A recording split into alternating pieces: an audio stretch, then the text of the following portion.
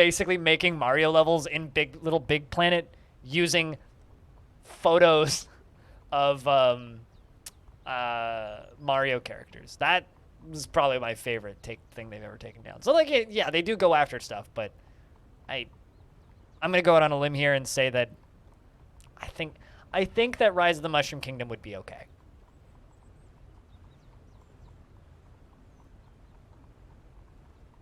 You don't even like to type their full name.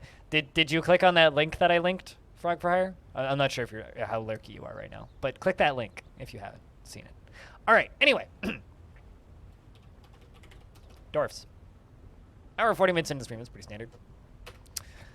Longdeath continues. It is the year 350. 15. The big N. See, when you say the big N,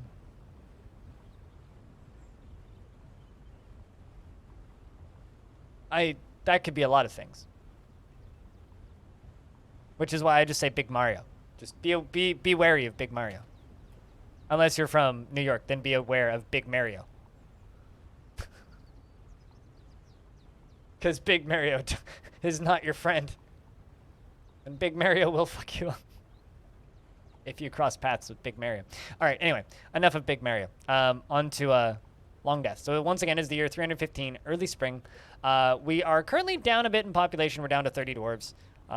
We've lost a few, unfortunately. The current population is Vinsati, Diamond Destruct, The Scoid, Radio Free Olive, Tygo, Animal, Listless Onion, Gate Nerd, Murfist, Blue Water, Evil Trick, Max, Knowles, Seeker, Ghost, Taurus, Jess, Free, Tiny Goliath, Peter, Massive, Defcom, Corvius.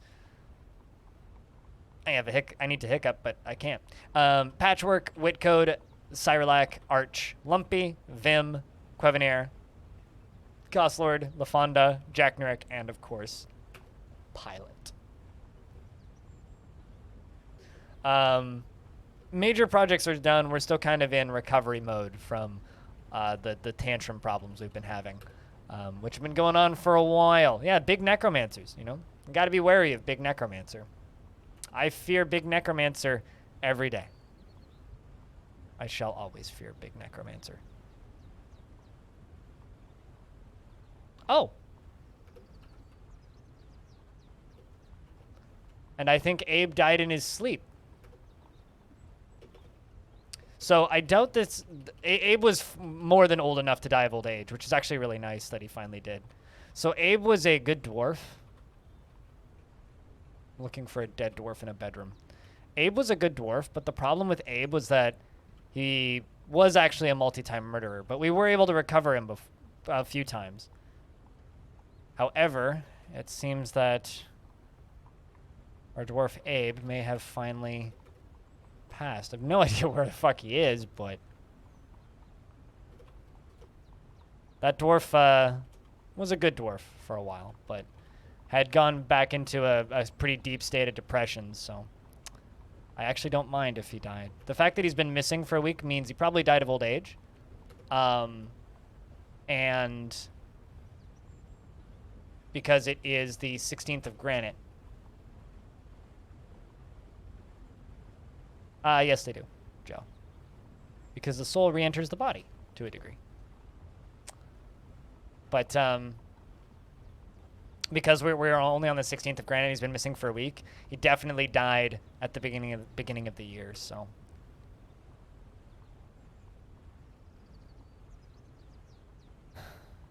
And Peter the Mayor has ended a mandate. I don't actually know what that was. Hopefully no one's going to prison because of it. But you're now in a situation where there's a dead dwarf. Oh, there he is. I mean, I definitely didn't do that on purpose or anything. Anyway, Abe has passed away. Goodbye, Abe. You were a good dwarf, but we couldn't have you tantruming anymore. So at the end of last stream, I definitely locked this door and locked him in here to starve him to death. He was old enough to die of old age. I want to say he was 150.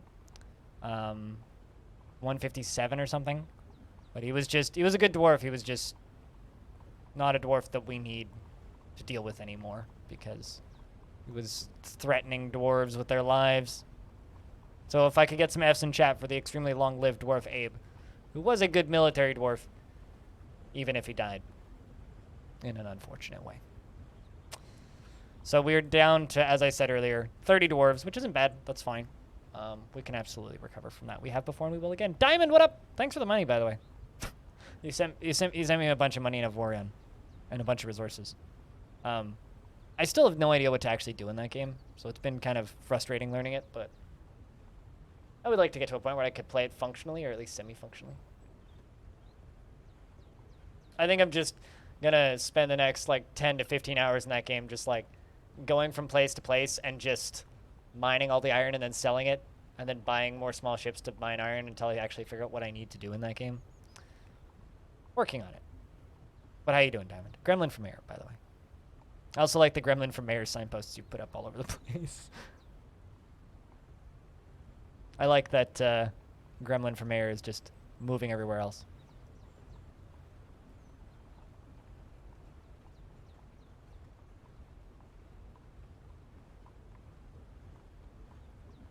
Vote Gremlin, chat. It's the only propaganda that we push here aside from subscribe to twitch.tv/BLINDIRL. The two pieces of propaganda that we push. You know, Abe, I think you were a good enough dwarf that you can get a piece of artwork dedicated to you. How I been? Busy. I streamed for 4 hours yesterday. Then I took a 3-hour break, and then I streamed for another 4 hours. And then I ate dinner and watched an episode of the last episode of Better Call Saul, the most recent one. And then I took like a 20-minute break and then edited until 11:30 at night. Then tried to sleep, but instead of sleeping, stared at the ceiling and thought about editing until about 2 o'clock in the morning. Fell asleep finally. Woke up at 7 to a DM with a link to that Dwarf Fortress gameplay video. Edited that video, uploaded it. By the time I was finishing editing and uploading, I had 20 minutes before I had to start my stream. And made it. And here I am. So, it's been a busy few days. I'm looking forward to a bit of a break. You still have to finish that DF video? I mean, it's you got all week to finish it. Don't worry. It's been a busy few days. I mean, self-imposed busyness, right? I mean, just trying to keep busy. Being busy is good. Keeps me out of trouble. Keeps me out of trouble.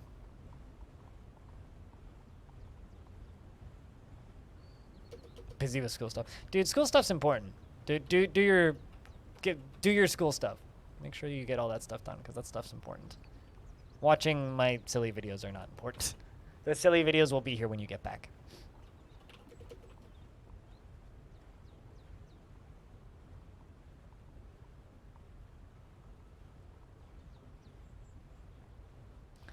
Yeah, it's funny. I actually asked Epion about that because I was surprised when I heard that they were showing ads. I haven't actually seen one of those yet. But I've had people telling me that there are ads for Jupiter Hell on my videos, which I think is really funny. And according to Epion, his publisher is experimenting with how responsive people are to Jupiter Hell ads. I wonder how well, or if that's even going to have any effect, but I mean, it means that the game's done well enough that they're promoting it. I can't wait until that game gets a patch, because that next patch is going to be interesting, to say the least. Considering it's going to have most support, the next patch, which will, like I said, it's going to be interesting.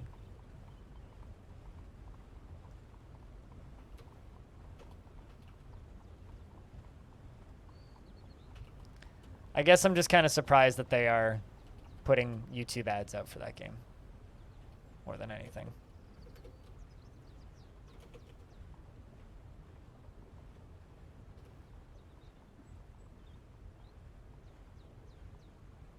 I can say Epion's publishers pay me. To be fair, they offered to pay me for the gameplay footage. I did for them for the Steam version, and I was like, you know what? Don't pay me. It's fine. Or for when it launched on Steam, because I was like, don't pay me. It's fine. Just make sure that people see the video game. I'm just here to help. I mean, I am in the credits for that game, so that's kind of how I've been paid. I've been paid with thanks.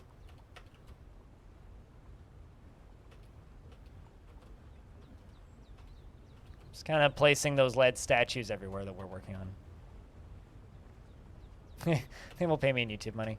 YouTube money is V small. V small. Like, you know that very long Jupiter Hell video that I put up a while ago, Diamond? History and making of Jupiter Hell. I mean, most of my videos are super long, but you know, like 60 hours of editing time, $6 an ad rev. $6. I should be paid? Well, man.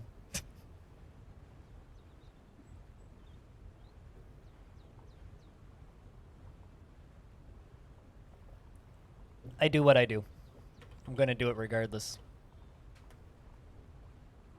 Also, hi. How are you? How many people have asked for a smooth movement since that video went up?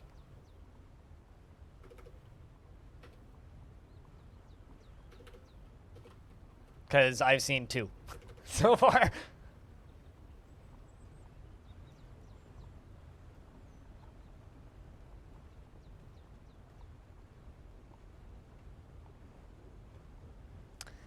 You know, it's funny because, like,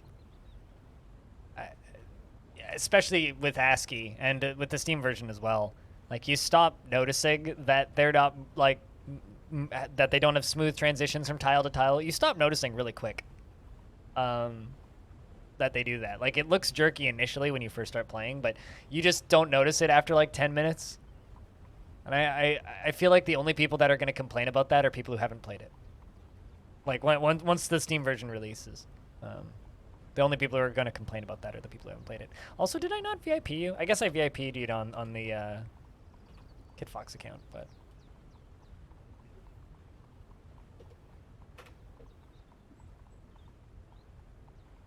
as soon as you see the ASCII version, it makes sense. You guys gotta do like a side-by-side trailer when you launch. You know, like you gotta do like a, this is it in ASCII. Slides over. This is it not kind of thing.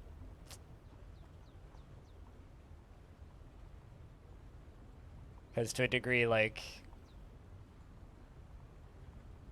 yeah, the announcement trailer did have a bit of that, but like the announcement trailer, was that even real? Like, I think that was just like a what do you call it?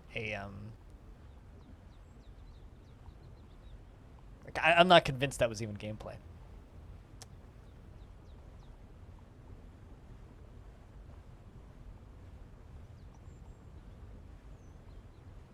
There's a 7-day RL a few years ago that was in ASCII, and they added smooth movement of the monsters. The biggest complaint of the game was stop slowing the game down with the smooth movement.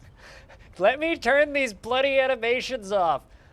I mean, like, that's sort of like Hieroglyphica, right? Like, the biggest complaint is that the game moves too slowly because, like, every unit moves individually, and they move, and the, like, actual sliding animation was pretty slow.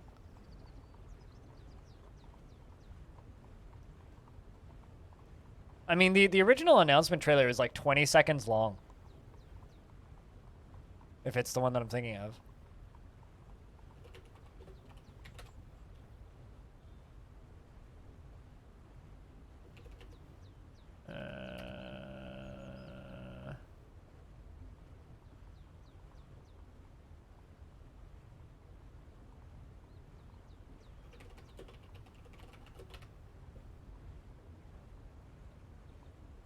Yeah, this thing. Like, I'm not convinced this is actual footage. Because I'm pretty sure this was, like, back when everything was still in the mock-up stage, right? Like, I don't know. I'm not entirely convinced that this is actual footage. At least, I don't think this is. Maybe it is. I don't know. But At the very least, at that point, there was like one dwarf model.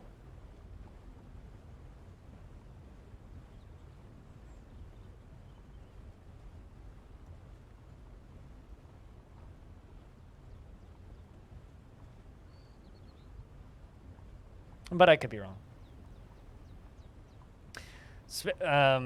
I mean, I've already talked about this today, but speaking of 7-day RLs, a paid version of a 7-day RL is coming out tomorrow. This.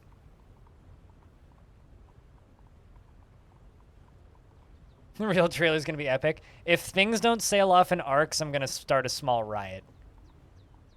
Yes, that's a threat. The heads must sail off in an arc, otherwise it's not a true launch trailer. That's honestly my biggest complaint about the news updates, is that we haven't seen a head sail off in an arc yet. I just want to see a dwarf running around with their I just want to see teeth go everywhere. Like an explosion of teeth. I want to see like a goblin get hit in the head with a hammer and just teeth go poof. And that's how I'll know that the game's ready to ship. Because that's the best visual ever in Dwarf Fortress, is when a goblin gets clunked in the head with a hammer and teeth just go everywhere. It's the best. It's the absolute best.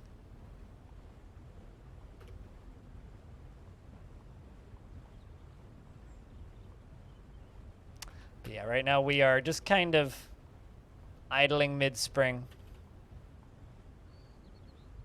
Oh, right. Yeah, there was elves that need to trade. Let's just see if I have time to still trade with them. Totally forgot to actually do that. Although, DF would be a really annoying game to actually get, like, footage for. It's like, I was watching the no-clip documentary on Prey the other day, and there's a bit where they were talking about the mimics and recording footage for promotional material, because the mimics in Prey just kind of do whatever the fuck. Like, they just go wherever and they turn into an object, and they'll just kind of jump scare you at random intervals in that game, right? And they said that there was at one point when they recorded some footage for a showcase, but it wasn't at the best angle, and then a really exciting thing happened with a mimic, and then their PR department was like, yo, can you record that again, but at this angle? And they're like, no, because like, the mimics are like emergent. They just do whatever they want. So like we can't like guarantee that anything will work the next time. It could look completely different the next time we do this, because the mimic could like not even be in the room. I just find that very entertaining. Emergent gameplay, it's good times.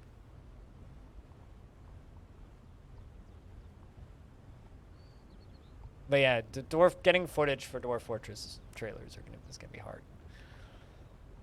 Unless like you do it all in like arena mode. But I don't know. It's a tricky game.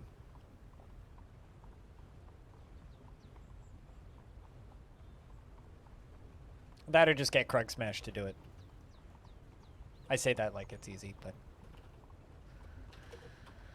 even then, you never know what you're actually going to get. Like, it wouldn't be possible to script a trailer for Dwarf Fortress. You just kind of have to go with what you get.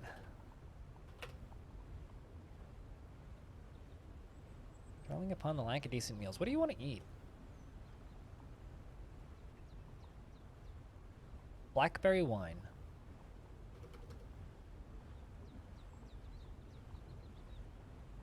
I mean, that wouldn't be a representative trailer now, would it be?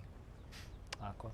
I mean, maybe to spawn in an army, but like that's all you can really script with DF Hack. Even DF Hack doesn't let you script things. Like you can't predetermine an outcome with DF Hack.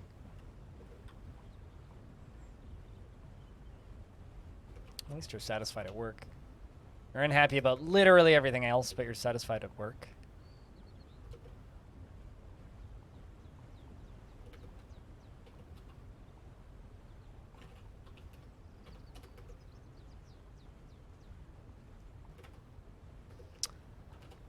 Boy.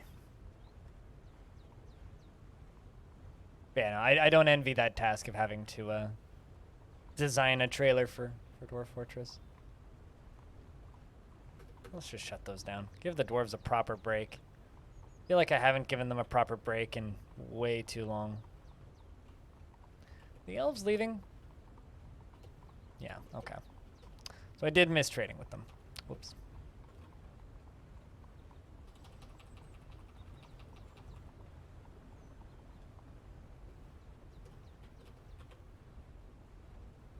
That, or alternatively, a way you could look at it is it would be a really fun game to make a trailer for, so you never know what you're gonna get.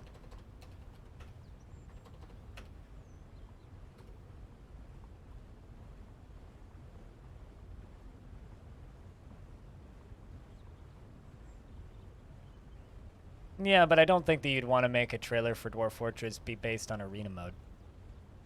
I mean, no one plays arena mode. It's like some people joke about adventure mode, that no one plays adventure mode. Like, I did that poll a little while ago asking like what modes people primarily are looking forward to, and it was like 89% practically Fortress mode. Vin, thanks for chucking a sub at Alexandra. Enjoy the ad-free viewing for when you tuned in. Cheers. And the Dwarf themed emotes. A nice balance of zany moments with building. All you know what you really need. I'm trying to think of the name of the game, because there was a game where it's just like. I'm trying to think of the name of the game, but there was a game that came out a while ago where it was just like, man, it's just like a picture of a guy like getting basically shot, and it's like, man, you'd wonder how I ended up here, kind of thing. You could have like a dwarf like just falling into lava, and it's like freeze frame. Man, now would you guess how I ended up in a situation like this? It's been a long day. Let's do a day in the life of the dwarf, and then it just ends with the dwarf flying into lava.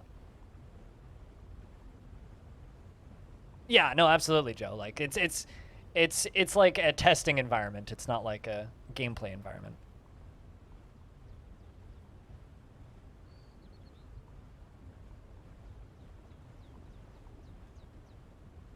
Like Krug Smash did I want to say it was one of his Scorch Fountain episodes. I can't remember which episode. It was right before it turned over into the Watchful Eyes. There was a bit where they followed a child dwarf. And he had a different voice actor to do it, and she just voice acted like, I went and hung out in the tavern for a bit, and then I went here, and I wonder what the big king necromancer's doing. You know, we used to like, everybody used to love us, and now everybody's afraid of us, kind of thing. With that kind of a back and forth, and that was interesting. I like it when dwarves write books about themselves. Read The Possibilities of Murfist II. On the item is an encyclopedia entitled Possibilities of Murfist. It's an encyclopedia about themselves. Authored by Murfist. It concerns the dwarf Murfist, and the dwarf Iton Knife Heather, and the fortress of Longdeath, and the hillocks of Channel Dens, and the eternal adventure of time, and the writing is thoroughly mechanical. The prose is amateurish at best. The voice of Minnie Beetlebane. Yeah, that episode. I'm really bad at remembering the names of things for that sort of stuff, but yeah, it needs to be something like that.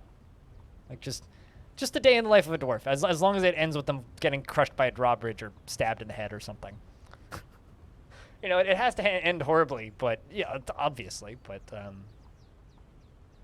just the day in the life of a dwarf.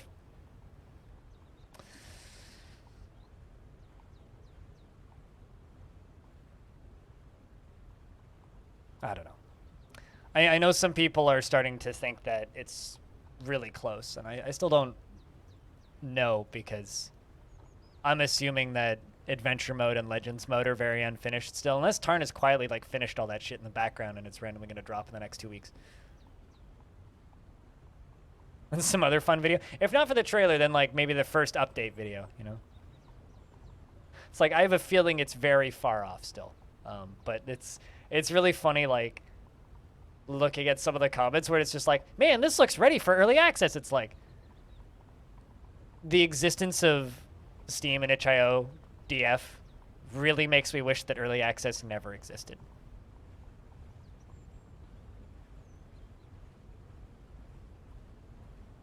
Like, I genuinely wish that that term didn't exist. I wish that early access didn't exist because I'm so fucking tired of seeing people saying, it's ready for early access. It's like, you don't know what you're talking about.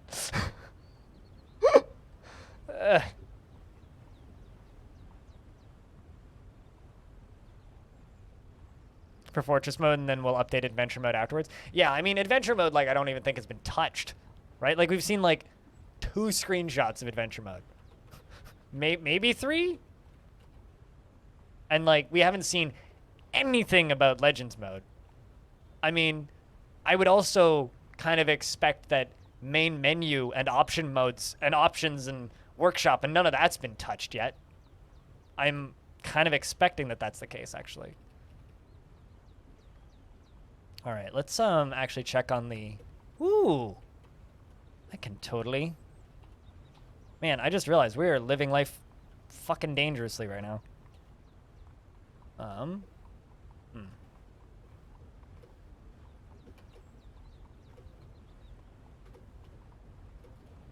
That's what I want. Fortifications.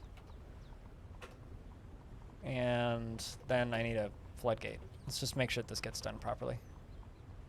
Is that door unlocked? Yes, it is. Okay, so if there's a flying forgotten beast, they could just fly into the fortress right now. So we gotta get this done. This is not good. I didn't realize this was all finished. I don't remember doing it, but the main menu is still the old one. Like I don't know. It's just I guess people just at this point say something is ready for early access because they're impatient, but they don't actually realize that if something launches into early access, it kind of kneecaps your ability to launch properly. You know what I mean? Because a lot of, like, let's just say 60% of the audience buys the game in early access and not during an actual launch. You never get displayed on the Twitch popular new games page. You never get displayed on the top sellers. Like, you lose a lot of your potential eyeballs that you would get otherwise.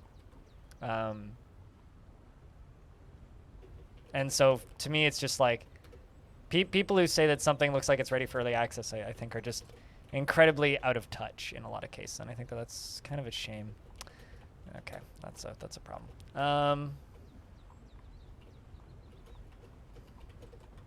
Let's try this. I need you to build that from the top. There you go, perfect. Because if they build it from the bottom, then it's just not going to work. Let's just put the floodgate here.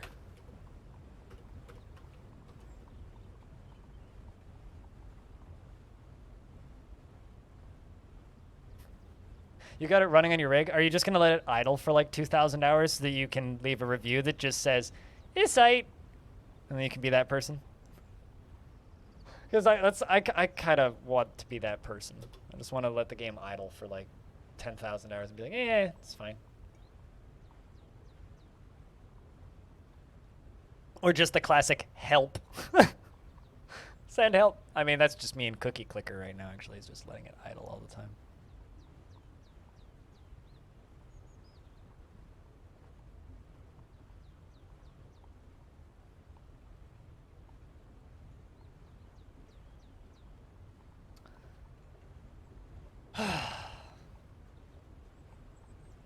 The sighs are me trying to hide yawning. My body just wants to yawn constantly right now. It's bad.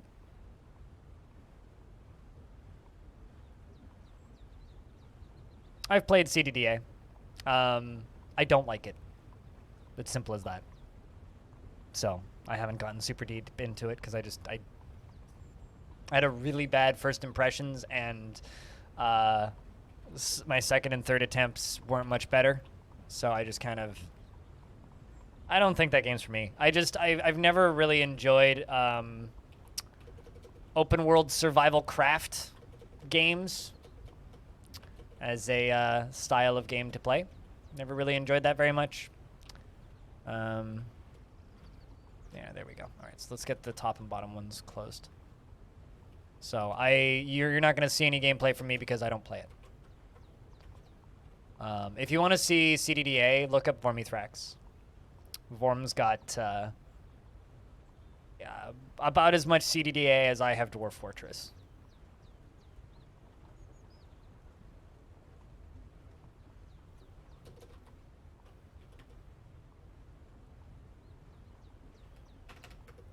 It's actually the same reason there's no gameplay of Unreal World on my YouTube channel, is because I don't like the open world survival crafts games. I fear that I wouldn't like Unreal World, and I really would like to like Unreal World because of how revered it is and the fact that it's like a Finnish national treasure. It's like I would love to enjoy that game, but out of fear of not liking it, I just haven't tried, if that makes sense.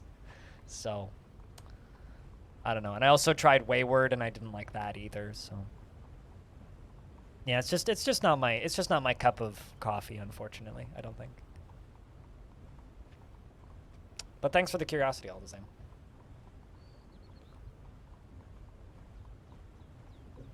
Fortunately, there are lots of people who play CDDA. It's a pretty,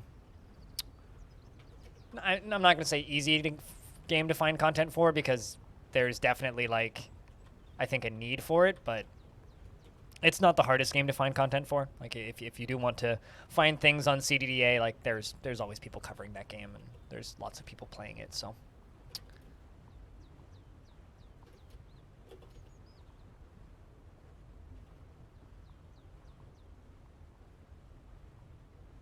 We'll see you later, Authority. You have a good one. Thanks for swinging by briefly. You know, I kind of want to smooth these walls. Just make this area look a little bit nicer.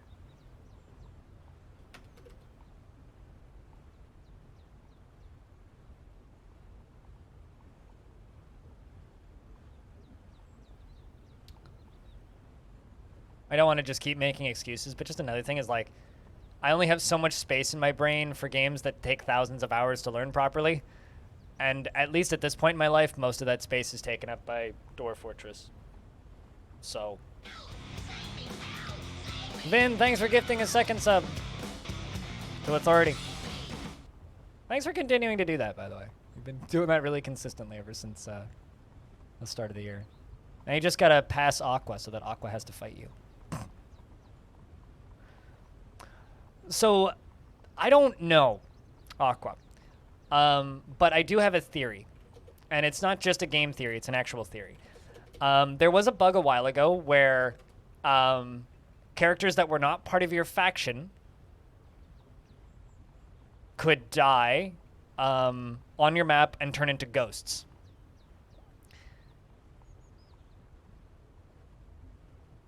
I started noticing weird happenings whenever people from other factions would show up, specifically the Outpost Liaison and the Royal Treasurer, so the human diplomat and the dwarven diplomat, as well as traders when they would show up. So traders and the diplomats, when they would show up, people would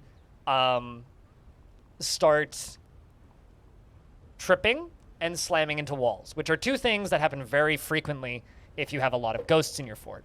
They're pretty mild effects, but they're very stressed. It's one of the most stressful things that could happen to a character in Dwarf Fortress. And so they started tripping and like smashing into walls. And so my theory is that there are/were ghosts in the fortress that I couldn't see, that were part of a different faction, because we had an Outpost Liaison and 2 Royal Treasurers die in the two Outpost Liaisons and 2 Royal Treasurers die in my fortress. The Royal Treasurers didn't get buried; their bodies got crushed, and the Outpost Liaisons got buried because they were part of my faction. The dwarves won't bury characters that are not part of your faction.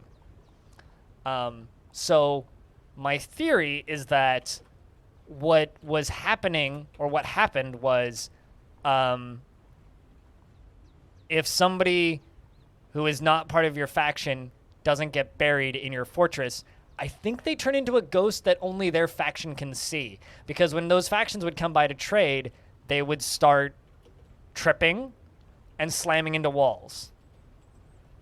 But because they are map locked, they never left the map. So what ended up happening was the Outpost Liaison and the Royal Treasure would show up and then eventually just tantrum and start beating the shit out of all my dwarves, which is why we have so many mood problems now in the fortress. That's why there was so many pissed off dwarves in the fortress, and why we're having issues with tantruming is because the Outpost Liaison and the Royal Treasure were just tantruming constantly and beating the crap out of my dwarves. So my theory is that there were ghosts for a while in the fortress that I couldn't see. I went and I made memorials to every single named character with more than one name that's died in my fortress.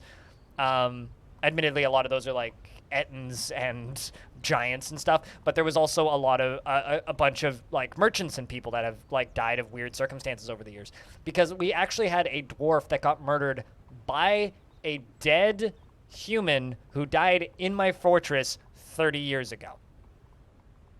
So one of my dwarves died to a human who'd been dead for 30 years. In the combat log, it said he died of suffocation. That dwarf was healthy and had no infections or long wounds. So my theory is that if a outpost liaison or a royal treasurer dies in your fortress, they could theoretically haunt your fortress and you can't see them. That's my theory. It could be completely wrong. But humans have stopped tripping when they show up to trade now, and so have the dwarves. They've stopped randomly slamming into walls and causing combat logs to appear since I made all those memorials. So I'm genuinely convinced now that this fortress was haunted for like 30 years and I didn't know. Anyway, Dwarf Fortress. It's a video game. That was a hell of a discovery.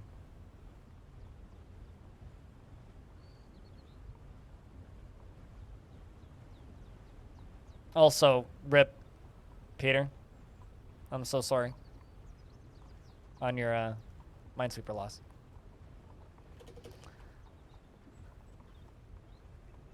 Okay, that's one round of mechanisms done. We just need the other.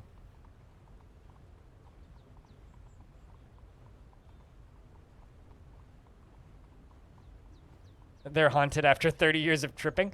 Yeah, I mean, like, it's... And then I told ClinoDev about it. We don't have one currently. I'm cleaning the caverns, but we don't have a major project currently. So currently I'm just waiting for this to get hooked up so that I can continue cleaning the caverns. But, yeah, no, it's weird because, quite literally, I don't really have any proof that that was the case, but ClinoDev said it's probably accurate. Yeah, cleaning. So this fortress is 310 years old. So the caverns, especially the first level, has been open and sealed for 300 years. It's a lot cleaner now. Oh, hey, look, a giant olm. It's a hell of a lot cleaner now, but for a good long while, it's just been sitting here open. So if you just look around, there's kind of bodies like everywhere, like especially in this area, and it's so full of corpses that it's actually impossible for me to even enter the caverns without my dwarves immediately vomiting and screaming out in fear. So what I'm doing is I'm pouring lava into it, piece by piece. This whole area has been burnt, and clearing out as many of the corpses as possible without actually going down into the caverns, so that theoretically the caverns could become conquerable. Currently, I'm working on dumping lava. Where? Where am I dumping lava right now? I'm working on dumping lava from over here to... Oops, I'm going up, not down. To here, to burn more of these corpses up. So that's the current project, but it's not really a project. It's more like redirect the lava, build some floodgates, press the go button, wait. That's mostly all it is currently.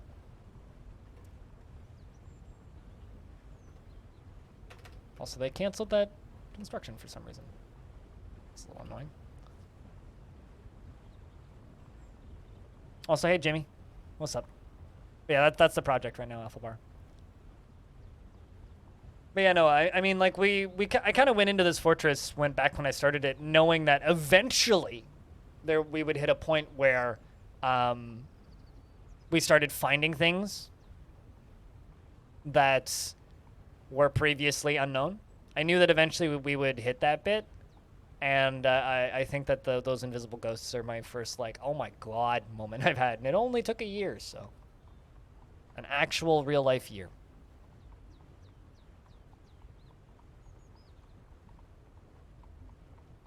An actual real-life year. It took.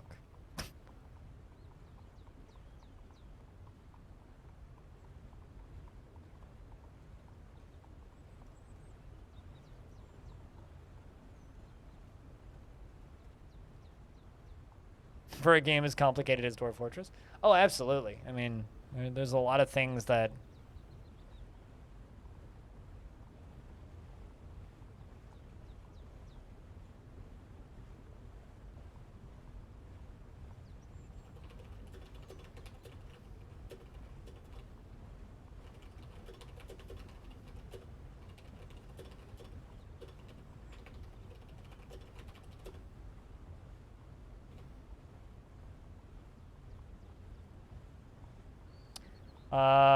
what is the invest command? Absolutely nothing of value. It's just a little mini game in chat that doesn't really do much. It mostly is just you earn tickets every 30 minutes just for watching the stream, and then you can gamble to get more if you wish. That's all it really is. But it's a little bit of entertainment for myself and some people who play and watch the stream. It's just it's kind of outdated at this point. Like Twitch used to have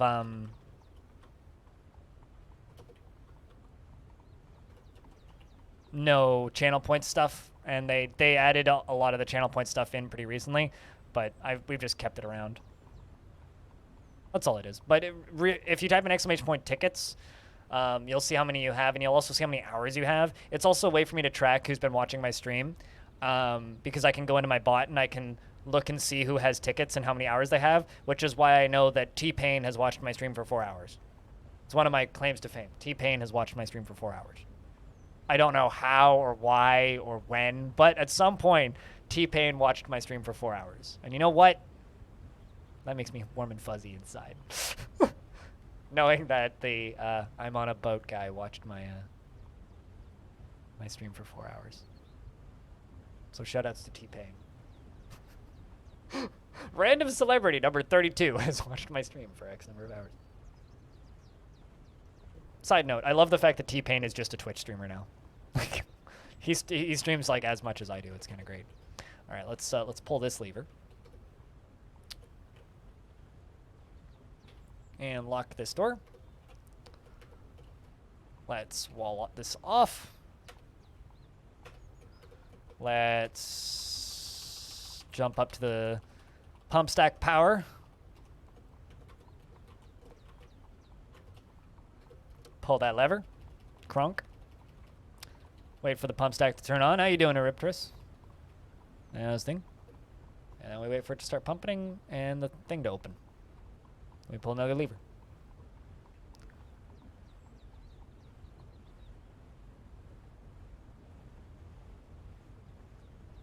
Yeah, it does. It only works every 55 minutes, I think. I haven't actually looked at how long it runs for like 5 years. So, but yeah, no, I actually the investments thing has been running in this chat since 2015. So, it would be a shame to get rid of it now. You know, I know a lot of channels got rid of all of their little chat mini games when channel points came up, but channel points just aren't as interactive as bots, which is proof of how poorly implemented channel points are on Twitch.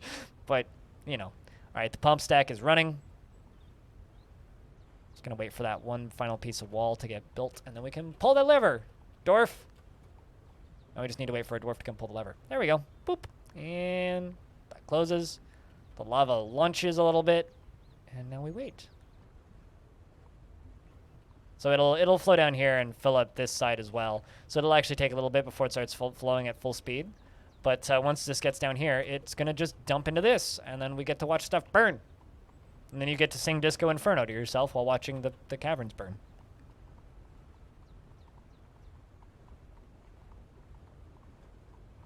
Which is almost as good as singing Everybody's Kung Fu Fighting. Because he was fast as lightning. I don't know what that has to do with anything, but I'm half awake, so I'm just like babbling about random crap. But yeah, no, when you've been around on Twitch as long as I have, you kind of end up with a few artifacts from history, you know?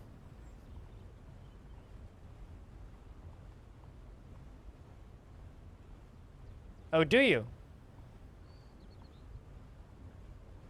Because, like, the stoneworkers' workshop was always called Masons. Whereas in that video, it's called the Stoneworkers Workshop, which is odd.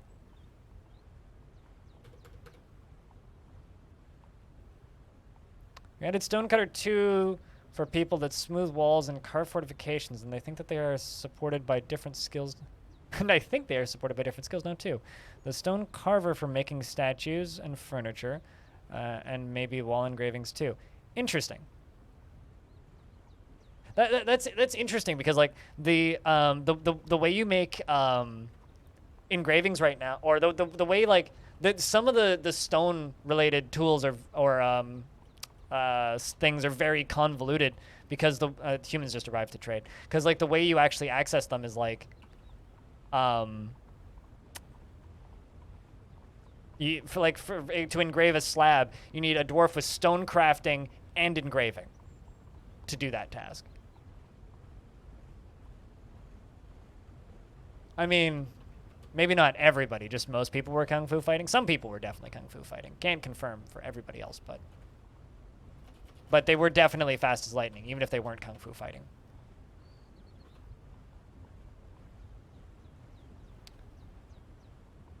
Anyway, that's actually fascinating, and I'm oddly happy that I caught that out. So hear that, chat? Mason shop is going away with the Steam version. It's now becoming a stonecutter shop. That's cool.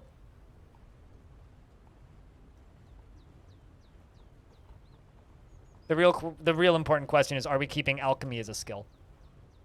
Burn! You know, it's funny because sometimes people call me a journalist, Alexandra, and I don't really consider myself a journalist because I think that that's way too cool. We're still burning the caverns. I need a new project. I'm still trying to figure out what my next project is going to be. Maybe making an obsidian printer? I don't know yet. But sometimes people call me a journalist. That's actual journalism. It's requesting a comment and then getting a comment and figuring out new facts that were previously unknown. That's actual journalism. That's the most journalism I've done in a very long time. Maybe ever. Where am I even dumping this lava? I don't even know. Feeling when you're dumping lava into a place and you don't even know where. There it goes.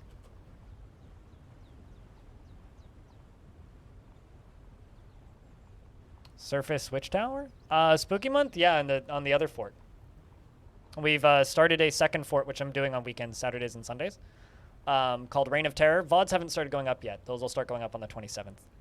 But we generated the world last Sunday, or not last Sunday, the week before on Sunday. So 2 Sundays ago now. And so on Saturday, again, we'll be playing that fort again.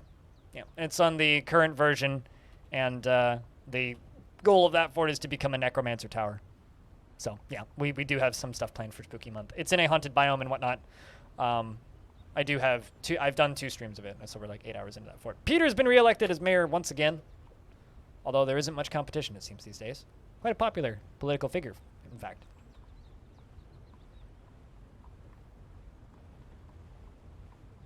So yeah, we're going to make a necromancer tower for Spooky Month and set a lot of stuff on fire.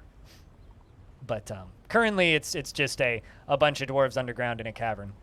But yeah, for this fort, I don't have any major projects planned right now. My current project is like restabilize after all the tantrums and the discovery of the ghosts. I've thought about doing a lava moat for this fortress, and a few other projects, but I'm not really set on any strict projects currently. Well, I'm glad that we have some facts then, for certain. Axon. Aquarium? I mean, I don't know how I would do that, but maybe. I don't want to confirm or deny anything, because I don't know. You mean like a big thing full of water, or do you mean like a lava aquarium? I really don't want to do a lava aquarium, because then I'd have to get rid of all the glass windows. Because stuff would break out. At some point, we're going to defeat hell in this fortress. That's the long-term plan, but lots of things to do before then.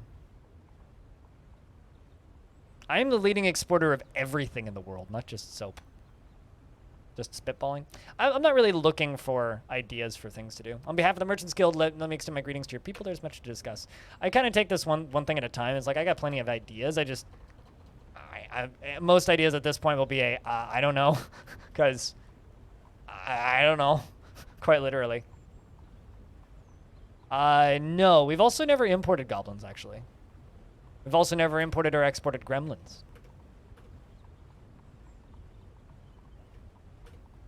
I mean, I could do something with water. I don't know. I don't like doing things with water because water does hurt frame rate. So I don't know. It can't be anything with flowing water. Or too much stuff with flowing water. You're just giving silly ideas at this point. No, that's totally fine. Silly ideas are welcome. Just know that the response is probably just going to be, I don't know, to most of them.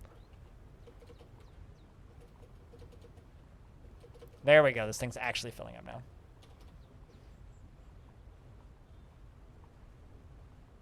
So do cats. Frog fryer. So do cats.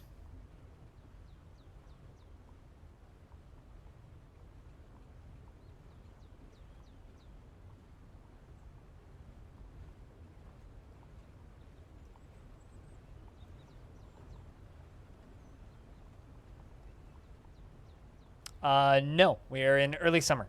Stone. You haven't missed a thing. At least anything important. Just burning stuff, you know. And we learned that the Mason shops are going away for the Steam and itch.io versions. There will be no more Mason shops. Isn't that weird?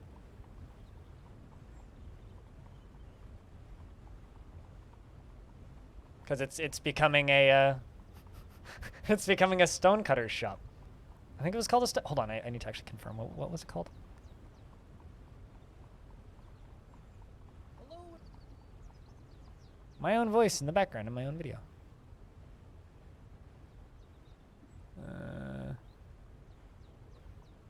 Where was it?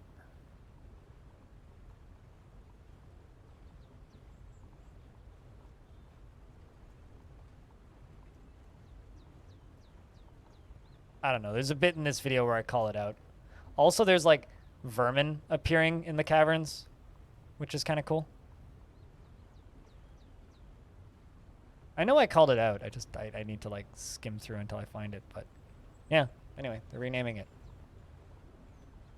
Apparently it's bothered Tarn for years. So I asked Alexandra and she confirmed it via email that they have indeed changed the name of it.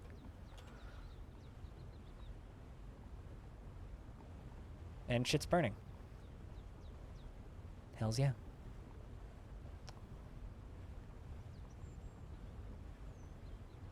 You tried to make a fort the other day to get lots of tributes, and I got about 7 of them from various places, but then lost the fort due to a necromancer, and your replacement fort has been rejected for all tributes since. Well, you know what's fun? If you demand tributes from the goblins and you have a big enough army... No? Well, maybe stone? Yeah, it's a stone cutter.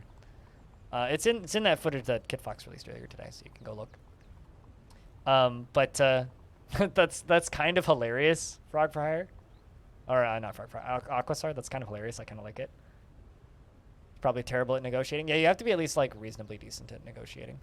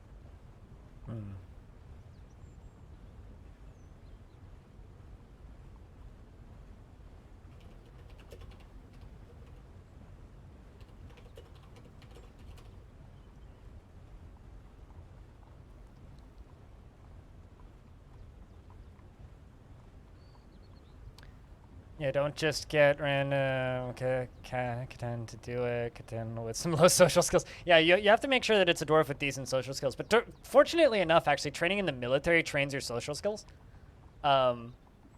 Which is why often, like, if you have some high-end military dwarves, I just responded to a DM and he tells me to not type when I'm live. Dude, it's impossible. Okay, this is fuck. This is what I see when I'm streaming. When DMs show up, they pop up right the fuck there. I see them immediately. How can I not respond? Anyway. Yeah, anyway, if it's funny that being in the military trains social skills in Dwarf Fortress, because generally the way things work in DF is if it would work in real life that way, it'll probably work in Dwarf Fortress that way. Lava's gonna flow down here next. Up top, it's not going anywhere too far. It's kind of flowing down this side, though. Man, this shit's too cool.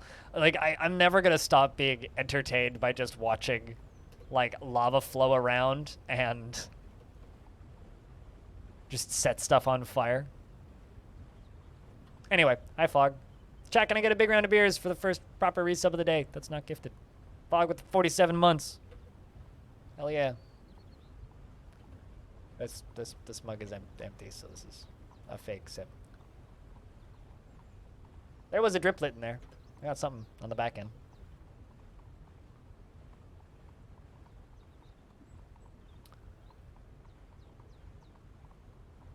And he's lousy at social relationships, the Dwarf Captain. Just let him train for another couple of years and then send him out to demand tributes again. You'll get him. You'll get him. Just let him train for like 6 months. Hey, Zope. I hope you've been well. Oh, there goes a troll body. But yeah, this is how I've been cleaning the caverns. Is just simply dumping lava on them. It's a pretty good cleansing technique. The sip is a lie. The sip is a lie. The sip is a lie. The sip is a lie. The sip is a lie. The sip is a lie. Yep, this is true. Just like the cake. It was always a lie.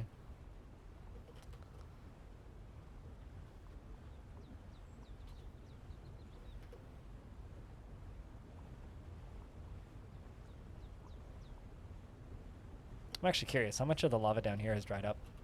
All of it. Damn. That was fast. Look at those nice, clean caverns. There's even, like, grass growing on them now. It's lurking and working. Enjoy your lurks and works. Works and lurks? I hope that your lurks works. I'm confusing myself now.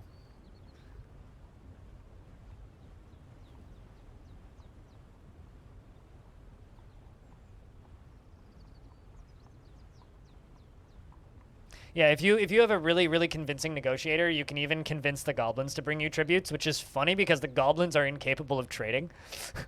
But I have actually managed to convince the goblins to give me tribute a couple of times, and then they just invade me after a couple of years. They'll bring me like 1 tribute, 2 tribute, 3 tribute, invasion! Although the invasion that they sent was like a normal invasion plus like a couple dozen merchants, which I thought was interesting.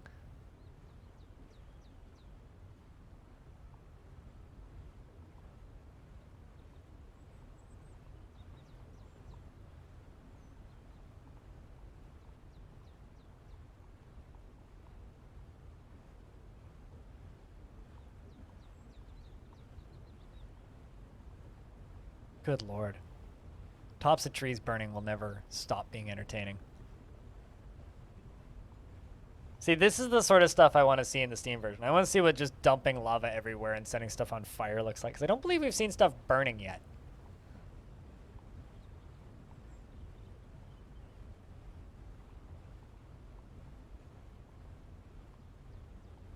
Enjoy your pizza. Fuck. Cheers.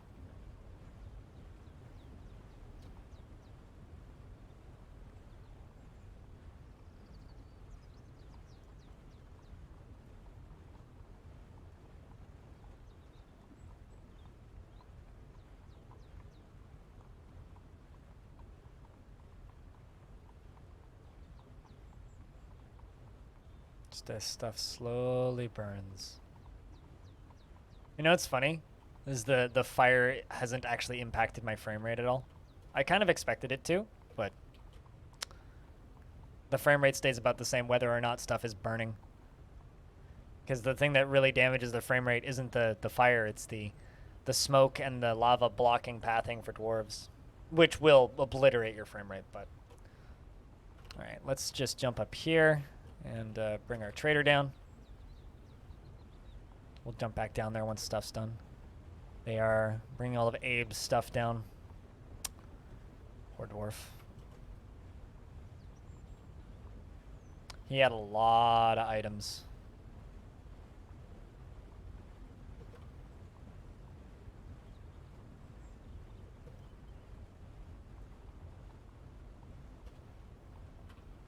But yeah, I'm kind of planning on doing the some demanding in Reign of Terror as well, my other fort.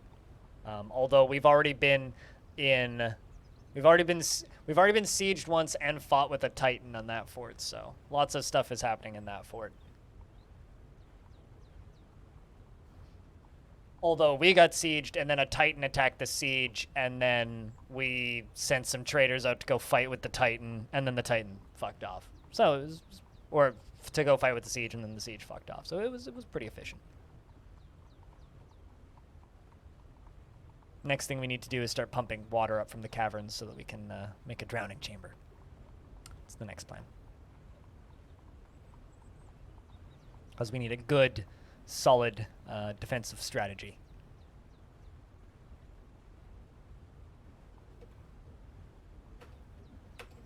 All right, let's just trade for all of these bars.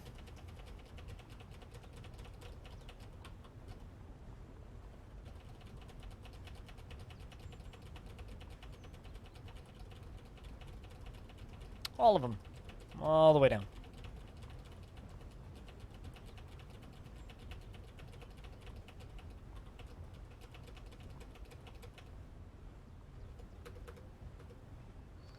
Now we just need to wait for a little bit more because there's still plenty more stuff coming.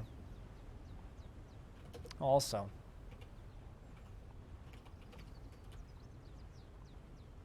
Cool. They brought us a large left copper gauntlet.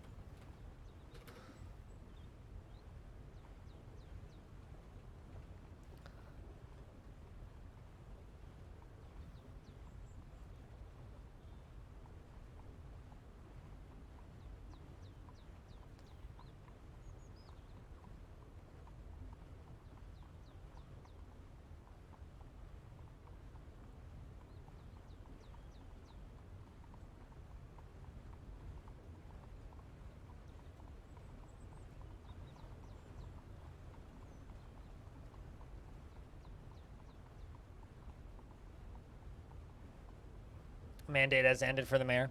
Yeah, it's happened once or twice. That's actually the second time he instated a mandate. It's a ban on exporting flasks, usually.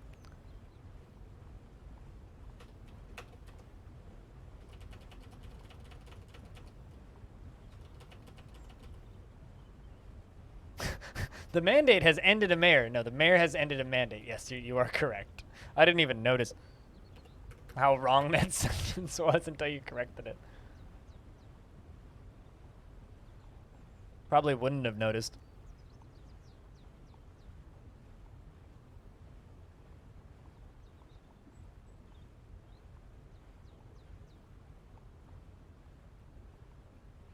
Just smoldering stuff.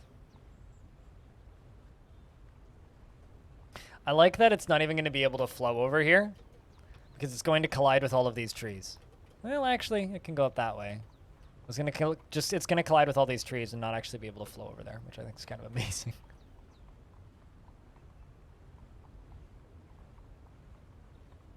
So it's mostly going to be flowing over here to the right.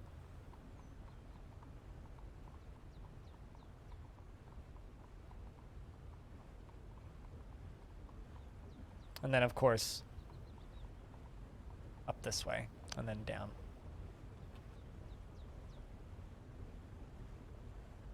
It doesn't burn the mushroom stalks, because the mushroom stalks aren't they like constantly at a temperature of like below freezing? Like they hold a temperature or something? I mean, that's just one particular stalk. Anyway, they don't burn the trunks. They just burn the top bits.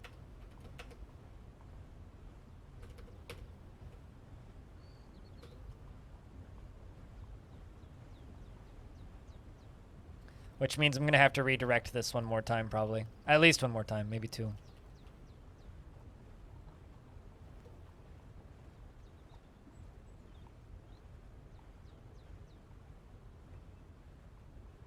So yeah, no, they quite literally have to flow around them. Unless they eventually fill up to the top of them and then burn over them, which they might do. If it fills up enough. Which for here it might actually, because this is a pretty self-contained little area, so it might actually fill up to here and then bubble over, which it could potentially do. If we let it flow long enough, which I probably will. Also, let it flow is a terrible cover of let it snow.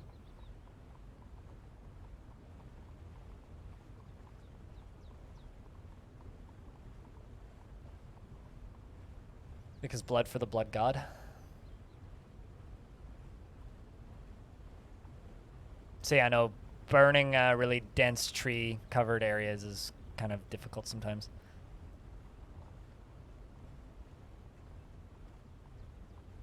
Yeah, it does burn the top bits, but it doesn't burn the trunks. I'm sure there's a reason for why that happens that way on the wiki somewhere if you dig, but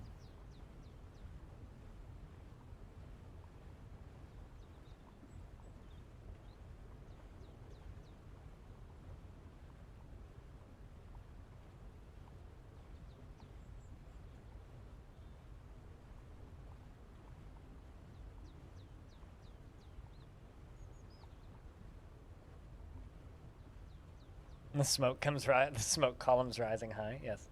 Or maybe the lava column's rising high.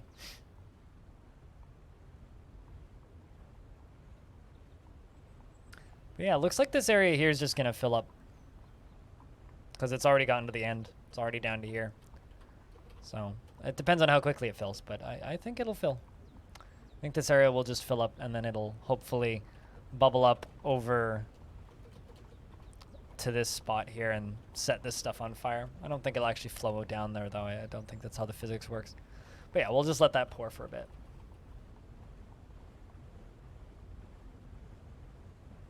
There are still some there, and some of them are like not burnable. But it needs to be a little bit deeper, right? Like it's not quite deep enough to catch this skeleton on fire. Skeletons take a while to catch fire, whereas like fleshy things catch fire earlier. So yes, they are burning. Like I mean, this area over here, this top area, like this side, was basically completely full of corpses.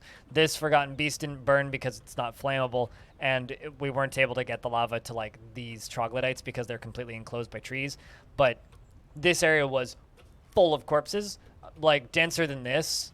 But these are all that's left because the lava wasn't actually able to get to that. So yes, it is burning the corpses. It absolutely is. But there's like a few like here that we weren't able to get enough lava to. So, you know, it's a slow process, but we are indeed cleaning it. Did somebody go to prison? Nope.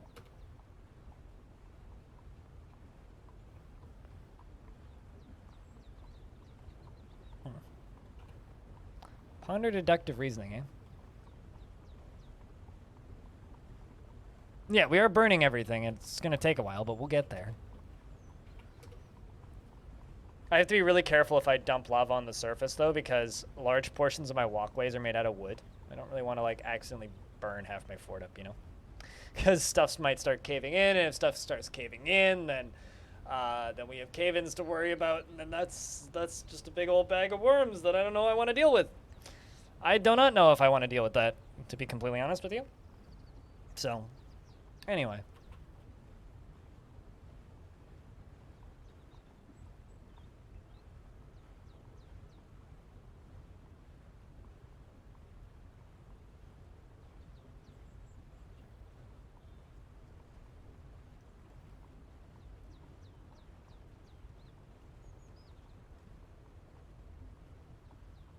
God, if I seem kind of quiet today, it's because I am really tired. I've been working myself to the bone these past 3 days. So much time spent on editing, it's not even funny. Blue jay, dog, a horse. You know what? Let's take a dog, and we're actually going to release it from that cage.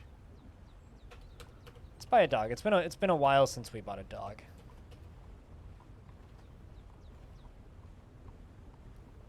There's also a cat, apparently.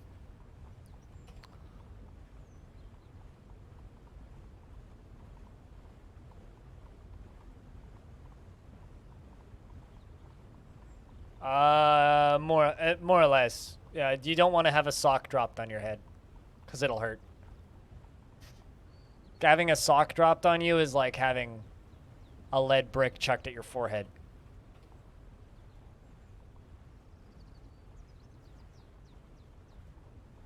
You don't want to get smashed into a pulp by a log.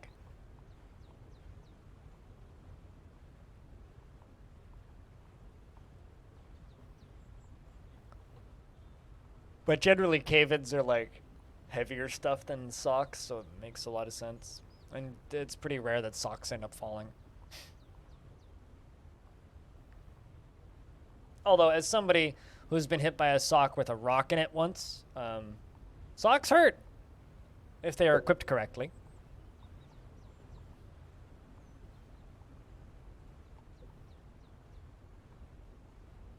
Socks really fucking hurt.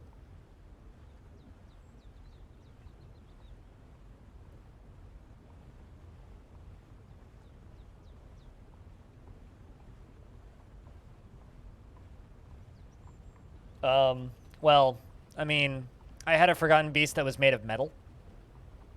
It was very scary. So, see this big old square? Yeah, that's where it was. The last time it was seen, it was fighting with a pig that was tied up. That was about there. So, maybe overkill? Maybe. I will also argue that there is no such thing. There is no overkill, only Zool. So, that doesn't make any sense, but it's what I'm rolling with.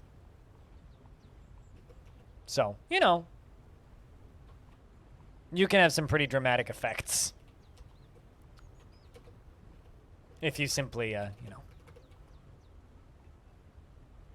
drop a cave-in on something.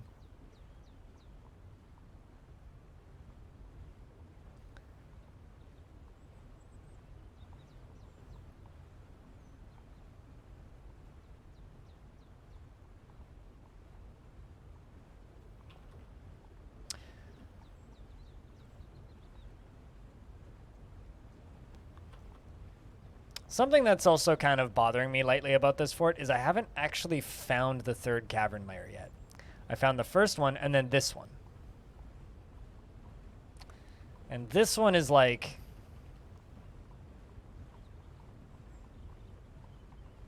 you know, very deep. But the world goes all the way down layer 64. And this one's like layer 120 at the bottom. Well, there's very possibly a third one. Maybe there isn't one. It would have told me that I found 2 cavern layers, because there has to be one.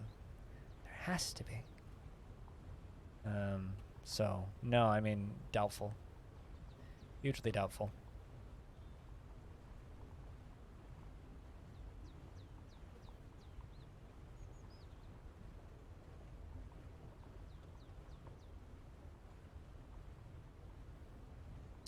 Jess is throwing a tantrum.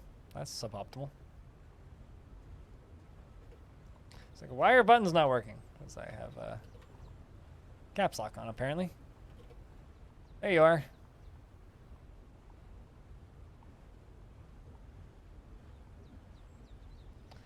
You ever remember something that just like confuses you because you're like, man, why do I remember that? I have this memory that pops back into my head that I'm not certain is real. Every now and again. And it's because it's more of a memory of a photograph that my parents have and less of an actual memory that I have.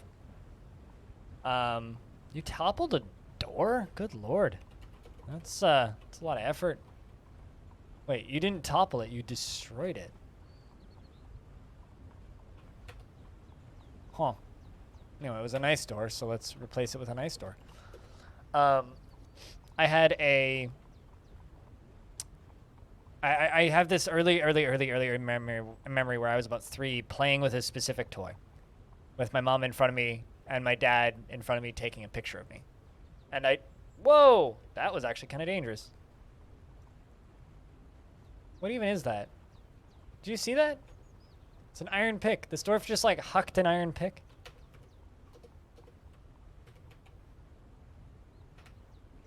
Spinning iron pick misses the weaver. She threw a pick at Cyrolac. Now she's chasing him. Good lord. Calm down, you dwarf. Ooh. Well. That's kind of brutal. Lower body is cut open, or lower body is spraying.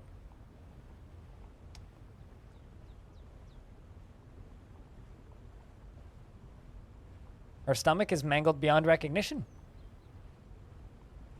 That's Cyrolac. This might be you, dead.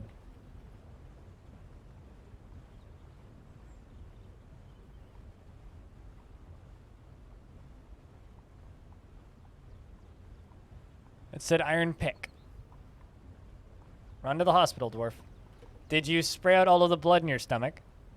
Oh, her lower body is cut open and her stomach is fractured now.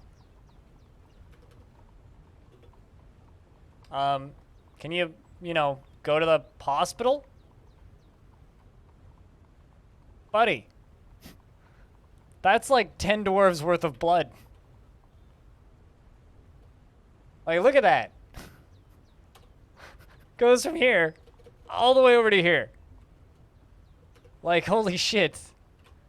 Your gut just got cut open and you sprayed blood everywhere. Someone bring a mop, or 3.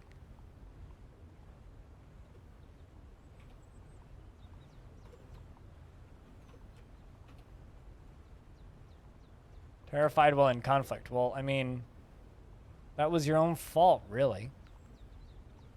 Where are you going? Oh, probably running away from a bird. Anybody coming to... Yeah, there you go. It's not far away at all, Lumpy. Why you gotta go from all the way down there? Highly pressurized anime blood? Something like that. Building destruction. Alright, so a building destruction sentence. For Jess. Jess loves being in prison, though, so hopefully this will help.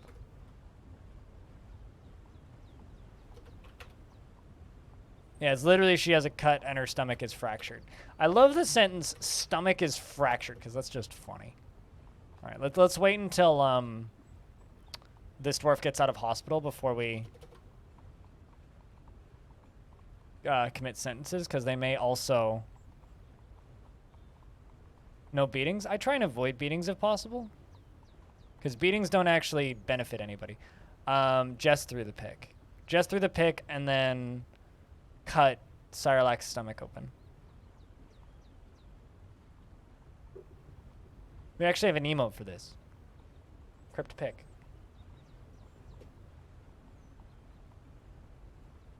I mean, I don't have any choice over that, Oskatav. The dwarves assign the punishments, right? So if the dwarves want to do beatings, the dwarves do beatings. If the dwarves want to just give prison time, they just give prison time. I've never seen a dwarf bleed that much and not die, though. So this is, like, shocking to me. Like, that dwarf lost, like, a dwarf and a half worth of blood.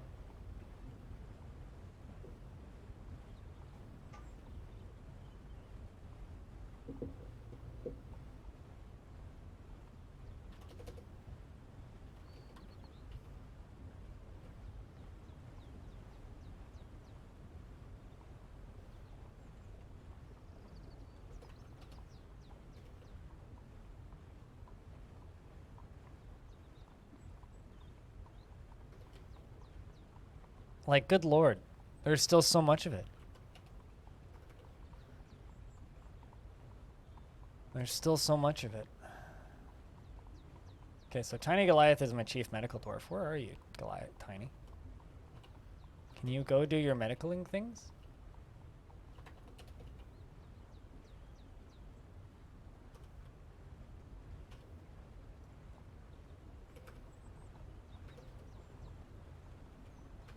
These dwarves are being super inefficient about, like, tending to that injured dwarf.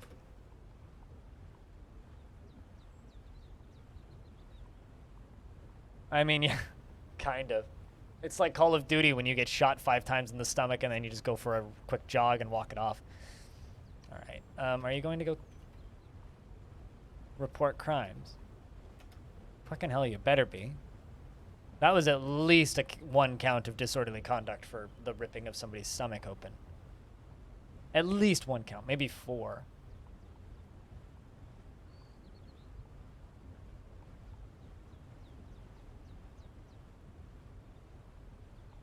Also, I kind of don't like beating Zoskatav.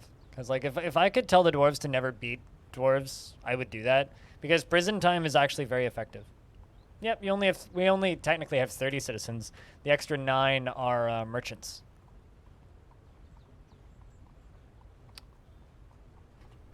And we don't get, we haven't gotten a single migrant in about 210 years. About 200 years it's been. There we go. Oh, no, never mind. Yeah, the population is so low because this fortress is so old. It's intentional. The whole point of this fortress is longevity and keeping the fort alive. So having a large population just attracts troublemakers and neighbors. The cap is 56, and we were at the cap not too long ago, but then a bunch died of old age, and we had the haunting problem. Nope. Nope, neither. Faction is still very much alive. There's a bug in Dwarf Fortress where if you have more than 3,000 dead, you stop getting migrants, period. Doesn't matter how active or inactive your faction is. You stop getting migrants at 3,000 dead. We hit 3,000 dead at year 120. And we are now in the year 315. So that's a bug in DF that's been in DF for a while.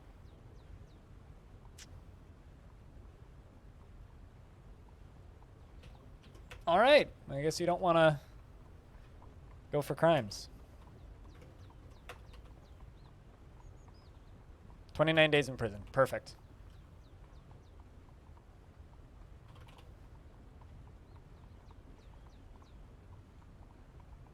But no, we are perfectly attractive to migrants, in fact.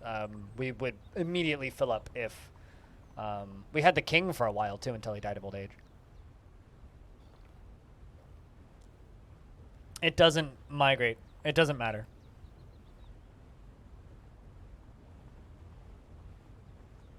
It doesn't matter what type of dead it is. If there is more than 3... Like, they could be 3,000 dead cows, and no one will want to migrate there.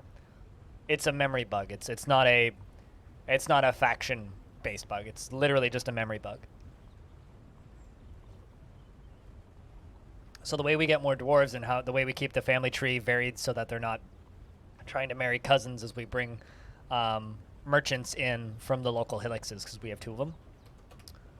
We bring those in, and then they make babies for us, which is why the actual population is 30, but the with merchants is 39. So I bring in married merchants, and then they show up here, they live here for a bit, they socialize, they drink my booze, and then they make babies, and then the babies are members of my fort. That's how we've been bringing new dwarves into the fort for the last couple hundred years. Who do they think they are? Royalty? Who do they think they are? British? Royalty? Or just any royalty for that matter, not just British royalty.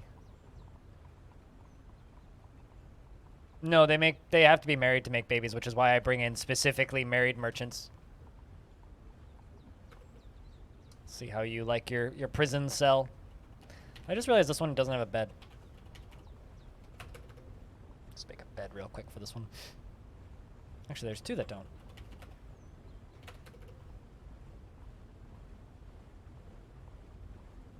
But no, they don't make babies without being married. They still need to be married, which is why I specifically bring in married merchants.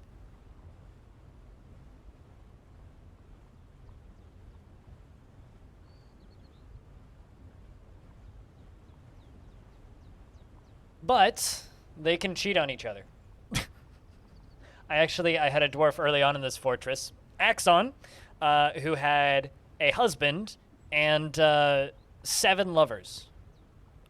She was the militia captain, and she was married to one of the other militia dwarves, and was lovers with every single other militia dwarf we had. So they all seemed really happy.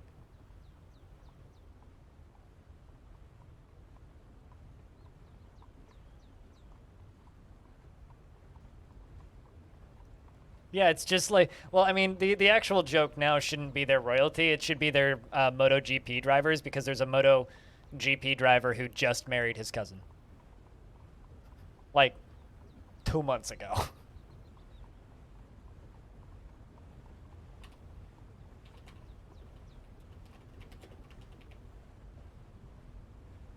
Or no, stepsister. No, I was mistaken. It wasn't cousin. Stepsister.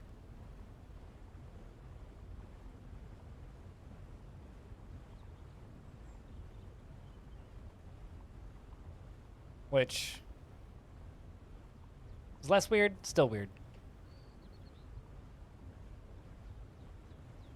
I mean, you're not wrong. Things did go. Is that how that happened? I don't know. It's been a very long time. And then everything went to hell after the Fire Nation attacked, you mean?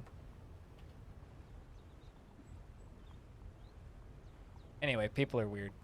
That's the takeaway.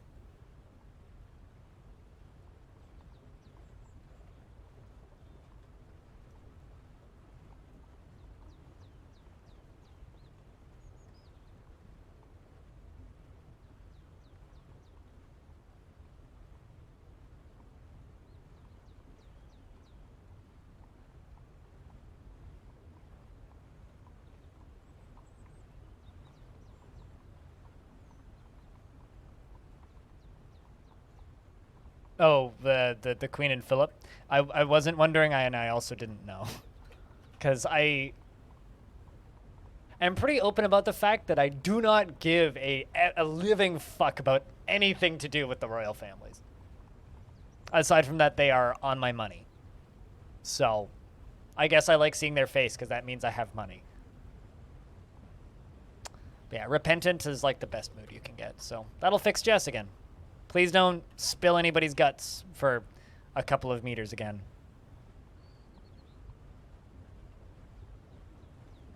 Doesn't make it any less weird, Alamire. Doesn't make it any less weird, but that's where I will end that subject.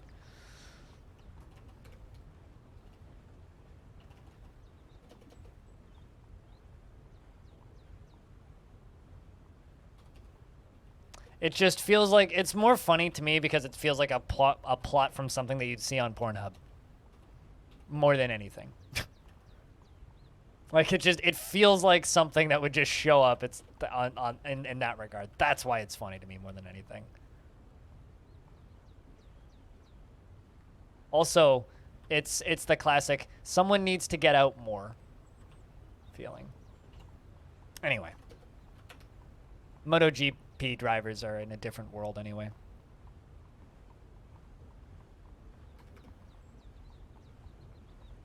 See, wave depletion knows what's up. Also, investments are open.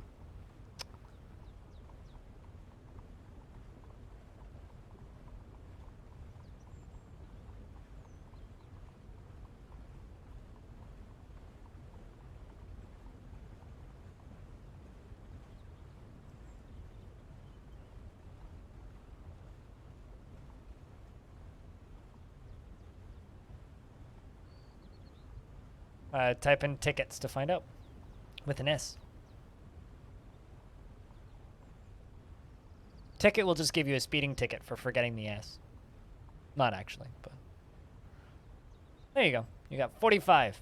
And you've watched my stream for 20 hours. That's a long time. Thanks for watching the stream for 20 hours. Or you've idled in my chat for 20 hours while I'm live for 20 hours, which is pretty cool.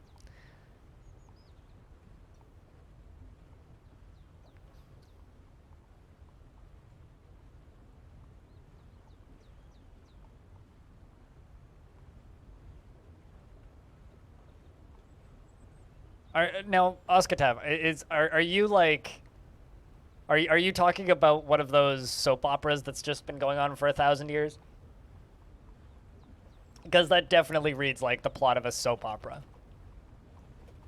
Well, thanks you. Thanks you? That's not an English word. But thank you.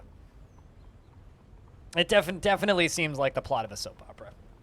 I mean, that's kind of how I consider this fortress at this point, because it's been running so long. It's like, it's practically a Dwarf Fortress soap opera. We also learned recently that there are more hours of Longdeath on YouTube than there is episodes of One Piece.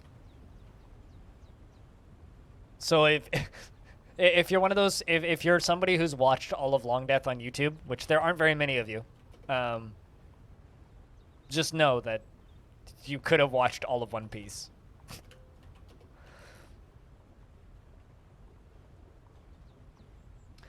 The only person I know who watches soap operas is my Oma.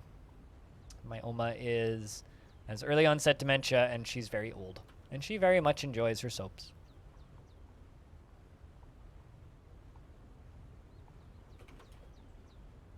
And you know what?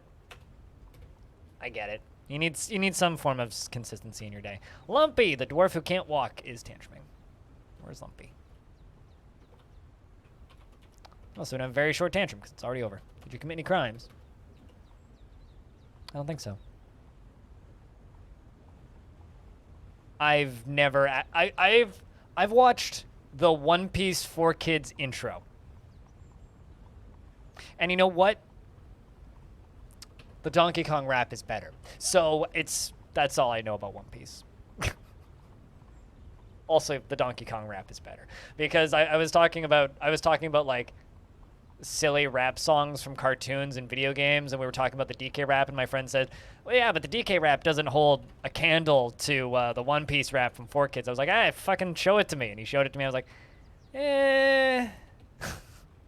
Donkey Kong rap is better. So, you know. Just my opinion, but Donkey Kong rap is better than 4Kids.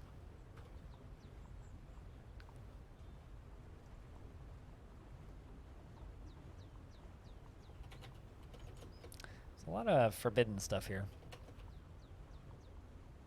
Let's just fly across here, go all the way up here, and unforbid everything.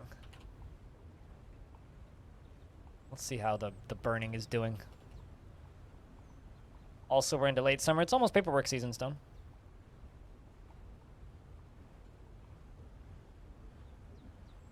Also looks like it's finally bubbled up and over onto this side.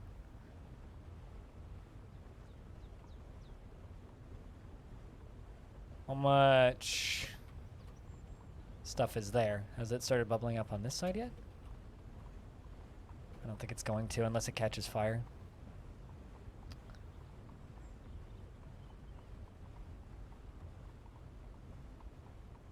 Maybe it will fill up enough that it'll actually start piling. Actually, I think it is. I think it might actually flow over and into this. Yeah, it's starting to flow over the trees on the top side up there. That's actually really cool.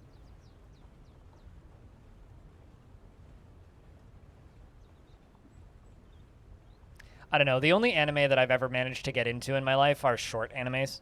And like I've enjoyed some anime in my life, but I like the stuff that's like 24 episodes. You know? The stuff that I could just finish in a day realistically. Those like kind of forever shows are just they're a bit much. A network error. That seems like a negative. I'm sorry.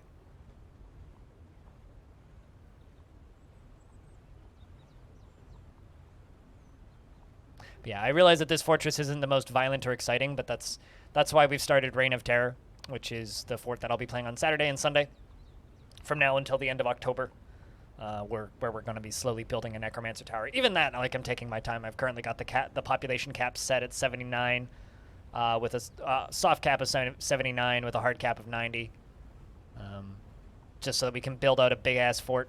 But that fort's going to be a super cool tower with a big library and all that stuff. It's in a sinister biome and a haunted biome combo. So there is actually a forgotten beast over here. Osman. It's a ball of flame, and it had a shell, and its shell is gone. So someone put out its shell, unfortunately. Poor Osman. You have trouble being able to read what's happening in DF? Have you played DF? There's actually blue fire down there, bottom right.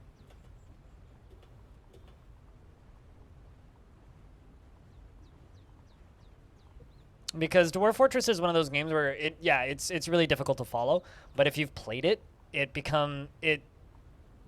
that's the learning curve, is learning what you're looking at. Once you learn what you're looking at, the game becomes very easy.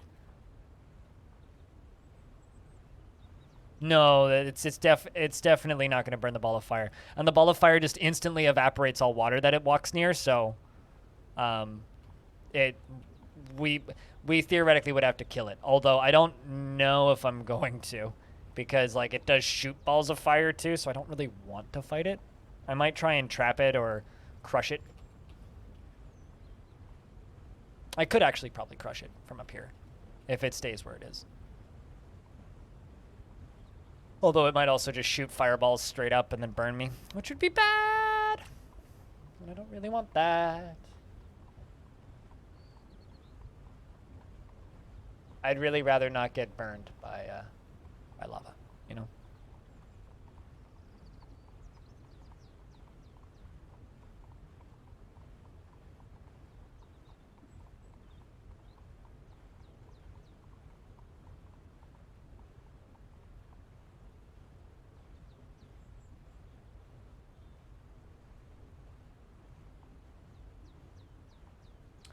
You did not bleed out.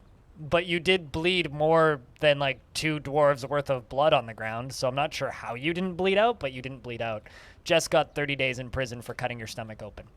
Your stomach was not bleeding, but spraying. Which of course is definitely a benefit. But yeah, Aerodoid, if you have trouble looking at what you're, or figuring out what you're looking at, always feel free to ask questions about what is what. And I can explain things. If I just explain what everything looks like every time, it would take me 1,000 years to play DF. But if there's something that's confusing you, just let me know. If you play Dwarf Fortress for a little bit, the game becomes immensely easier to read in videos and streams.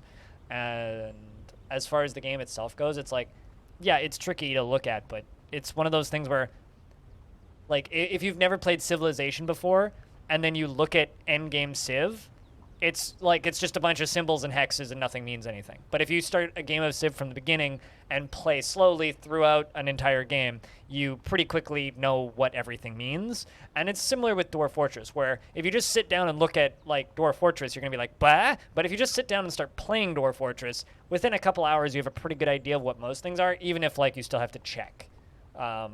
It's a game that's deceptively easy to follow once you play a little bit of it. It's actually quite simple. See that blue up there in the corner, and what's the red flowing flashing? That's magma. See the gray? That's smoke from the fires, and the O's are underground mushroom trees. Yeah, that's a pretty good example. This is up on the surface. All of the brown zeros are tree trunks, because this is a human leading a mule, which is the M. The human is the U, with some stuff on it, which is why the mule is flashing, through this little forest here. The brown chunks are walkways that we've built. The little white, like long skinny thing over there next to the speckles in the blue are walls. Dots are empty ground with a roof above them. The kind of pale blue color is open air. Think of it kind of like when you're looking at an N64 game, or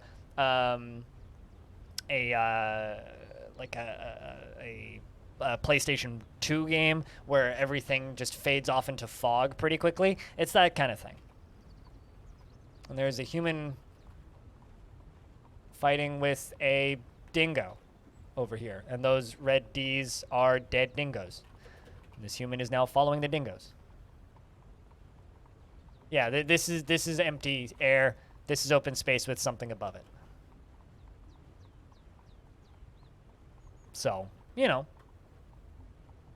like, yeah, it's a tricky game to follow. Another thing that's helpful is over on the right side of the screen, if you're still here, over on the right side of the screen over here, which I can't actually select, but on the right side of the screen, there is a little box. There's a dark brown thing, and then a blue thing, and then at the very top of the screen, up there is a little 0. If I move one down, it's going to say -1, -2, -3, -4, and you'll see that little yellow square is going further down. That's actually like blue is above ground and brown is below ground. So if you're trying to figure out approximately where we are, just have a glance at that number at the top. Minus 18 means or 20 means we're 20 maps below ground. Now we are 35 maps below ground. Now we are even further below ground, 43 layers below ground. So it's not anywhere near as difficult to follow as it immediately appears. And right now what we're looking at is lava filling up caves filled with mushrooms. So if you're still here, hopefully that's helpful. At least as a, brief base explanation of what you're looking at. Like, it's not easy, but with a little bit of experience, it is perfectly watchable. But it's again one of those games that I do recommend just playing for an hour, even if you don't actually get into it, because you'll have a much better time watching it if you play it for a couple of hours. Yep, slopes up and down. The triangles up and down are slopes similar to like an RTS like StarCraft going from one layer to another. If there's no slope going up and down, then they either have to climb up a sheer wall, which requires skills, which not everybody has, or they need to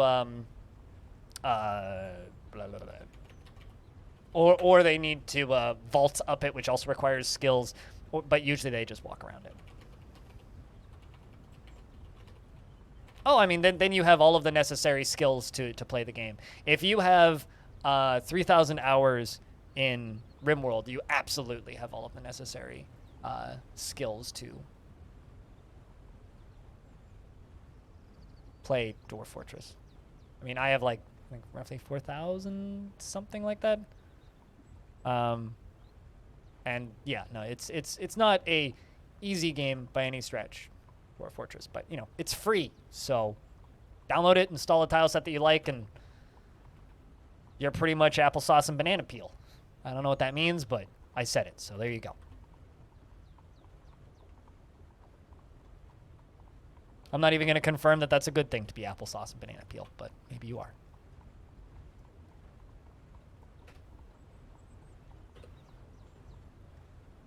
Speaking of applesauce, what's up, Lump? You tantrumed and did nothing because you have one leg that works, so you're not very efficient at tantruming. You basically like lay on the ground for a minute, went, "Mommy!" and then stopped tantruming. So everyone seems to be well, except for your dwarf.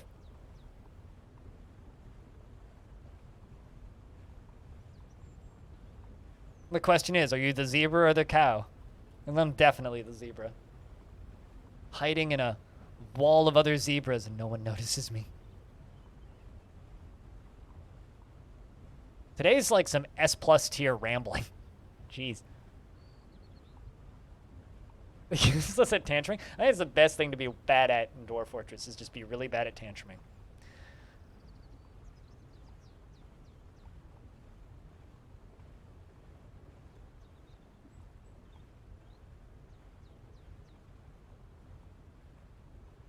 This feels like not a bad one.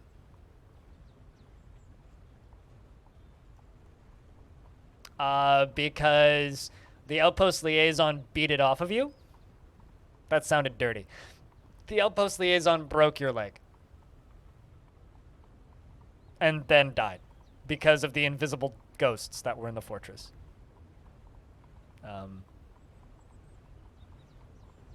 Yeah.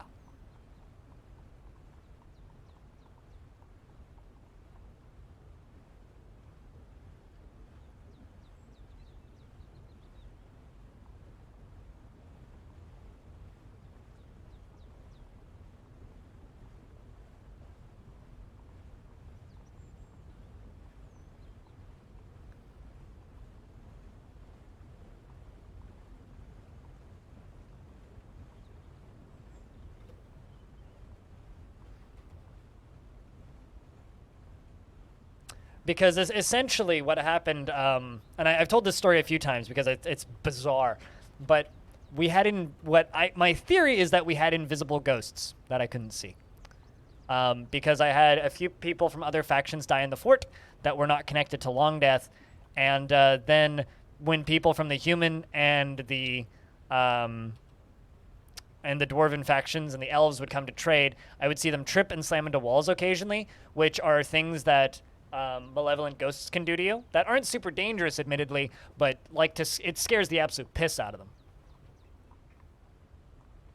So my theory is that what happened was there were ghosts from other factions, and because most ghosts are tied to the map, they wouldn't follow them home. And the ghosts from the other factions didn't interact with us, and we didn't see them, or couldn't see them. Yet there was still ghosts on my map that were harassing the other factions when they came to visit and trade.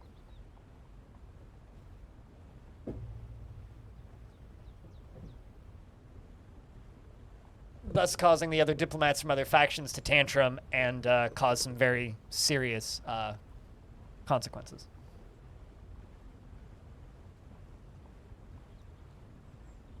Sounds wonderful. I mean, right now I'm convinced that this fortress is haunted.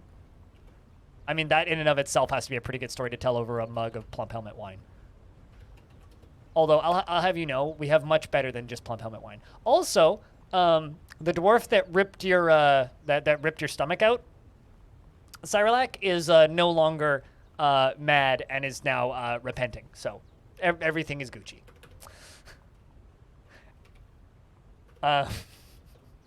Speaking of, how's your stomach doing? Where's Cyrolac? There you are. When all other bonds wither, friendship shall remain, is what you said. Oh, well, it looks like your lower body now bears a massive curving scar. She also threw a pick at you, but the pick missed. So, not very good at pickup lines, I suppose. I think it's haunted? Well, here's the thing.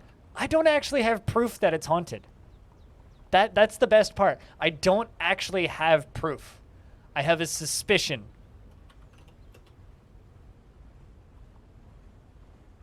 I might have just had particularly... because, like, we haven't gotten any notifications that there are ghosts in the fort, right?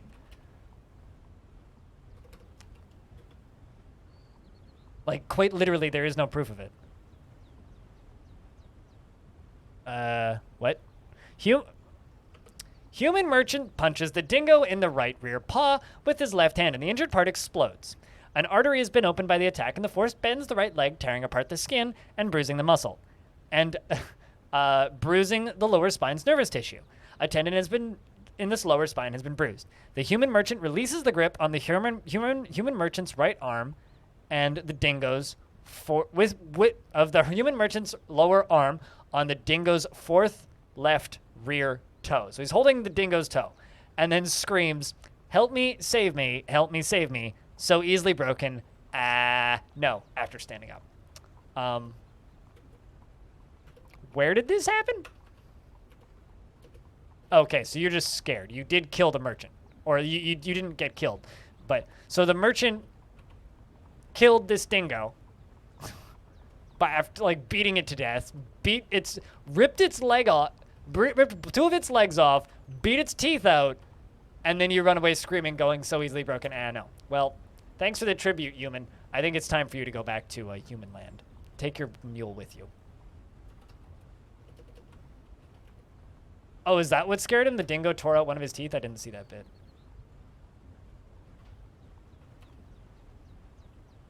Anyway. Imagine having your tooth bit out by a dingo.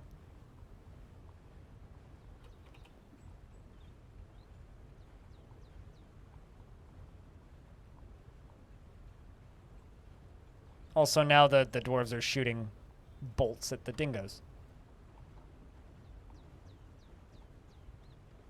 Get him! Punch him!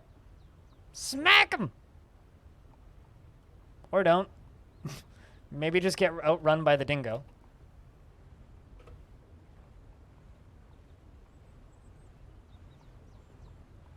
You'll catch him eventually. Holy shit, I need to slaughter some of these cows.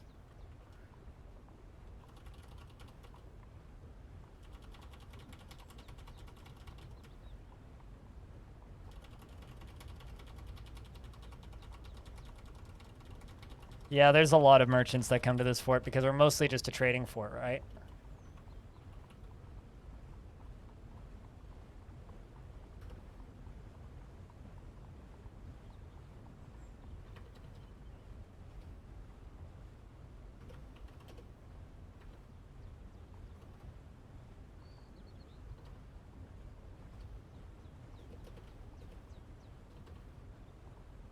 There we go.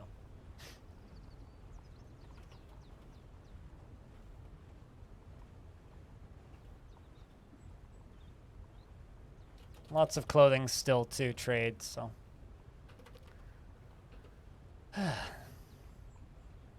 Oh, that it's got nothing to do with slaughtering. So, this means that if you press enter on them, you can make them available to be pets. Like I'm gonna make this cow and this bull available to be made into pets, and these 2 unicorns available to be made into pets. You can't make a cat available to be made into a pet. They are uninterested in being made available. However, a cat can choose to adopt a human or a dwarf or a goblin or any other intelligent creature as their pet. The cat adopts the person, not the person adopts the cat. So if a cat decides that you're its pet now, it decides that you're its pet now, and then you must give it a name, and then it follows you. So that C that's running around is a cat, and it is currently not owned by anybody. Or it doesn't own anybody because it's a stray cat. Cat explosions have not been a thing in Dwarf Fortress since about 2014, and so thanks for the meme, but just remind yourself that it is just a meme. 480p until later tonight. Ah, yes, and cow does look pretty similar to cat. Yes, doesn't look like cow. I mean, cow, cat, moo, meow. It's basically the same thing, only a few letters difference. Sad times when they fixed it? Nah, it's good times. The game's significantly more playable. If you want to go back to that time, that version's still available. I say this about literally every single bug that's like, you know, game ending or like run ending. Is sure, sad times when they fixed it, but also like, what?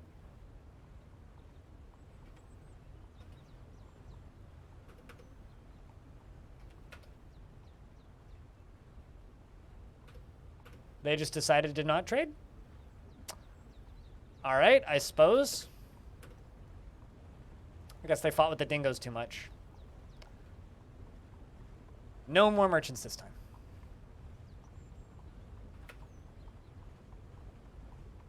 Oh, he didn't feel anything after seeing a wagon die. All right, where did the wagon die? Somewhere a wagon died. What the hell killed a... Where the heck did the wagon die? Not the wagon.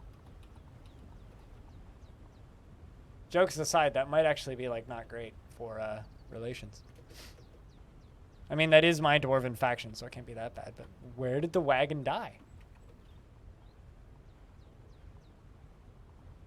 Yeah? Are you just trying to hurt me? With these terrible, terrible, terrifying jokes, Seb? Because it's working, if that's your intention.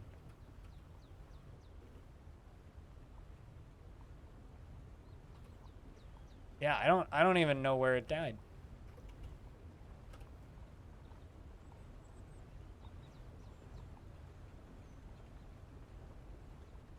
But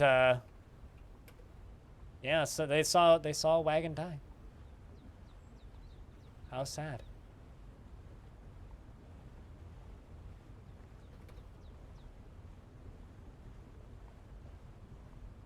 Are you asking what a cat explosion is? Wraith? It's a bug from a number of years ago where cats would breed faster than you could slaughter them. It was fixed like not too long after it was discovered. It's just one of those legendary bugs in DF that people still talk about for some fucked up reason or another and convince people are still in the game when it's not.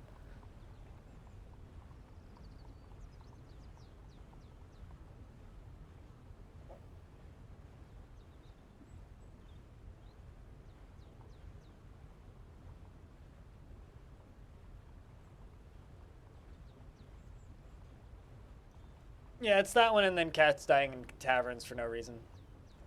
And I honestly wish people would shut up about it because it's like, as funny of a bug as it is, it's like, it does actually confuse new players. Like I've yeah, no, like I've had new players come into my channel before and just say like, should I be concerned about cat explosions? Like genuine questions, or like should I, um, like avoid carp and stuff like that, or like, and it's kind of a pity because it's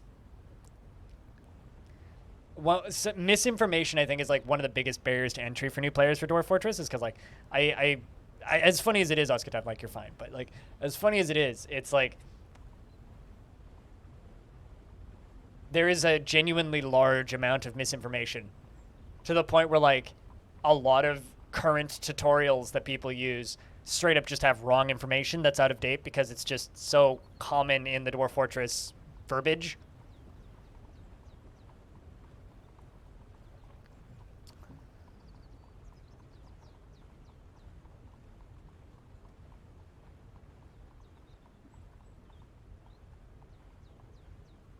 But, you know, I kind of wish that people would always say that with the asterisk of, this is not a concern anymore, because Dwarf Fortress is such a nebulous game filled with so many legends that, like, people still think that things from Boat Murdered are accurate. Which also, I guess, just proves how effective a bit of storytelling Boat Murdered was, but... you know, that sounds like a Godzilla sequel or a sci-fi original that I would watch. No questions asked, Spewer. Absolutely, I would watch that sci-fi original. Drunken cat explosion versus giant carp, flying giant carp, NATO. I would watch that movie. Carp wielding a lion. The lion has died. Was hit by flying carp. The carp has died. Was hit by flying lion. Thrown by carp. You watched the streamer play a DF for the first time, and I remember losing her shit at him trying to click on dwarves and give them orders. Oh, was he just like, eh, eh, eh, eh,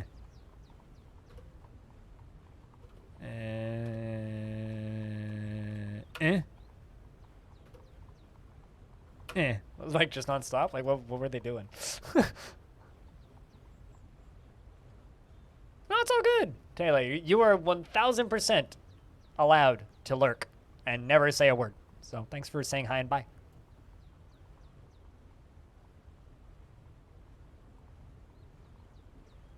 As in literally click on them? Click and drag? Oh man. Were they at least playing with like were they at least playing with like DF hacks so that mouse support sort of worked?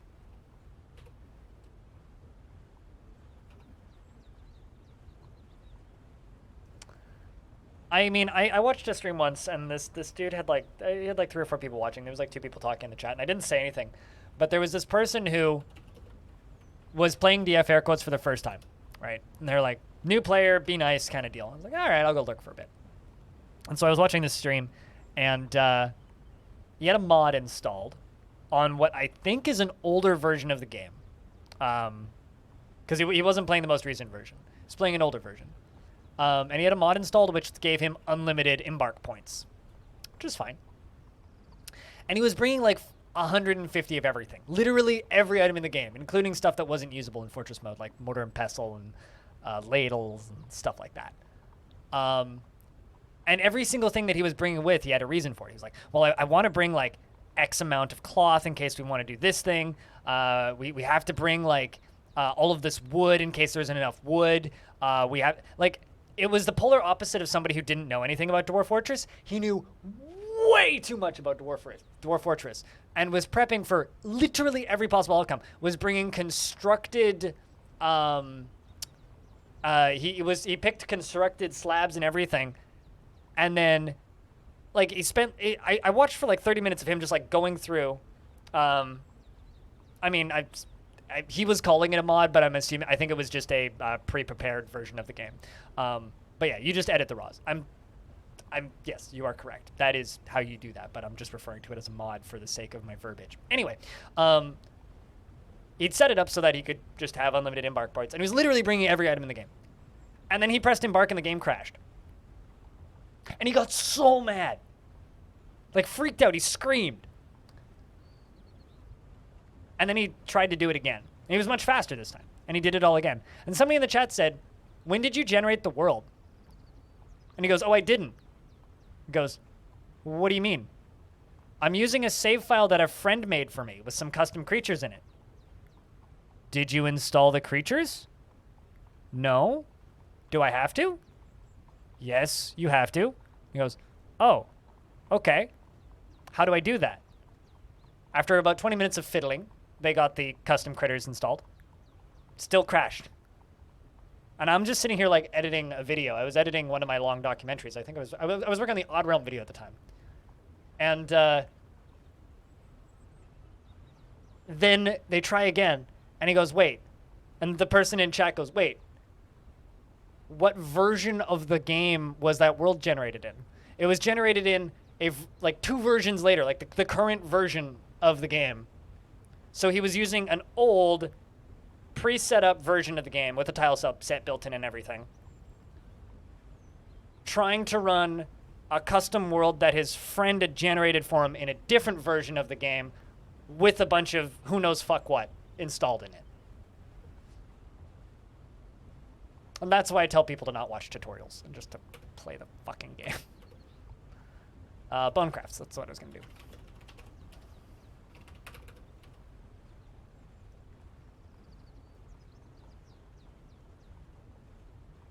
It's like, just install the game and play it. It's not that hard. Hi, tutorial. Hope you're doing well.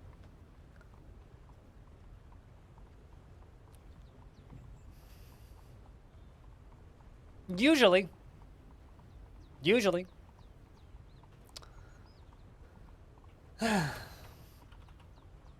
But there can be conflicts. Like, I've tried to run world installs with stuff crammed into it and it didn't work. So, I mean, yeah, you can learn off a tutorial, but don't over tutorialize yourself, you know?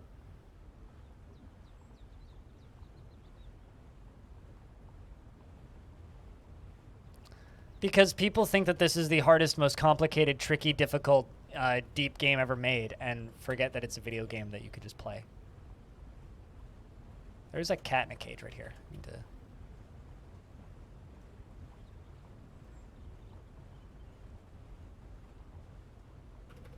whatever. But yeah, this is why I say, like, false information is, like... Or also,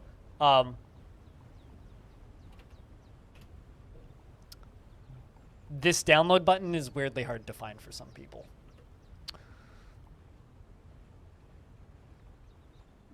Like, if you go to Google and you type in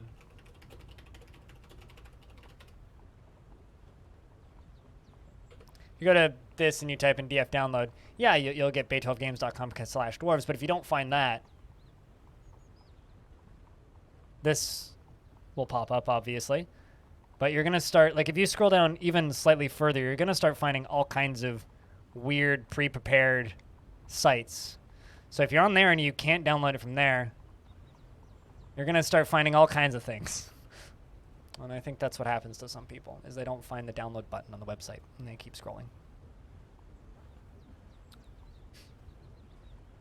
That's one of the reasons I'm so excited about the Steam version and the itch.io version, is because the vast majority of new players will just download the game and be good.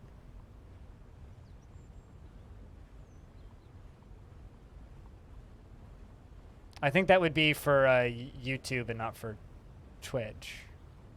Frog. I don't think Stone streams.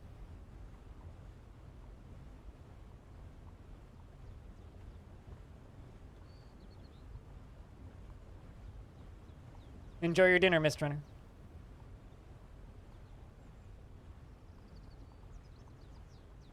Yeah, exactly. Like, that's... I think the actual reality of this is people just don't know how to play video games without Steam anymore, right? Like, there was... Do you remember, like, back in the day when people were all really mad that yo, I can't just like have an icon on my desktop with my game anymore. I have to like have it through Steam. Remember when people were all mad about that? Well, now we've come around full circle to where people have forgotten how to play video games without Steam. Oh my god, you finally found my mare.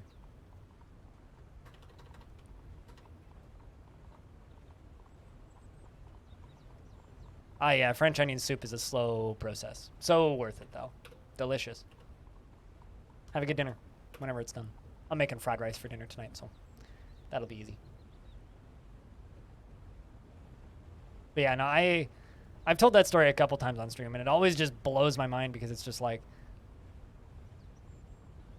And what's even better is like you'll sometimes see people like trying to explain to the person what they're doing and why it's not working, and they just for some reason refuse to understand and acknowledge that what they're doing could possibly be wrong because they spent 1,000 hours researching. Ah, well, I don't know.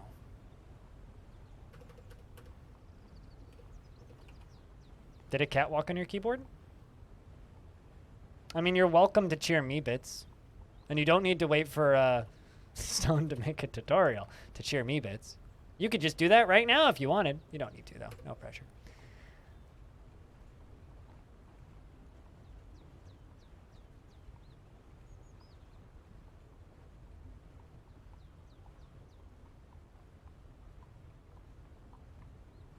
I remember having to make the hardest decision of what game shortcut was going to be on the desktop anymore once you ran out of space. Yeah, back in my day, we had to like do desktop space management. I mean, you could still do that. You can make desktop icons from Steam. First place is only 1,826. That's like $18.25, but you'd have to buy like $50 in bits for that to actually make it. So it's kind of that's a lot of money. I won't blame anybody if nobody passes that by the end of the week. I actually don't expect anybody to pass that by the end of the week. I will be shocked if somebody passes that by the end of the week. But thank you for pointing that out and reminding people. Important news, 1,337 views on my video from this morning. That's only going to last that. Oh, now it's done. Sorry, just had to tell you the important news.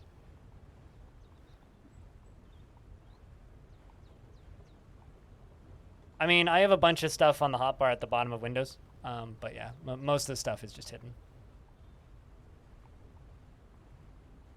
Need October budget to become available. Yeah, no, I got you. I got you. It's okay. I'll still be here in October and November and December.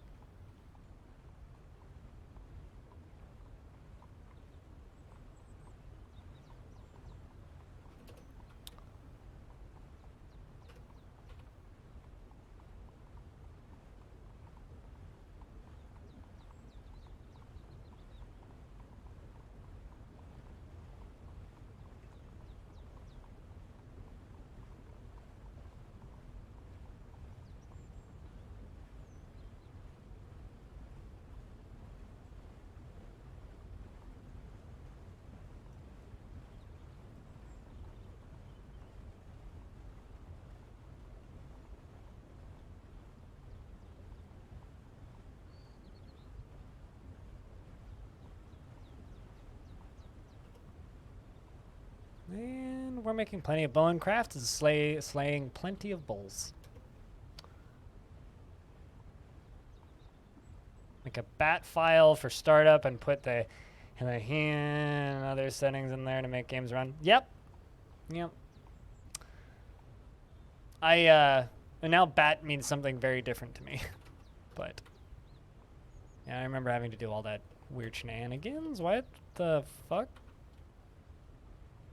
Okay, so I figured out what happened. The wagon died here.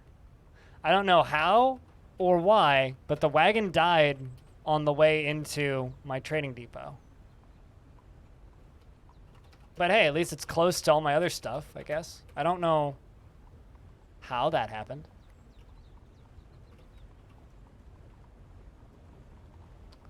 Forgotten Beast is fighting with a giant Olm?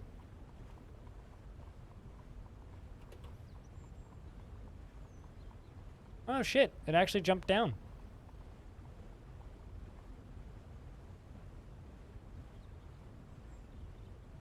Motherfucker. Shoutouts to the giant Olm.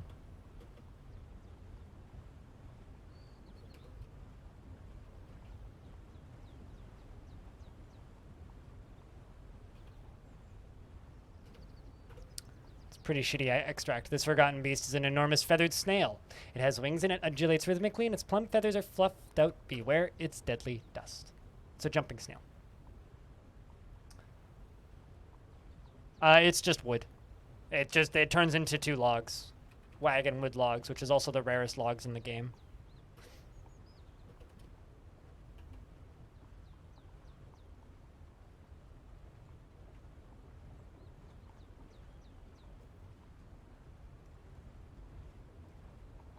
Evening, Ghost. How is you? We'll see when we see you, Aqua. Thanks for hanging out today. And thanks for all the support as always.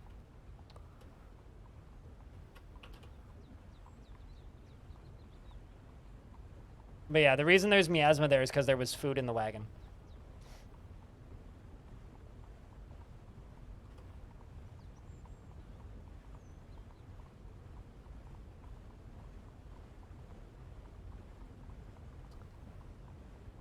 I really liked the incomprehensible tutorial. It was...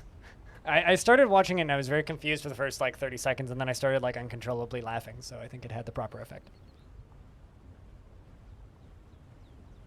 No, it doesn't immediately rot. It took like 2 weeks, a month or so to rot. I just didn't notice where I could only figured out where the wagon died after I found the food started rotting. It's been a couple of months.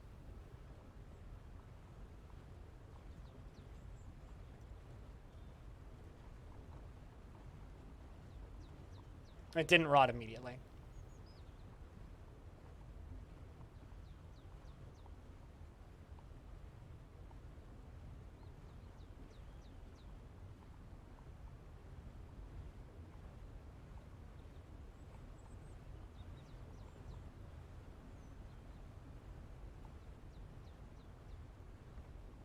You've been offered a key for Floofy's Adventure, now out on Steam. You know, I don't know what Floofy's Adventure is, but just purely based on the title, I don't think it's for me.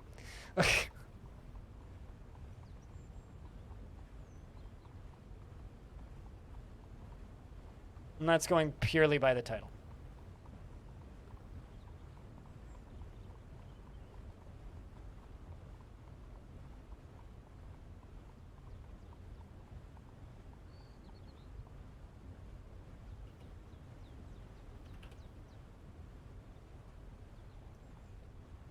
It's on Steam if you want to go look it up. No, I'm not going to tell you how to spell it. You get to figure out how to spell Floofy.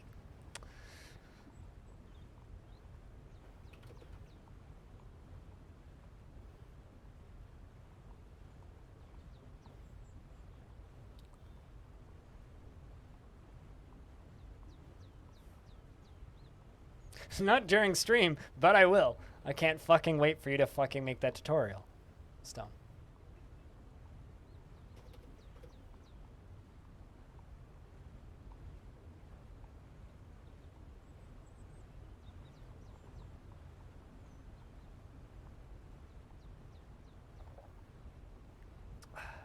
Coffee. Tasty, tasty, tasty coffee. You made a good salad with chicken. Ooh. So a really good pile of chicken on 2 spinach leaves. Did it die on the first day of spring because old? No, and it was in the middle of fall. I don't know what killed it. Honestly, it's probably some sort of bug made it die. That, or maybe there's still ghosts. Who knows? This fort's probably haunted anyway.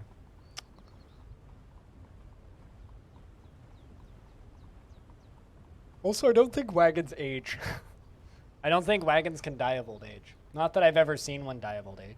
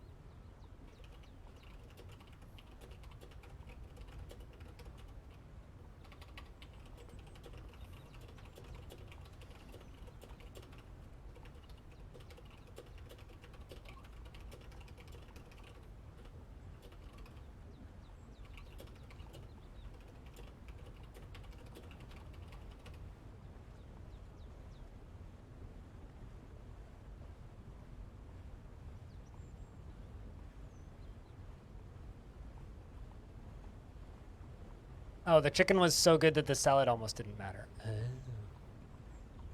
Furious typing noises? Even more furious typing noises. Yeah, no, I'm typing because I put up YouTube video this morning, so I've got comments that I respond to. You know. You know, you gotta engage the audience by ignoring the Twitch audience. What's the ban of export of flasks? I'm not allowed to export flasks. No flasks.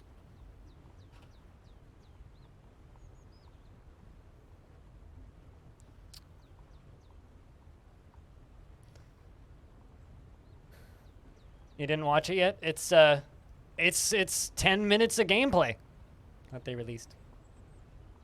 Although the problem is I'm competing with the official video, so obviously the official video will do way better than me.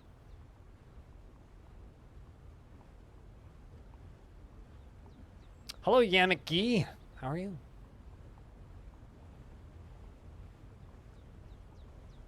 I like yams. Yams are tasty. Yo, what are we yoing about? Oh, the video? Yeah, it's pretty good. There's even like bats and shit in the cavern layers. Like there's vermin flying around and stuff. It's getting there.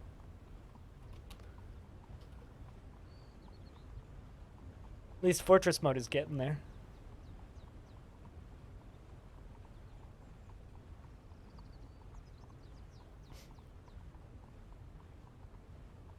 Slowly.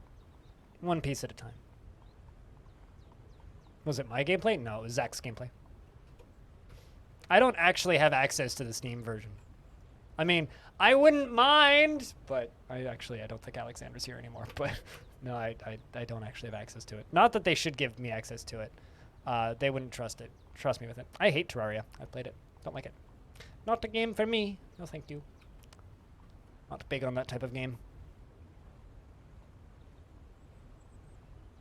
Yeah, no, I definitely wouldn't mind having access to the Steam version right now. That would be very nice. But yeah, they shouldn't give it to me unless they NDA me the fuck up because I couldn't be trusted with it. You know I would like stealth release footage. Like 15 goblins in armor. Top 5 dwarven outfits in the Steam version of DF. I'd be clickbaiting the shit out of that. Hey, at least I'm honest. They shouldn't trust me with that shit. Not until like a week before. Then they should give it. So I can make like a dozen tutorials.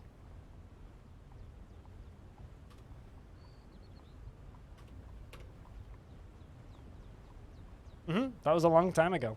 Yeah, Mickey. Also, it was boys and girls. And friends. Wasn't just boys. But we did play a lot of Roller Coaster Tycoon, yes.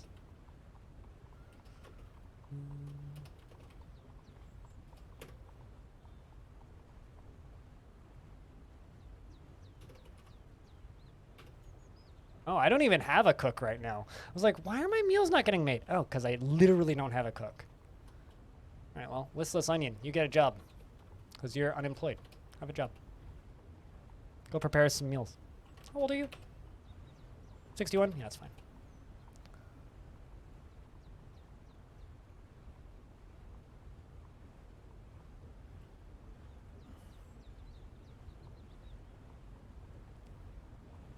And switch it to the Steam version like it was no big deal.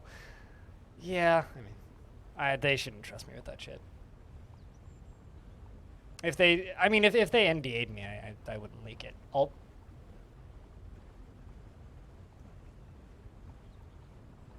the fuck? A light just shot across. Okay, so a light just shot across the wall from where my foam ends to the top of that doorway. No idea where that light came from. Anyway, what was I talking about?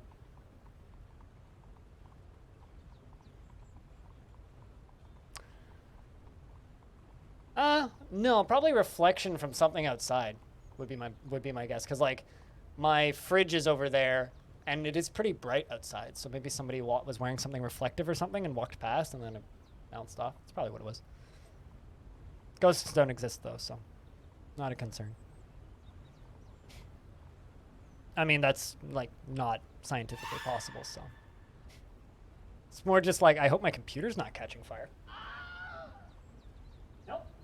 Pooter looks okay, so, eh.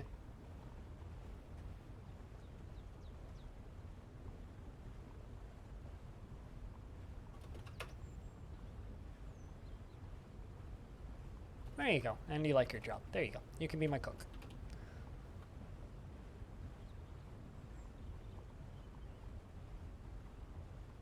I mean, I've seen like random reflections shoot by in my apartment before, coming from outside. Usually when people are outside.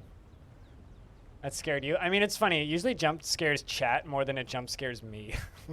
Like that's the point of that command is to like scare me, but it usually just scares chat.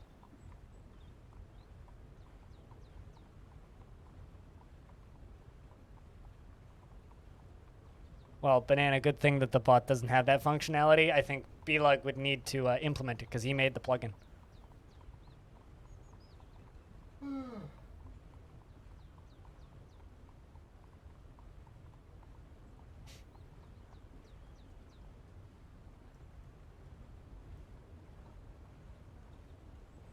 I mean, I have a tendency to do that. Spoil things.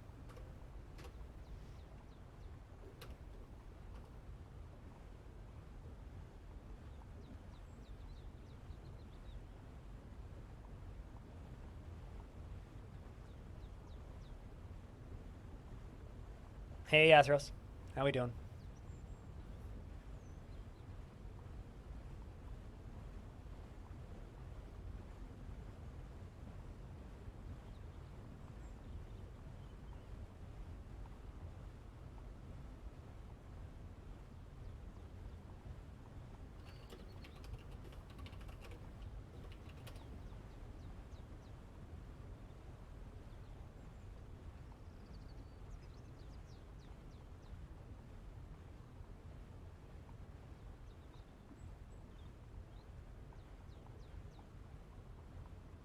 Just got you up and a pop station to handle work.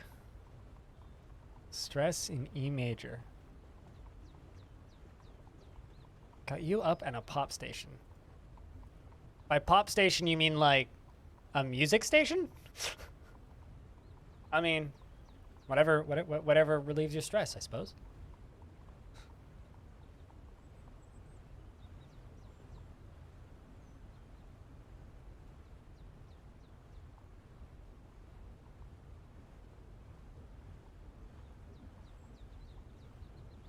I like this comment.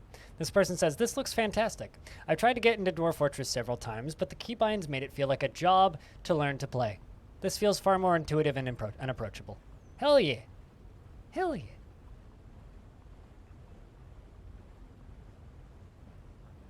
Well, glad that I can help alongside of pop music. It's part of the reason I've been using the ambience is it's like, yeah, it's just gives background sounds for people who want it. Also, in regards to animals. But Blue Water claimed both the cow and the bull. So Blue Water, my militia captain, now has a cow and a bull.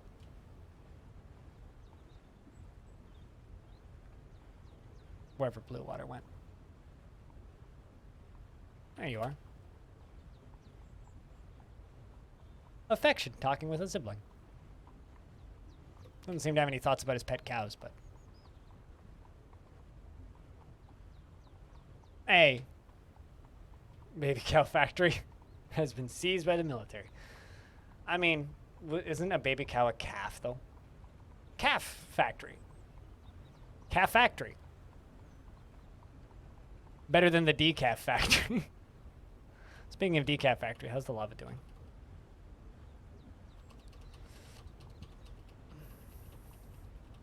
The decaf factory is just a slaughterhouse, actually. That's where the burgers are made.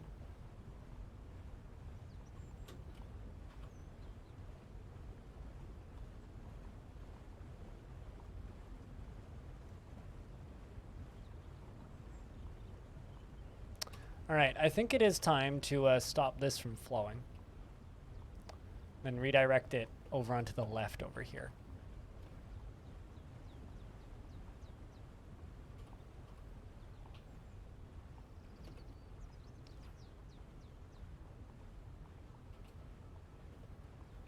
Actually, no, not that. Cancel that. Instead, just pull that.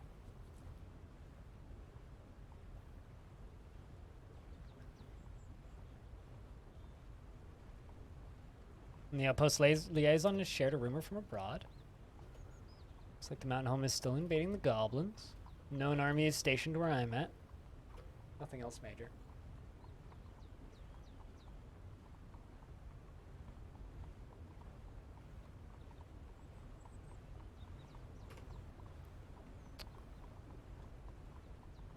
Still doing well? I'm still alive, Caramel Dancings. Still alive, still streaming. I mean, when did you last tune in? Hold on, let me check. Or let's see when you last typed.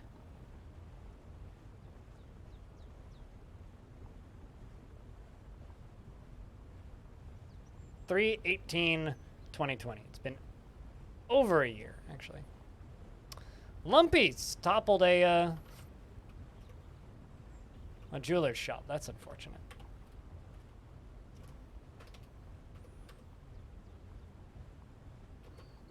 Where did Lumpy run off to?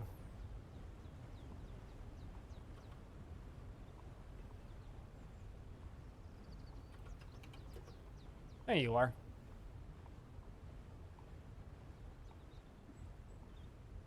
Well, I mean, we're not going to eat them. Banana. But how's the life of Caramel Denson's been? Aside from, you know, being a dead meme. No offense.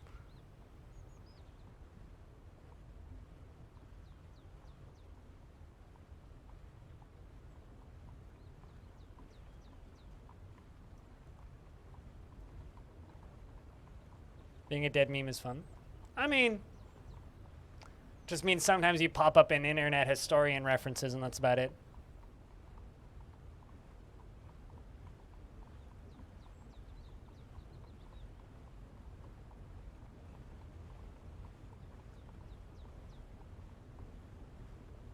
Let's see, did you get reported for any crimes? Doesn't look like it.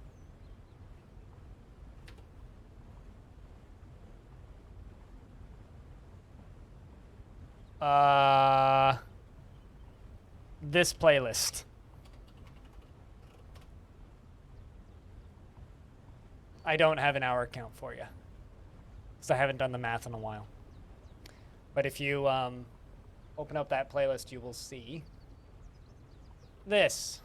And it goes...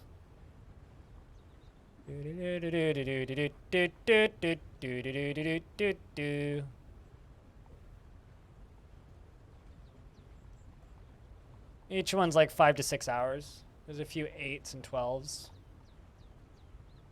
Some as low as 3. Some as long as sneeze.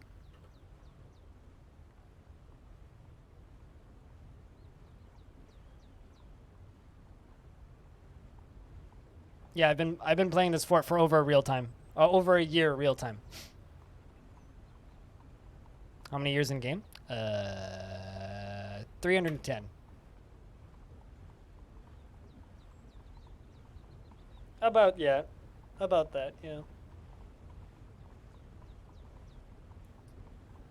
When I get, honestly, when I get to 1,000, there will probably be the normal people in the chat. There will be a round of applause. Some emotes will be posted. Maybe someone will gift a sub. And then, oh my god. I know why it broke. I know why it broke. Anyway. And then someone will just be like,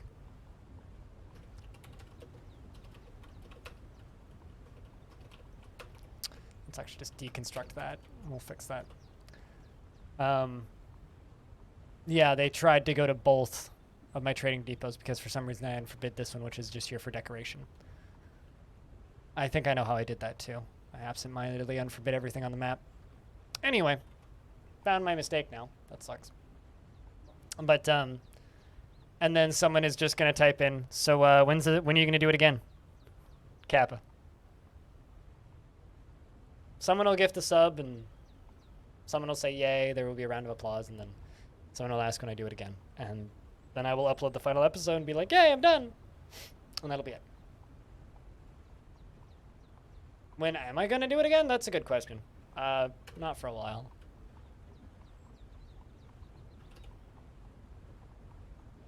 I don't know if I ever want to play a fort this long again. Even 300 years. 100 years, sure. 300? Nah. It's a bit much. Am I going to do legend modes comparisons? What do you mean, comparisons? You mean, am I going to look at it in legends mode? Absolutely. I already have. I think what happened was they tried to go to both depots at the same time, and it just kind of broke the pathing and the wagon exploded. I think that's what happened. That's my theory. I don't have an exact reason for you. That's just my suspicion. And I will never have an exact reason for you. But I know that some weird things can happen if they try and go to 2 depots at the same time. Is there a printout of the entire area? No, but you can just go download the save file. If you go to my Discord and then check the pinned posts in the DF talk room, there's you can just download the save file. Because it changes, so what's the point in making a printout of it? Although the save file is about 11 years old now, because we just hit winter. We're going to hit spring soon.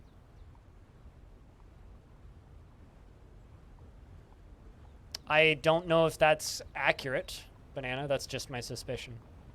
So please don't spread information that I do not have accurate responses to. Do I have a fruit farm? I mean, there are trees that we harvest fruit from. Am I farming them? No. We do have a strawberry field.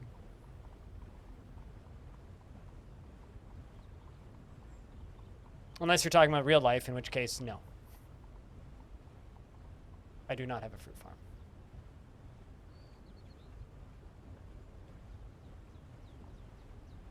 And also, before you ask, no, I'm not standing. I'm clearly levitating.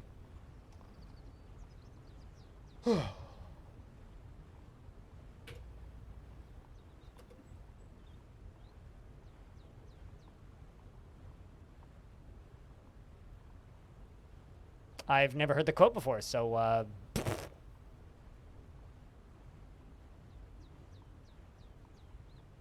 is the black surface a roof? This is open space. Open space above a giant tube of lava that goes all the way down to the center of the earth.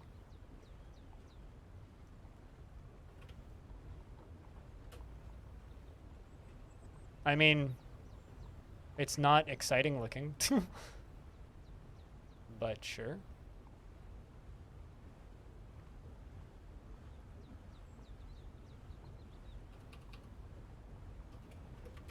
It's this.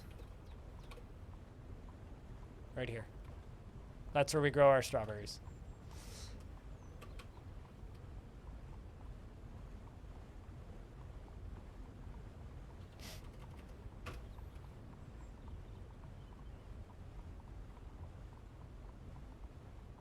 Doop doop doop doop doop doop doop doop doop doop doop. The black with speckles is open space with a roof on top of it. So there's a roof above it, so it's indoors basically, or underneath something. Or it's one layer above ground, and the teal / blue is open air basically with sky above it. So if you're in an area with teal above you, you can get rained on, basically. And then I go to drinks. Let's see, we have barley wine, rye beer, foxtail mullet beer, normal wine, cranberry wine, bilberry wine, blueberry wine, blackberry wine, dwarven ale, dwarven beer, prickleberry wine, sewer brew, fisherberry wine, apricot wine, plum wine, dwarven wine, and a shit ton of strawberry wine.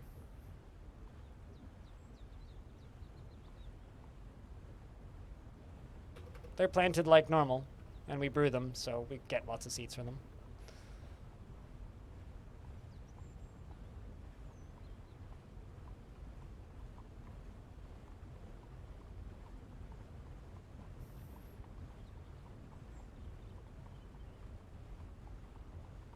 Nope.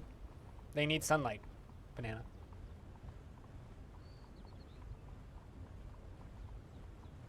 Sewer brew, yes. Disgusting human beverages. I can't actually remember what you use to make sewer brew. I think Stone knows. I just know that I have lots of it.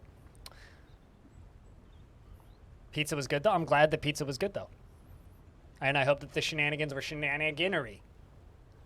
That didn't make any sense. I hope that the shenanigans were shenana and guinea. That also didn't make any sense. I'm not making much sense today, am I? Need to eat more sensu beans.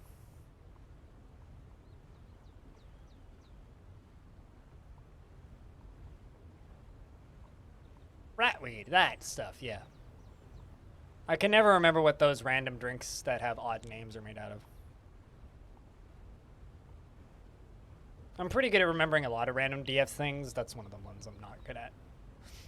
Remembering what random drinks are made out of. Because, like, you don't really assign specific beverage types, right? You just kind of click, beverage, go! And then they make lots of beverage. I mean, you could, but I certainly don't.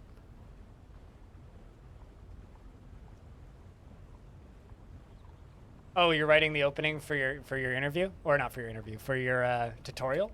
Can you, could you type out the opening lines of your tutorial? I'm very excited to read this. Speaking of people who I'm very excited to see. Hey, Kleno, how are you? Kleno, before you ask, we are 315. You missed the year pi, unfortunately. It was very eventful. Many dwarves died. But we are in the year 315, which means the fort is 310 years old.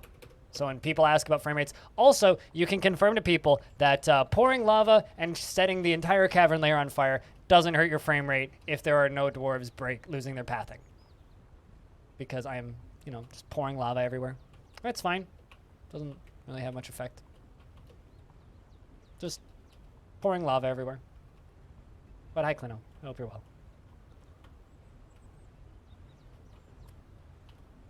See? Just lava everywhere. I mean, it is slowly going away now.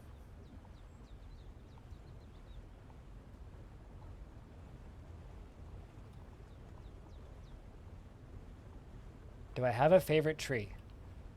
Do you have a question I can answer?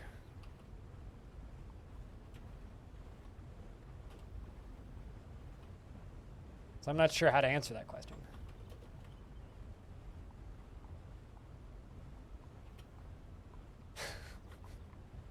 What? Streamer expels air forcibly?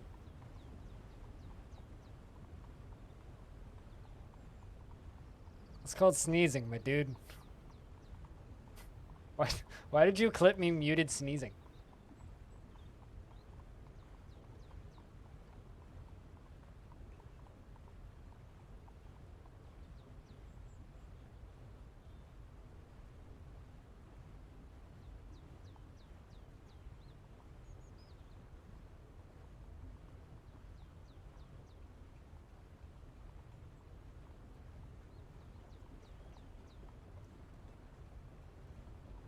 Favorite tree, green. Favorite tree, not burning. Favorite tree, willows.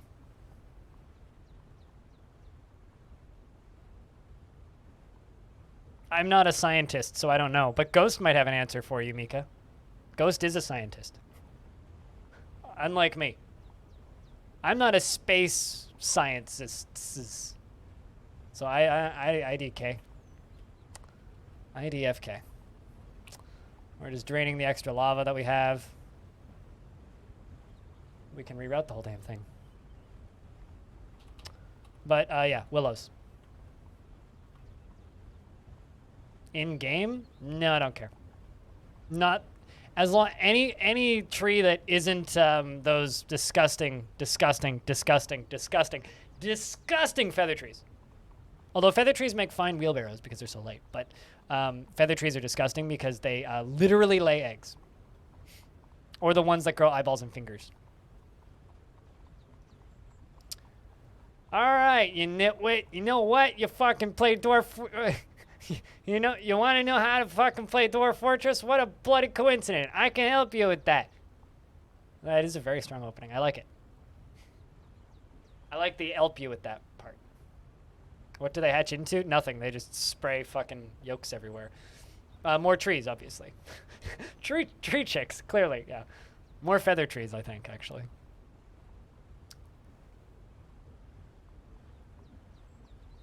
In Dwarf Fortress, eggs grow on trees, but money doesn't. This is true. Although I'll bet you could probably make a mod to make a gold tree.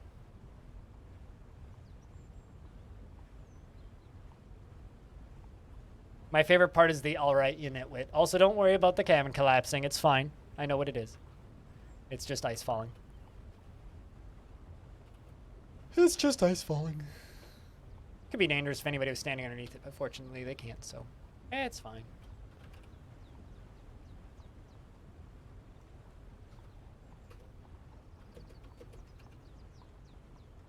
The elves that come to trade in this fortress once a year are always coated in feather tree egg yolks. It must be like a rite of passage or face paint designs.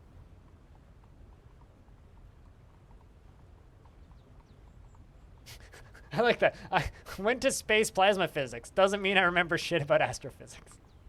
You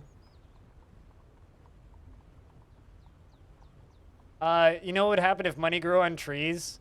Lake Bear? Inflation would be so fucking bad we'd have to find a different format of currency.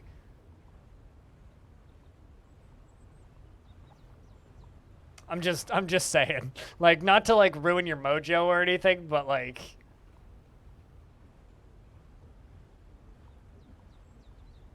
you only got your bachelor's degree? Okay, well I'm just a bachelor. I don't have a degree in anything. At least you have a degree. Also, yes, Mass D4. I mean, by that logic, we're already doing that because we need trees to build houses, so.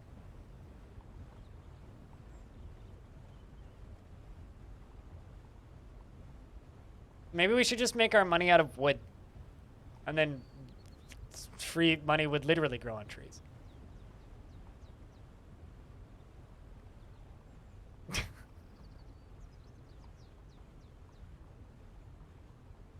How about instead of money growing on trees, we just abolish money? And then, like, change to a new format of currency. I mean, technically right now, money could grow in your graphics card if you have enough of them. Shh. I don't need your logic about money growing from trees. It's like a stallion's mane. That's not something that gets told to me very often. Usually I just get told, get a haircut, jackass.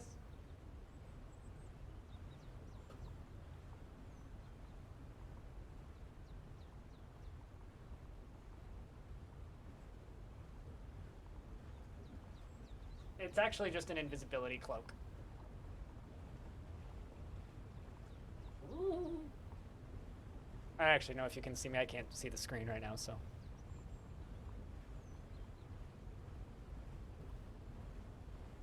I can't see my buttons. There we go.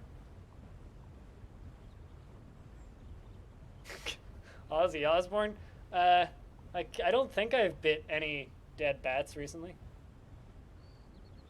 I also don't have anywhere near enough money to be Ozzy. I'm also not that good at singing. I also haven't done anywhere near that many drugs yet. I'm working on it. Enjoy your lurk, Cyrilak.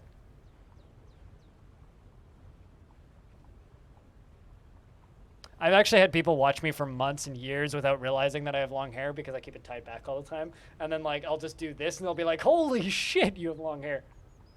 Yeah, I haven't had a haircut since 2016.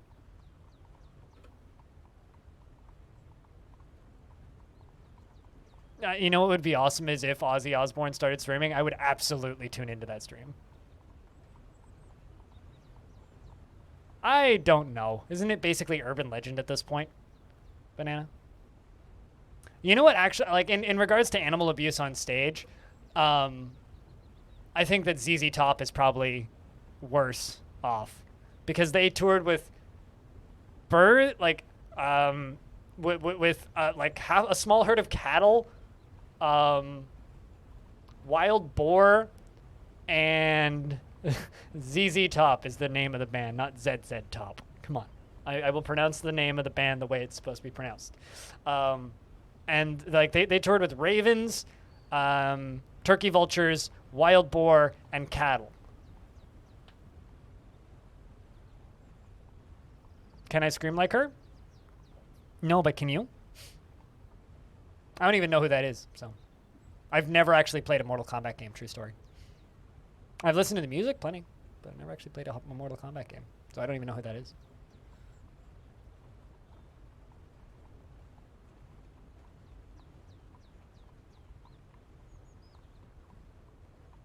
I mean, hold on.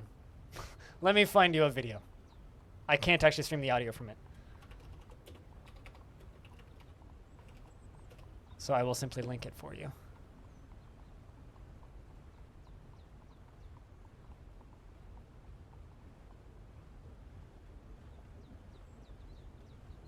By the end of this video, he bites the head off of a real live McChicken. There's also another video where Ozzy Osbourne is meeting Max Sabbath.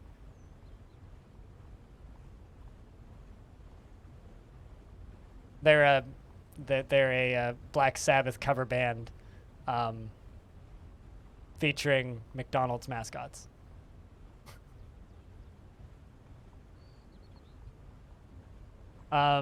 People in my chat are split into two categories. People I respect and enjoy talking to, and people I ban. Which category do you fall under, Yamiki?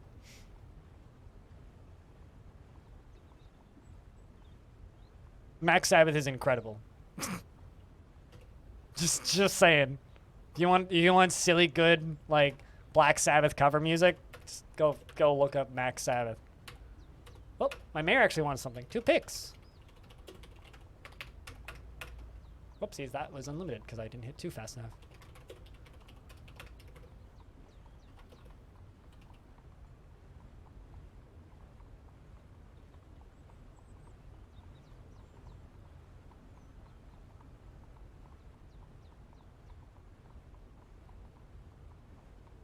The music, it's still the same one that we've heard before, I think, isn't it? Plano? Probably go Afro. I used to know a kid in well then shut the fuck up and stop being an idiot. Yeah, because you've basically got like 1 or 2 more stupid questions before you get banned. But anyway, Clino, essentially it sounded more or less the same to me as the previous tracks we've heard, so if it's different then I don't know.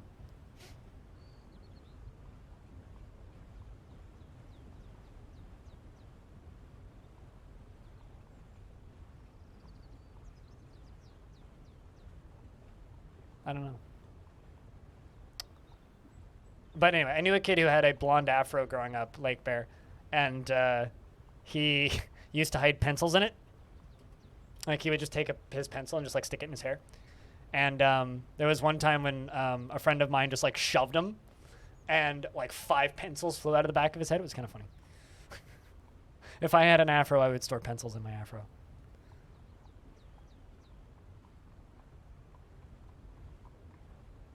It's spring and fall then that we've heard? Okay, because it sounded like the same one, but I don't know.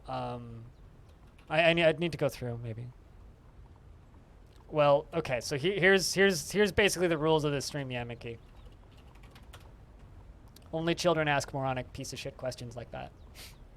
And quite frankly, it's none of your fucking business.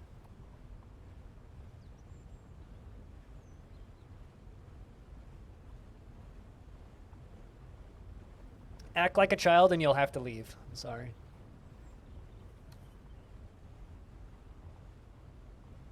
So, you're on a thin line. Behave yourself. Child.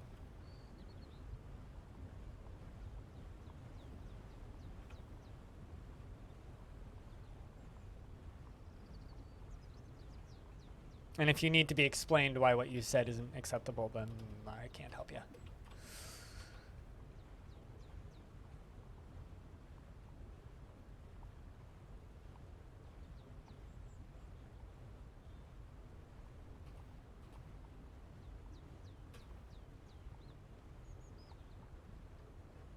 Also, what Stone said, what you asked is completely incorrect. There are many, many, many, many, many more categories.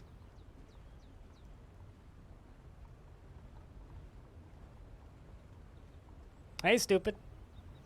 Speaking of smart scientists, what's up, man? Connoisseur of vinyl records. I hope that you're well.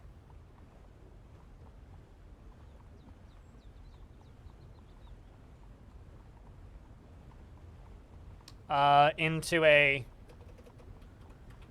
2-tile dumping zone right here, which I will then pull a lever and crush with the drawbridge. You'll look like this guy. Let's see.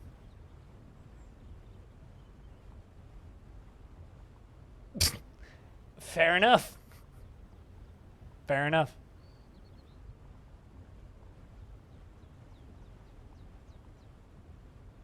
That is a lot of hair. Although, to be fair, my hair kind of looks like that when it's shorter. My hair is very frizzy and, like, almost curly when it's shorter, but once it gets long enough, it just stops being an idiot. Now, this is a logical conversation zone, and if you treat this chat like most Twitch chats, we're not going to get along. If you treat this chat like a place to have, like, legitimate discussions with people, then we'll get along just fine. So act like an adult and be treated like an adult, act like a child, and you won't talk here for very long. I get you. Stupid. It's that time of year. Relocated to a more appropriate stream where people misbehave at your level of stupidity.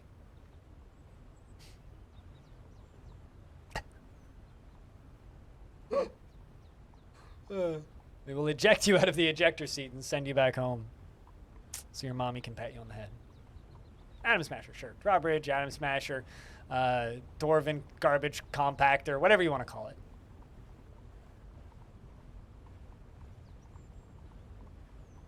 They're not really Atom Smashers. They're more just like item erasers. It's just a really, really, really, really, really, really, really, really powerful item eraser. And it just erases items from existence.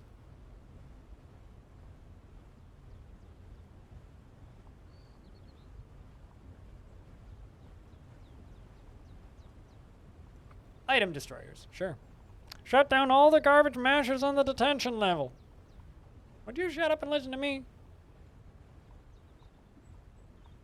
But yeah, smashing items just simply removes them from the plane of existence. Yeah.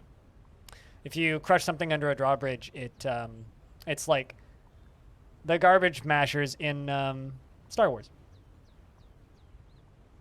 You don't have to be judged based off of one comment, but, like, you know, don't make me judge you with another stupid comment. Because, like I said earlier, quite frankly, what people are into is none of your fucking business.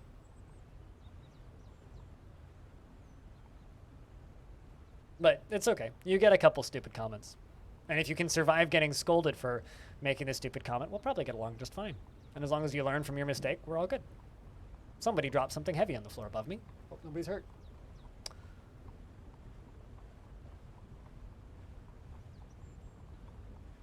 Yeah, no, we good. Oscative. We good. I mean, it's not like it was that bad of a comment. There was one time there was somebody who was making for pretty great conversation in the chat and then made a very anti-Semitic joke, and I just insta-banned him. Probably thought he was hilarious.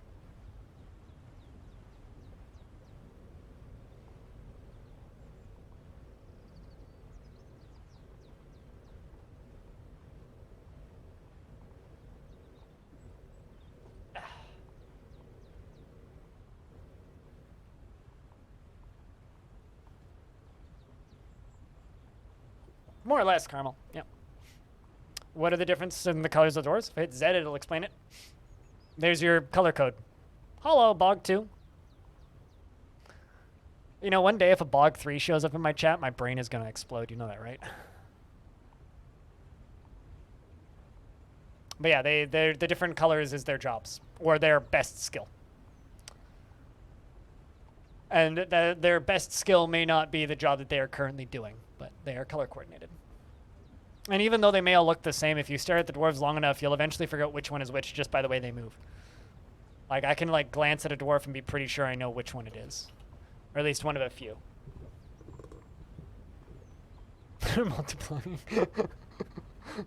It's like, we are the Borg. We are the Bog! Anyway. What's the goal? Do games need goals? This is one of the original make-your-own-fun games. This is Dwarf Fortress. This is one of the original inspirations for Minecraft. This is one of the original inspirations for, well, this game inspired a game, the level generation in a game called Infiniminer, which inspired Minecraft. Then Minecraft took a lot more mechanics from Dwarf Fortress and which later then gave birth to many inspired games and mods such as battle royales. And then Fortnite was developed by Epic Games and was originally designed as a Minecraft clone. And then Fortnite finally released after like 11 years of development or something, and then was turned into a battle royale game. So you can thank this game for Fortnite battle royale existing. Without Dwarf Fortress, you never would have had Fortnite. I mean, it's a world simulation. Do I enjoy my Minecraft? Fuck no. I play games for grown-ups. I don't play children's toys. What do you take me for? Some kind of child?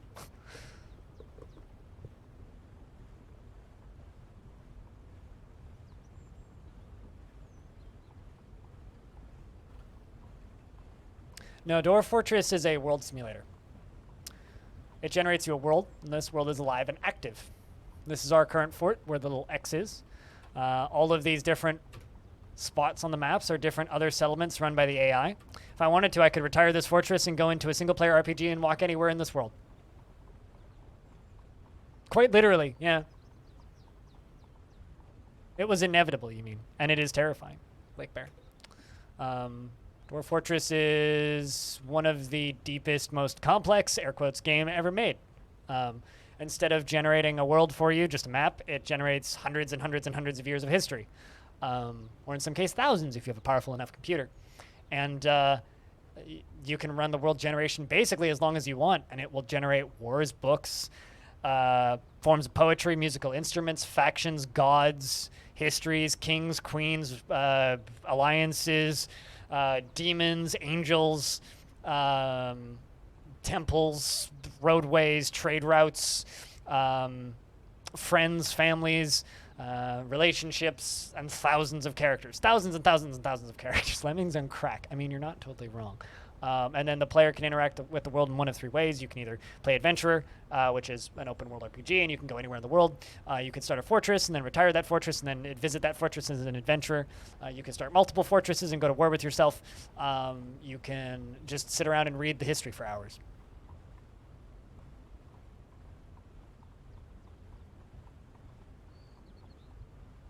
So that's kind of, I guess, the short version of what Dwarf Fortress is. Also, it doesn't have a classic HP system like many things. Instead of having an HP system, it has bones, blood, muscles, tendons, nerves, skin, teeth, and if you lose too much of your blood by getting cuts in your skin, you will bleed out and die.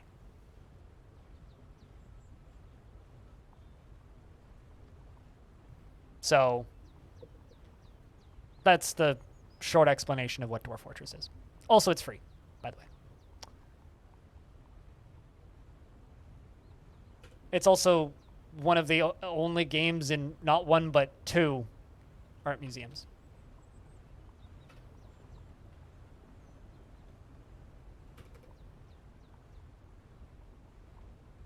Free. And if you really like it, tip me $1. And give the developer of it more than $1.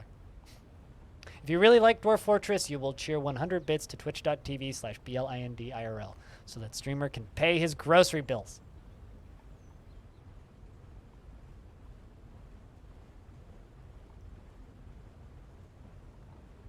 About 20 megabytes. I don't actually know. How big is the... Hold on. I'm going to go download DF right now because I don't actually know how big the base install is. I'd be completely honest with you. Hold on a second. Download. Okay, downloaded the zip file. 13.9 megs, actually.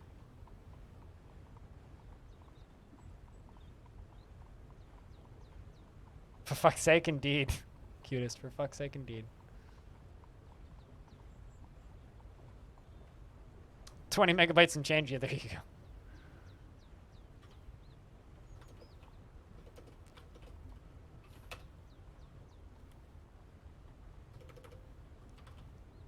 Smaller than a Facebook photo, and it doesn't track you.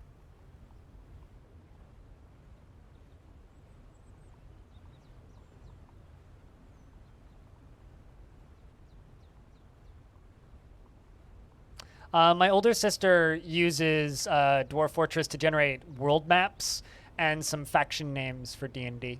Fog. She doesn't play DF outside of that. What do you little guys eat? Let's see. What are we eating right now?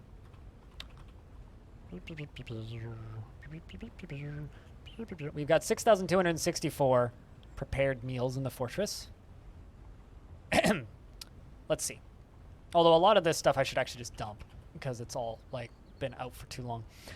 Chicken meat roast, Wolverine meat roast, unicorn meat roast, cow tallow roast, unicorn meat roast, prepared louse brain roast, water buffalo eye roast, yak eye roast, sheep cheese roast, cow tallow roast, unicorn eye roast, prepared pig brain roast, goat tallow roast, prepared unicorn brain roast, unicorn or dingo brain roast, wolverine lung roast, unicorn lung roast, cow tallow roast, unicorn heart roast. That's a lot of unicorn hearts that had to get harvested to be made into all those. Emu intestines roast, hore marmot roast, chopped wolverine roast, sheep cheese roast, chopped unicorn roast, emu tripe roast, unicorn intestines roast, unicorn tripe roast, wolverine tallow roast, porcupine tripe roast, dingo tripe roast, dog sweetbread roast, unicorn sweetbread, unicorn spleen, prepared unicorn kidney, prepared unicorn kidney roast, sheep cheese roast, once again, a lot of cow tallow roast, a lot of unicorn tallow roast, a lot of hen egg roast. That's basically just an omelet, right?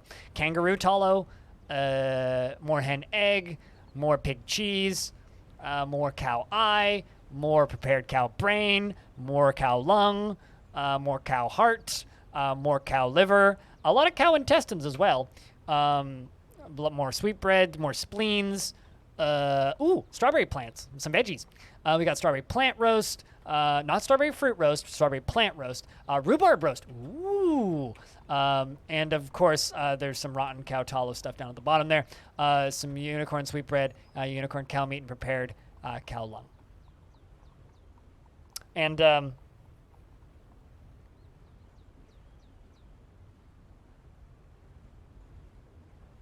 onion roast and garlic bulb roast, spinach leaf roast, cress leaf roast.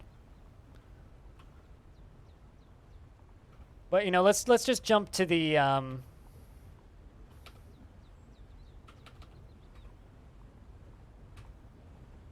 unicorn brain roast. Makes you smarter. Well, actually, I ended up on cow kidney. Unicorn heart roast. Let's read that. A stack of 5 exceptional prepared unicorn heart roast. The ingredients are a masterfully minced cow sweetbread, a masterfully minced prepared cow brain, and exceptionally minced prepared cow intestines, and exceptionally minced prepared unicorn heart.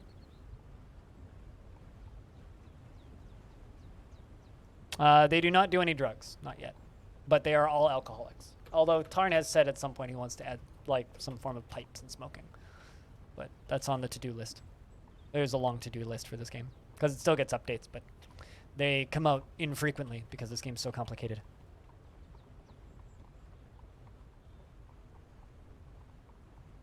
They do not smoke ganja, but the player can smoke ganja while playing, so it's kind of the same thing. Assuming it's legal in your area. And a stray ram is missing. Chat, we're missing ram.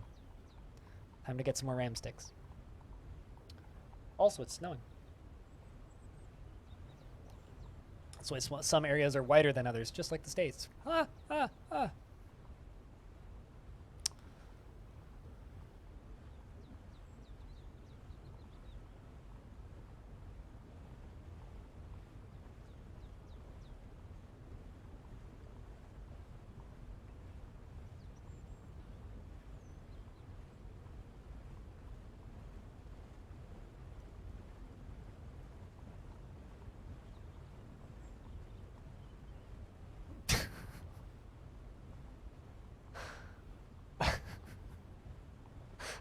We're running low on drugs, so the goose here is going to check your car for drugs. Yeah, this checks out.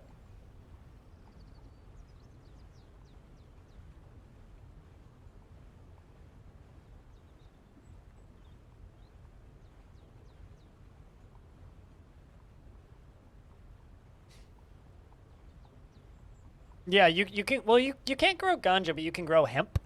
Um,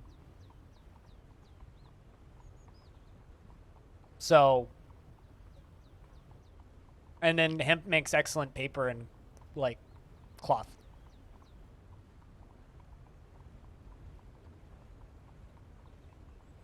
I mean, whatever you're into, man. Whatever makes your life keep going. I ain't judging. Most supporters. Oh, also, this is a video that I uploaded this morning, which is some edited footage of some gameplay footage that they put up for the up and coming Steam version. So this is what this game's going to look like in, like, what, maybe half a year? You know.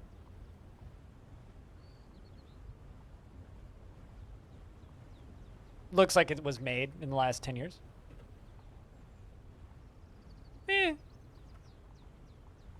Looks fine. I don't know if it looks better. Different, for sure. There's a link if you want it.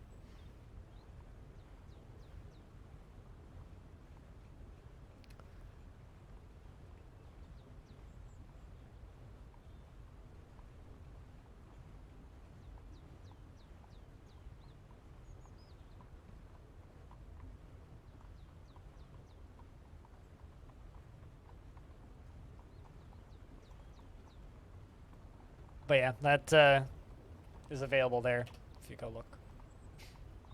And also on itch.io eventually. Just go wishlist it for now, though.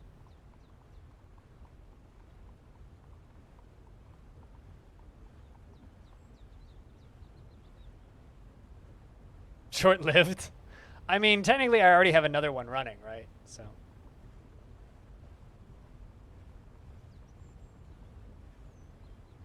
You know, I'm just going to do this real kindly. I know that it's easy to find my real name if you go looking for it. But if you post my real name in the chat, like my full name, first name, last name, I will time you out. So, you know, like, I did give you a warning already once. I don't want to give you another one. Use common fucking sense when you're in a Twitch stream, yeah? And clearly you're incapable of that. I mean, yeah, it is not hard to find my first and last name. You can go find it if you go digging. But, like, just be polite, bruh. Come on. The fuck's wrong with you? Also, you spelled it wrong. The hell?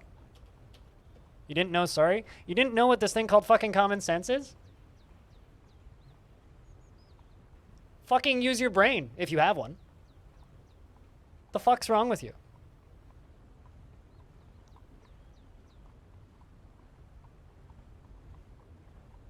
Something is. And I can't quite figure out what. But something is definitely fucking wrong with you. So take your fucking thumb out of your ass and think before you type. What the fuck? Christ, you goddamn child.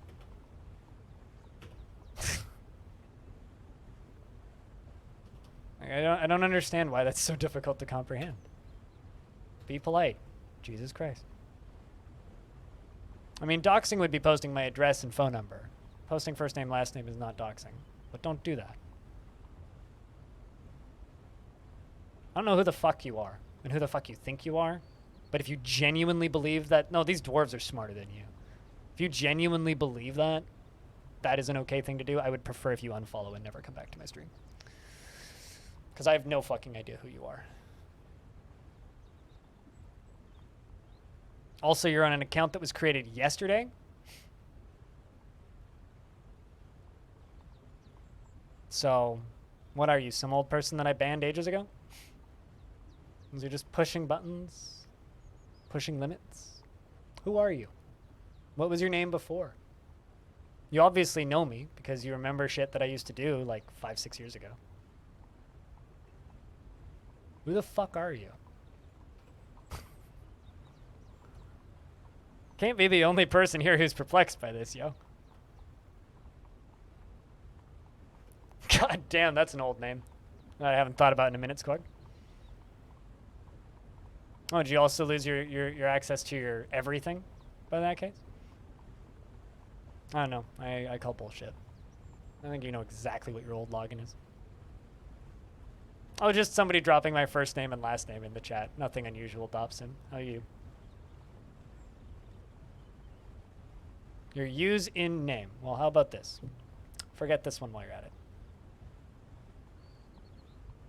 Why are my dwarves depressed? Because there were invisible ghosts in my fort. I'm not even shitting you.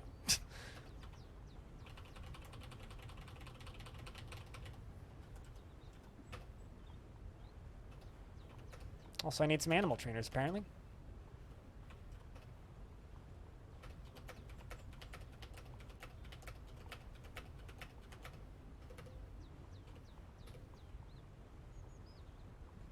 I mean, that's the only logical theory, is that there was ghosts in the fort. Also, apparently, I am out of animal trainers entirely, so let's make 2 animal trainers, maybe 3. Blue water can be another one, because you like animals.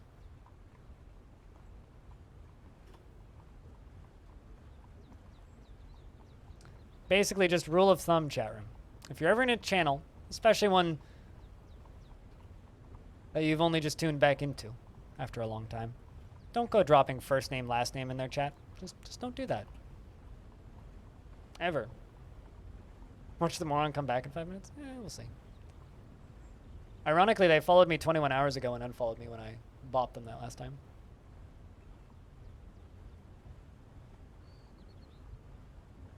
And you know, if they remember my username, I definitely call bullshit that they don't remember what their old username was.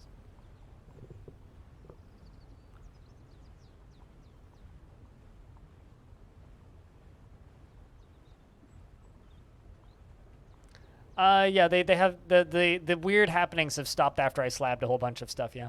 Stops him. We've had one weird happening since, but I think I know what the cause of that was. Taming a bunch of dingoes, then we're gonna slaughter them. Cool.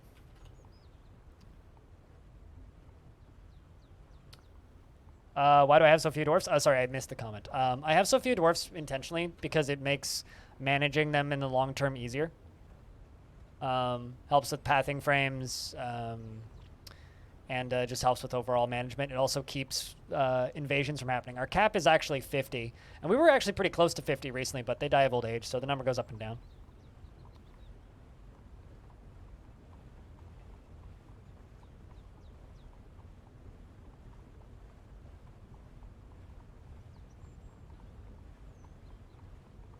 Yeah, no, but that person was talking about stuff that I used to do 5-6 years ago. That person knows me from previous work that I did before I streamed DF. Caramel dancing, so that person that was being a jackass that I just banned is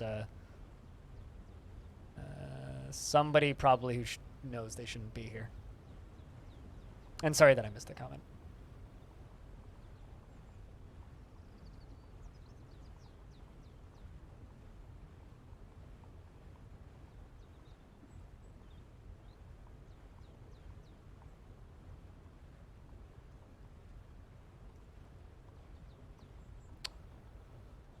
They will still make babies with cousins, Cuglorf, but I don't have that problem because I keep bringing merchants in.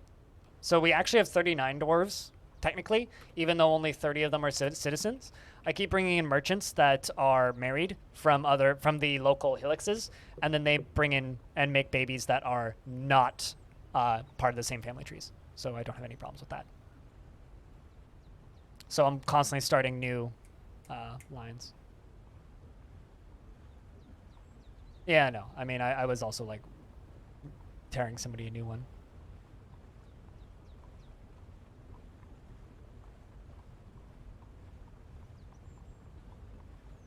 Who knows, Squog? Who knows? But, you know, I gave them a warning after the one tits or ass comment. I was like, you know, I don't want that kind of conversation here. If you want to do that with your buds, that's fine, but don't do that around me. This is none of your fucking business. I gave them a warning after that, and then dropping my first and last name. Yeah, no, that's reason to ban you. Forget your username and get the fuck out of here. Don't want you around here. I mean, yes, I'm aware that, like, if you go digging, you can definitely find my first and last name, but it's just rude to do that. Unless, like, I make it my Twitter handle. Like, that's rude as hell to do.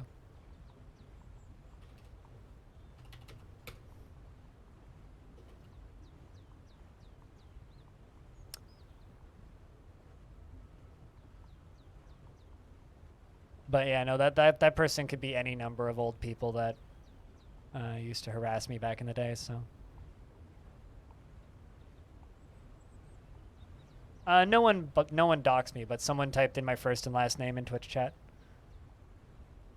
Doxing would be like my phone number, which that would be spooky because my phone number hasn't been posted on the internet in like 5 phones.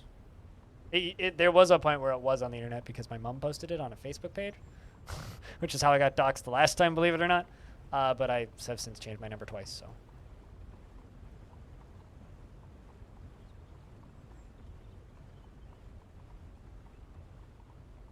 I am looking forward to this video, Stone.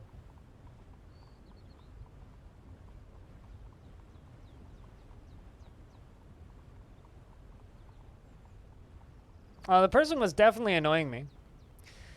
I mean, to give you an idea, like, to those of you who missed the era of me getting harassed on Twitch, there was, like, for, like, the tail end of it, to give you an example.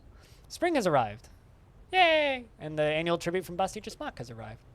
The tail end of it, I had to get rid of my Lurker Hello channel points redemption, because I used to have one where you could just like redeem. It was 100 channel points and it just said hello, and I wouldn't respond to it, basically.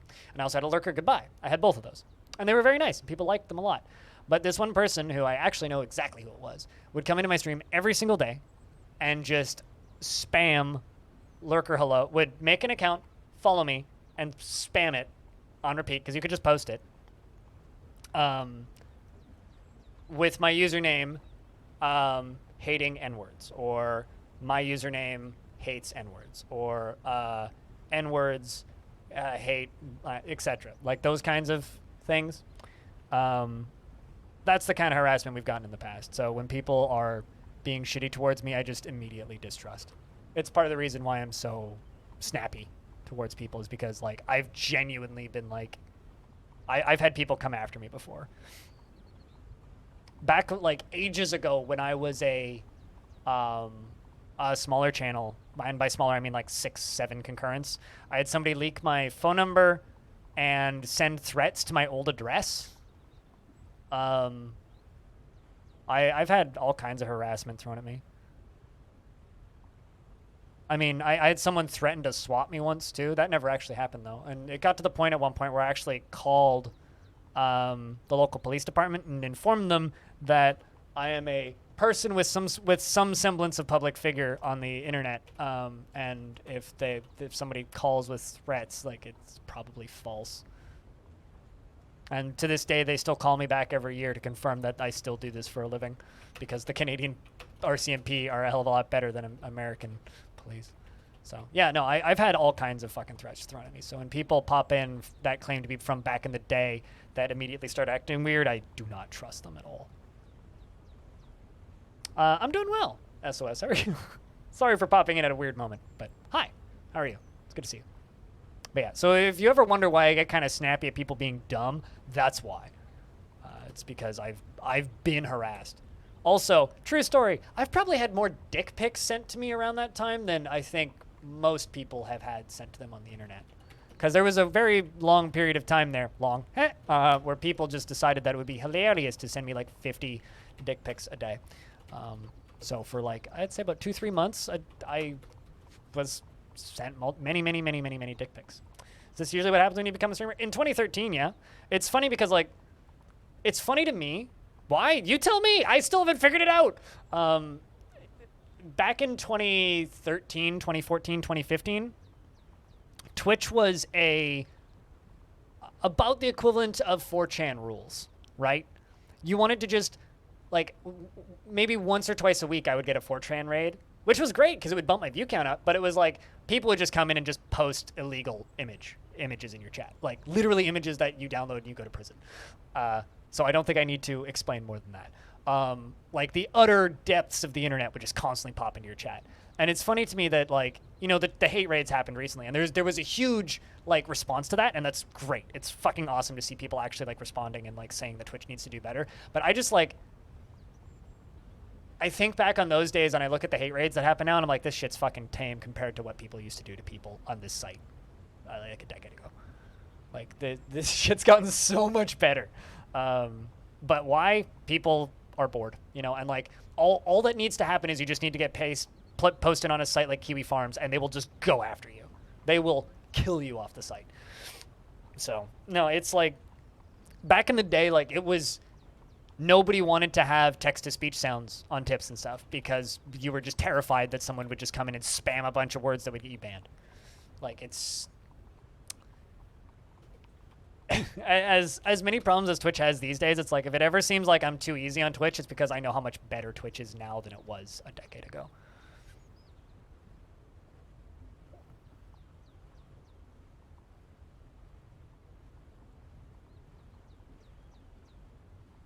Now the worst text-to-speech is 2? I don't get it.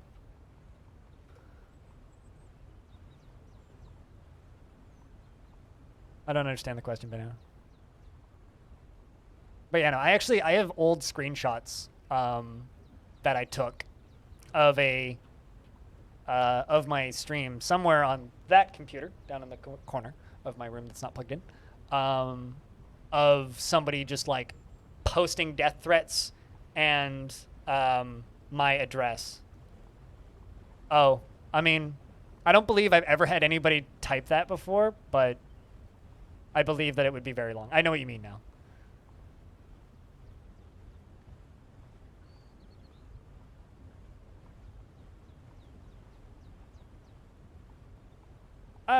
Fortunately, swatting is now significantly less common these days than it was. Mostly because a few people actually got arrested for it, so... Once people realize that you can actually go to prison for doing something stupid, they stop doing it as often. Accurate. Yeah, like fair. But yeah, no, it's... The internet's a dark place, and they don't want you to be successful. And if somebody is even remotely successful, they will do anything in their power to just beat you into a pulp.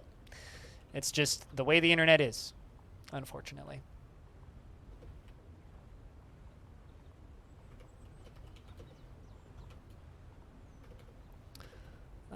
Let's just do this. Let's remove these fortifications. I can't actually remember where.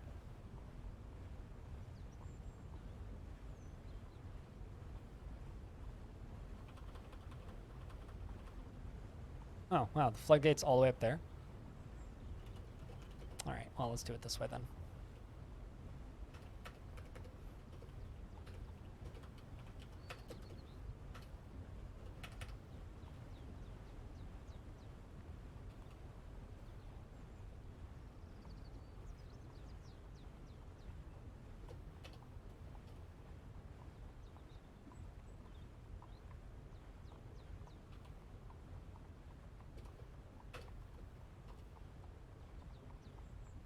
There we go.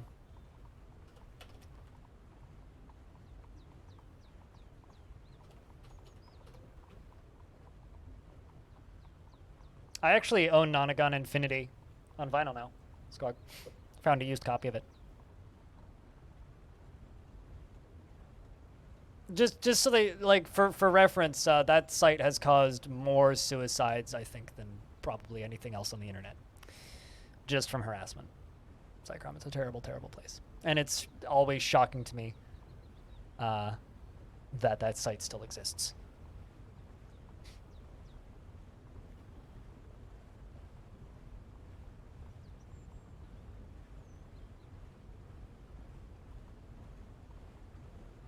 I like cousin brother deputies is a funny sentence to me, Gleno. But for whatever it's worth, like, I don't really get harassed these days because I'm just smarter than I used to be. And I'm pretty good at just removing problems before they happen. I used to not be as good at that.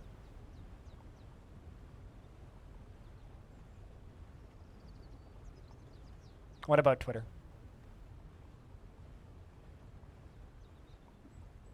Just, that's, Kiwi Farms is one of those websites where you kind of don't want to Google it. But,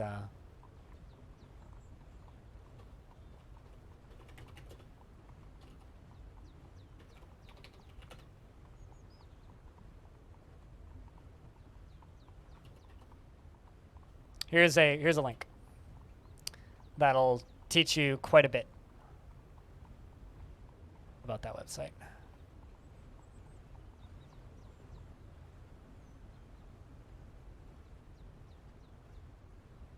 That's also a safe link. Also, the elves have arrived to trade, which I actually need to remember to trade with this year. Also, hey, Navy, what's up? You mean for the nostalgia? I mean, I'll think about it, but I think I know what the answer to that question is going to be. For Navy. Hope you're doing well. Just remember, if you're going to harass me, you have to pay me for the right to harass me, right? It's in the format of exclamation point annoy me.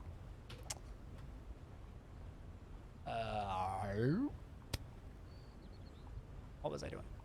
Right. Who's digging? You're digging.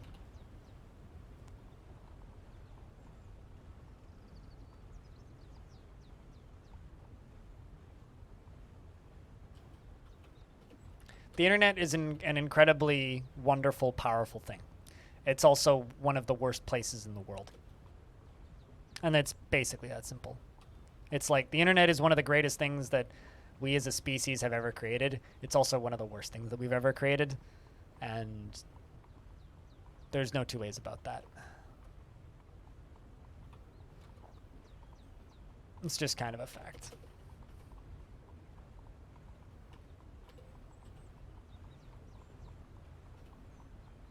Oh, why are you punching a merchant? Quit punching a merchant, you one-legged doofus. Didn't even take a swing at the cat. How not dwarfy of you.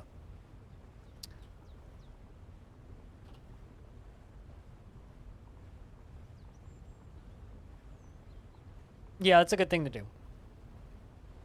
Oh, hey, tetrahedrite.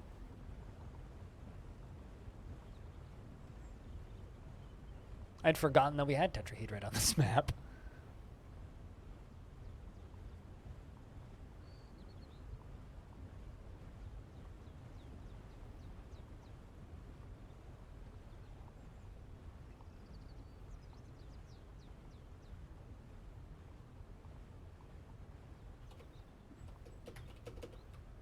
Let's fortify this. Done. Perfect. And we can redirect this. But yeah, no, there's many sites like that one. That's just the most current one. Cychrome. It's just the most current one. And the issue with those sites is there are places that will just host them and not penalize them. That's the actual issue.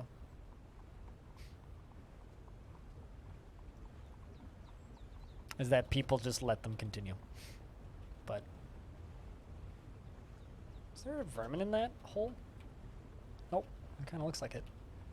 All right, so we're going to be dumping lava right on top of these fungi woods, then down into this corner.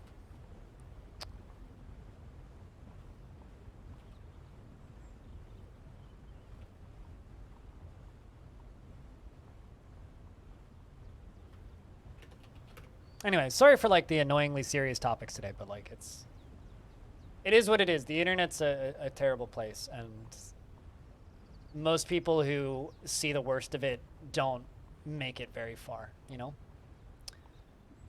I've seen the worst of it, and I guess that I can say that I'm still here, which is took a lot of patience. Oh, actually, to comment on one thing, retired Navy vet. The one part of harassment that I don't mind getting still as nostalgia is when people randomly pop into my chat and post giant ASCII dicks. Those are hilarious, but please don't do it because I will time you out. But whenever that happens, it always like gives me warm fuzzies. Also, I love that I discovered that you can use pumps to make lava cannons. I might actually try and do that in my new fortress.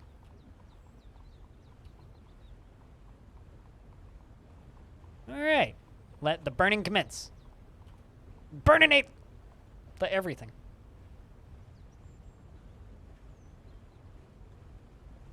And the only reason I like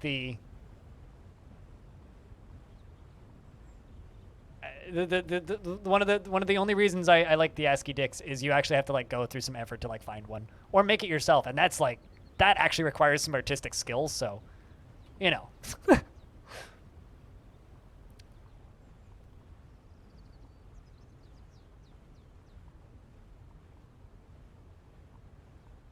You know, the good old fashioned like funny but also harmless trolling is great, and I enjoy that.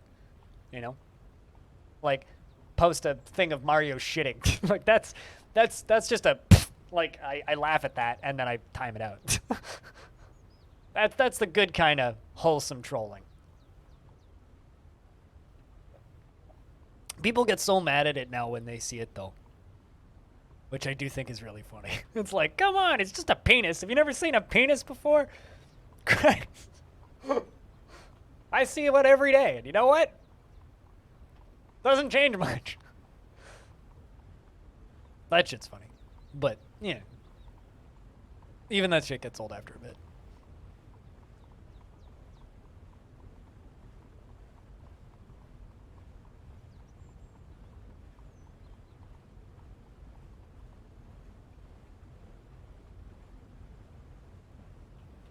Like, I think everybody likes a little bit of harmless trolling, and that to me is harmless trolling.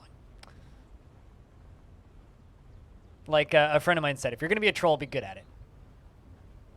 I mean, not for me, but whatever floats your boat, Carmel. You get obsidian, just like in real life, Wraith. Wraith. Like this right here, this is obsidian. This used to be a lake right here. And then I poured lava over it.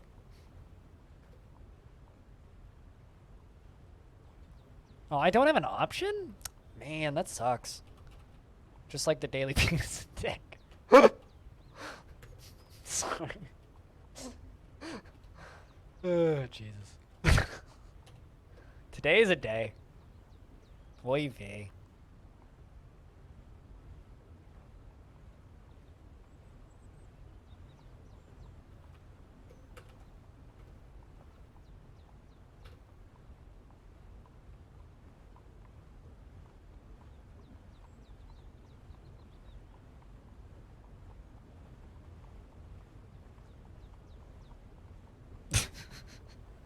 I mean, I'm not even going to respond to that one, Dopsim.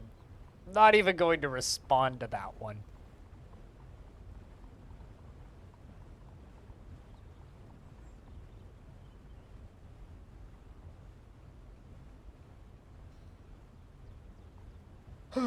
Boy.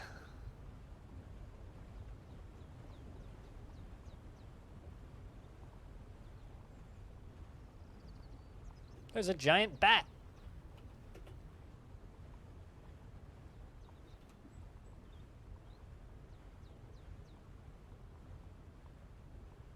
Well, we'll let the lava just fill this area up for a little bit.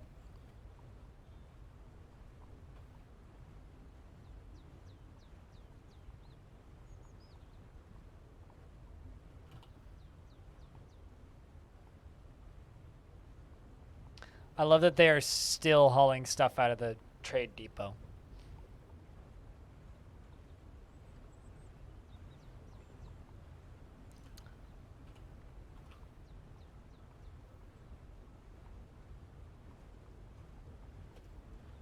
Also, I think I forgot to trade with the elves again.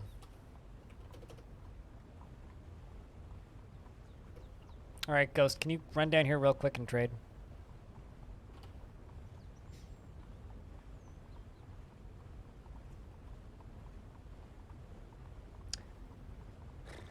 Anyway, today's been fun conversations, lads. Fun conversations indeed.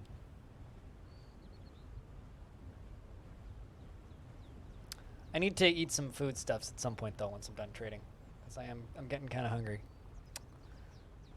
Problem is I don't have much food in the house right now. I basically just have like rice, so I might just like quickly weigh up a bowl of rice for myself. And I don't know what to do for evening game tonight. I'm kind of considering just I'm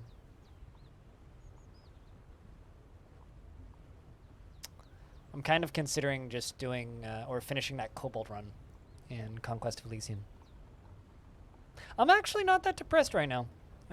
Mental health's been pretty okay recently.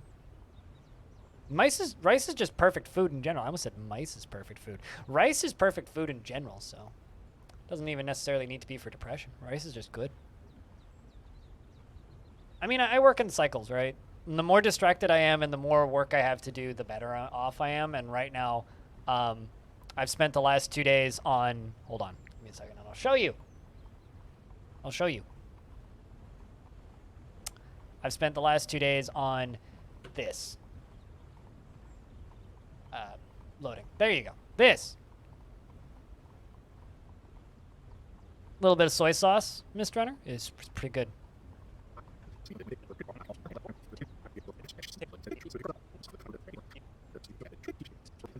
Falling apart 3 months before Dungeon Man shipped. Not just from a straight capitalist, like, who will pay for it standpoint. There for about a year and a half. We shipped the game, have access to any software. It's a hour and 20-minute long interview with the developer of Dungeon Mans. Audio for that will be going up on Patreon, hopefully before Saturday. I don't actually have any salsa in the house right now. I should get some salsa. Or I should make some salsa. I have the stuff to make salsa. What did they bring? They brought a wren, a cardinal, a green tree frog, a pond turtle. Nah, I don't need any of those. I will gladly take your apricots, though. Apricots, apricots, apricots? Apricots. But the video itself is going to take a bit still, because it's going to be an hour and 20-minute long edit. That's probably going to be like a 70-hour video worth of work video for me, so. Because it's quite literally... Is an hour and 20 minutes a full-length movie? It's definitely like a full-length documentary. It's not quite a full-length feature film, but... It's going to be a long video. There's some really good bits in the middle that are going to be cut out and made into their own videos as well, including one where he talks about an interview that he had with Valve where they gave him some really good advice, which is like a 2-minute bit, which is really good, and I can't wait to share that.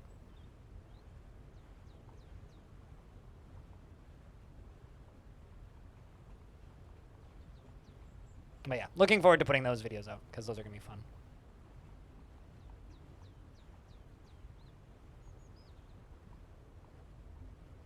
Is that cat adopting that dwarf? Huh. This cat is just following this dwarf while it's putting its clothing away.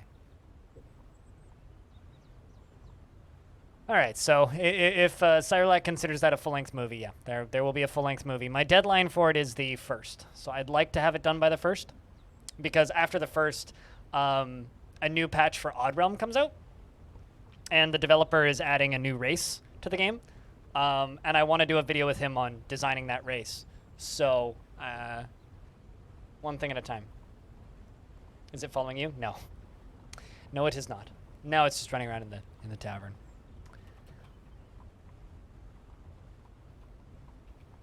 This animal isn't interested in your wishes. Which is totally true. It's a cat. I do love that cats have one of the most developed AIs in Dwarf Fortress. That's one of my favorite parts about DF, is that you can tell that it's made by a cat person.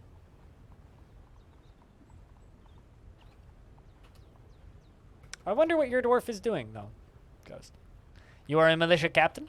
Or no, you are not. You are not a militia captain. You're my broker. There you go. And you are sleeping. You are blissful after sleeping in a bedroom. You were angry after dwelling upon getting into an argument, though. You've been kind of frustrated after lack of abstract thinking. Well, that's unfortunate. Go think abstractly, then. Jeez. Let's remove you from hauling so you can think abstractly more.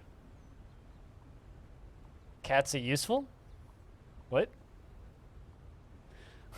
I mean, as somebody who likes cats and dogs pretty much equally, I don't agree with that. That's, like, just false. So,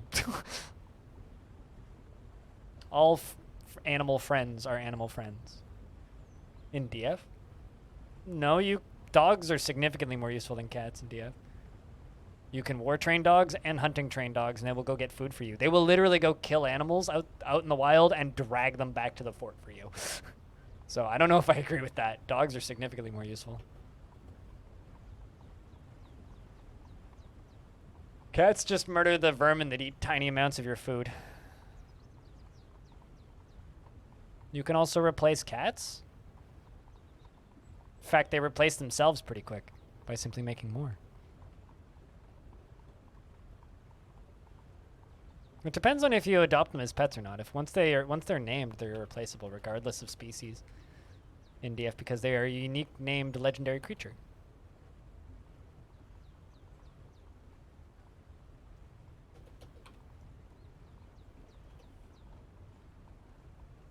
Now, kobolds are irreplaceable.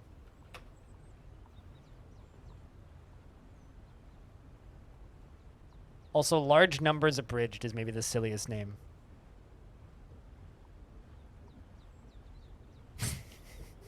Cats can be replaced after you make them into a nice fur cloak. Absolutely, I could not agree more.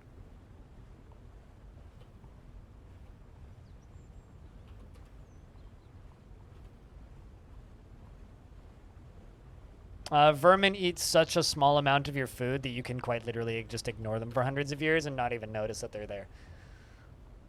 So. Also, dwarves will eat vermin if you starve them. True story. If you, like, trap a dwarf in a room without any food, they will eventually seek out vermin and eat them.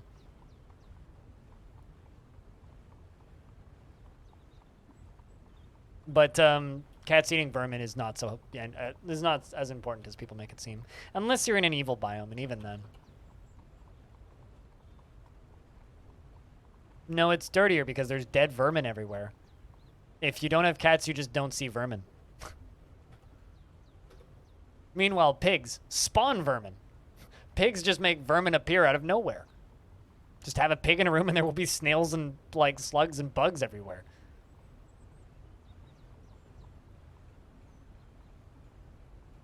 Cheers, Wraith. Thanks for sticking around all day. Cheers. Somebody should give Wraith that free viewing. We've hung around all day. Someone should do that. Do it. But yeah, cheers. Thanks for spending time here.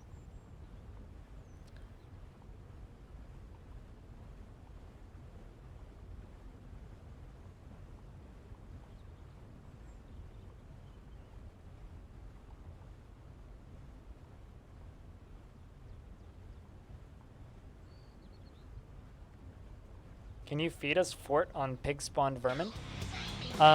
If dwarves are forced to eat nothing but vermin, their moods tank, and they will eventually starve to death, but it will keep them alive for a little bit longer. So not really. Skytos? Also, Lake Bear, thank you very much for gifting a sub to Wraith, and thanks for being kind, Lake Bear. Cheers. Chat, can I get a round of beers for Lake Bear gifting a sub? The third gift of the day. 5th sub total. Yeah, it's not a viable food source, but it is like something that will keep them alive a little bit longer if they are starving to death. Like if a dwarf gets left in a cavern lair, they can actually keep themselves alive for quite a while, just like scrounging the ground for small animals and drinking the water in the caverns. Like they can actually live for a good couple of months longer than they would normally. They'll go insane pretty quick though.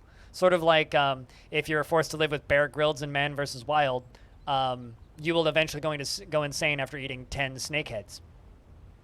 And after putting another frog in your pocket to save for later. Because they good eats, or whatever.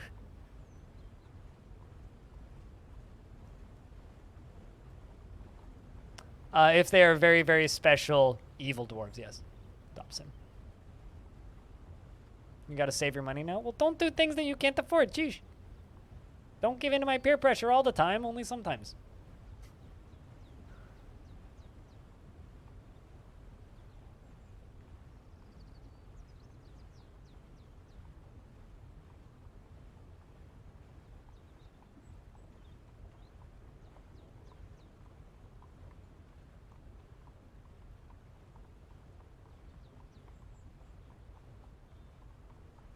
But seriously, don't do what you can't afford, please.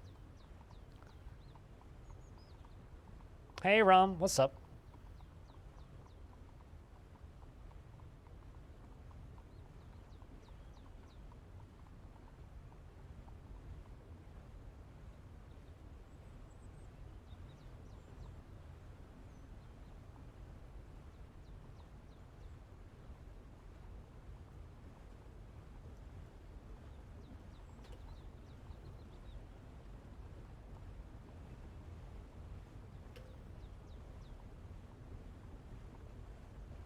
Listening to Grateful Dead? Ooh, which album?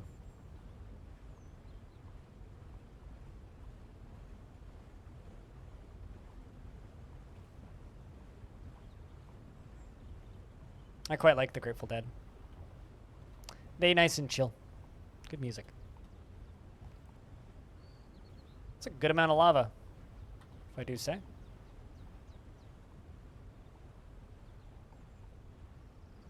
Also, you were asking, someone was asking what happens when lava touches water. This is what happens. The water evaporates and part of it turns into Working Man's Dead. Fair enough, yeah. I'm not actually that much of a Grateful Dead person. Like, I like their music. It's super chill, but, like, I'm really bad at naming albums. So, you're doing better than me. I'm a fake fan, I guess. I just like Grateful Dead.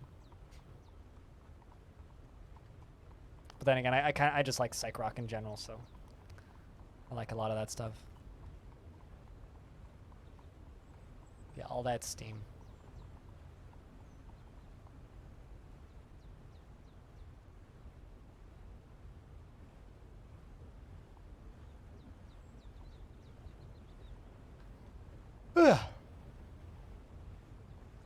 Sorry about the yawns. I didn't sleep so much last night because I was editing a video in that video in my head.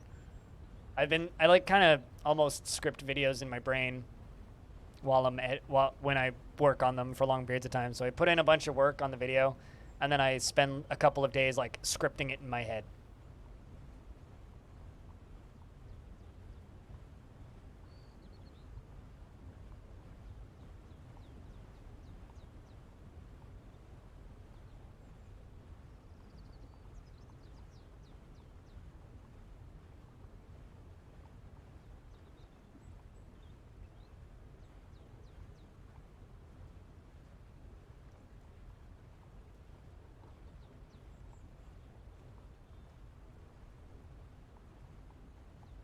Man, I'm never gonna get tired of just watching this stuff.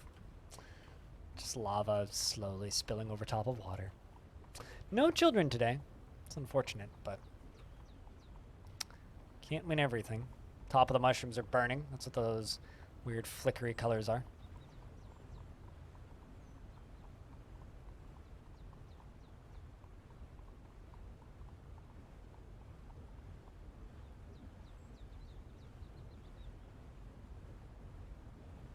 This is kind of crazy. We've got these lower levels down here that aren't...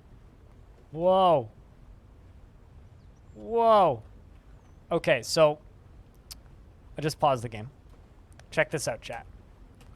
So one of those trees caved in, as you can see. A section of cavern has collapsed. And from our windows that we have up here, we can now see further into the caverns because one of the trees burnt down. Look at that pile of bodies. Just look at that. Holy shit. That's a lot of dead. Bits and pieces of pond grabbers, troglodytes, cave crocodiles, forgotten beast, Erissi Nagatharalo.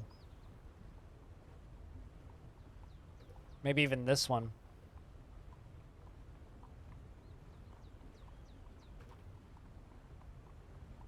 Was it Glass Joe? What, the Glass Man? No, the Glass Man's corpse is up in the top right of that corner. Top right of the map.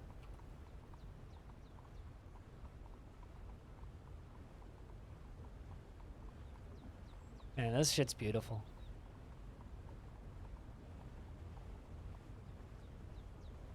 Like, seriously, this shit's too cool. Although I think that this graveyard might end up getting sealed in. Just because I don't think the lava is actually going to get down that far. Good eating for some? Those are just skeletons. There is no eats left.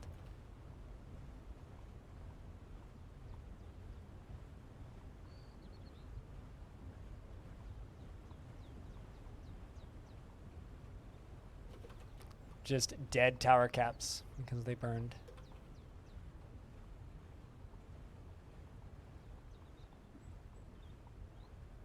But yeah, no, that stuff's not even going to be edible.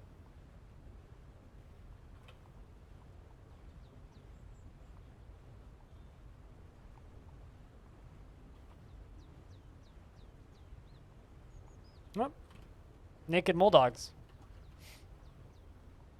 Going for a run.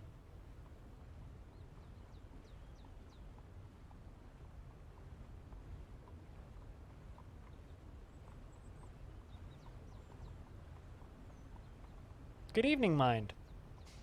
Just watching stuff cave in and things burn. It's a good time. How are you? I'm doing all right today myself. I spent a large amount of time last night editing the Dungeon Man's interview that I've been working on. So, made some good progress in on that. Hopefully we'll have the audio out to patrons in the next couple of days. And if you're not supporting on the Patreon and you would like to get the audio for that right away, it's just $1. I'm not locking it behind any particular tier. So if anybody wants that, it's just $1 for the month. This fort does still have wild animals, yeah. Yeah, it absolutely does. We had a bunch of dingoes here earlier, Dobson.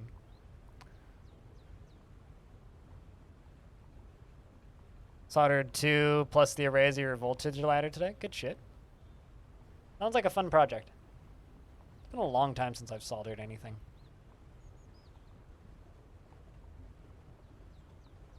Like a very long time.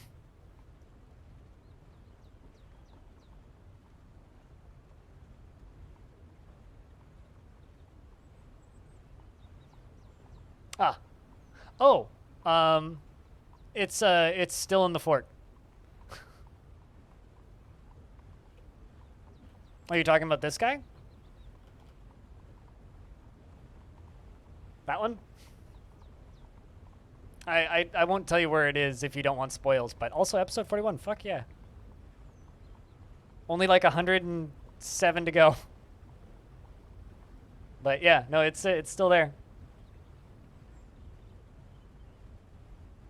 I don't know if you know where it is, so I won't tell you, but it's still there.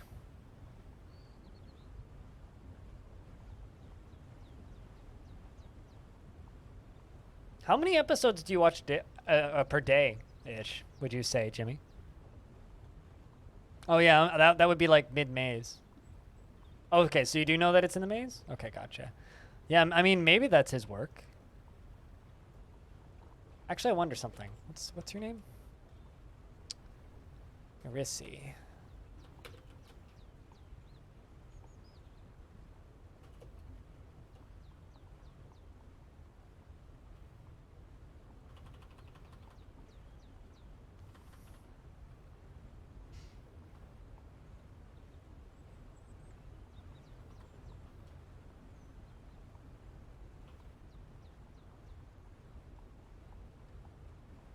Read that as Zork.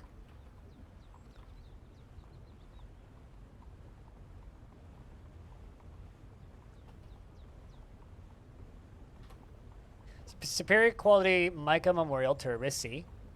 The slab reads, in memory of Arissi, went missing in the year 263. So that forgotten beast that's dead at the bottom of that lake went missing in the year 263. So we don't know what happened to it. We just know that it's dead in that lake. I mean, we found it now. It's in the middle of that pile of corpses. It's the capital C.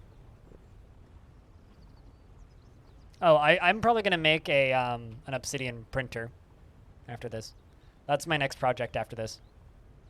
Maybe a glass above ground obsidian printer where we fill up the bottom with water and then fill up the top with lava. And then wait for the lava to disappear and then mine it out.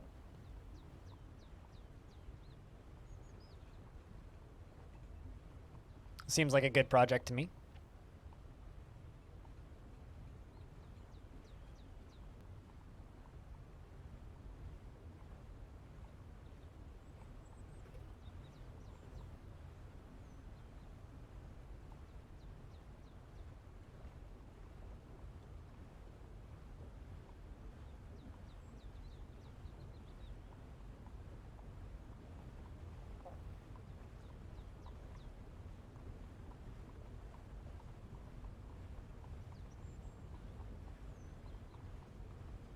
Can work double duty as a trap. I mean, not necessarily something I need, but potentially, yeah. I could certainly look into that.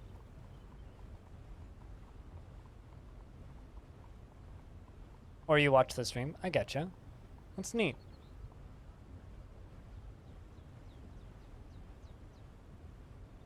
I don't know. I'm very flattered that you've put so much time into watching it. You know. Very flattered.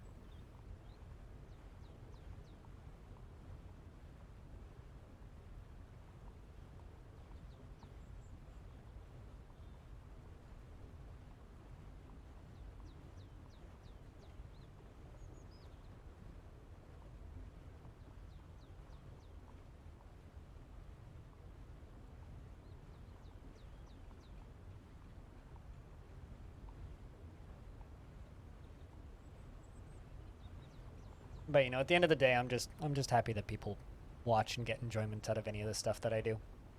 Some people watch it and they get enjoyment out of it, and some people watch it and they absolutely fucking hate it. And I think that there's like no in between. You either hate me or you really like what I do. And I'm thankful for all the people who like what I do.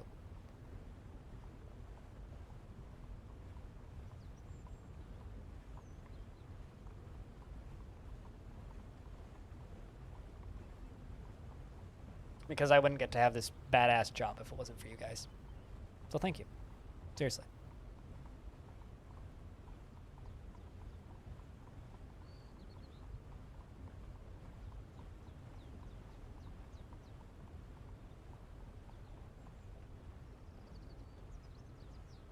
Section of cavern has collapsed. Yep, there goes the tree. Probably more will collapse.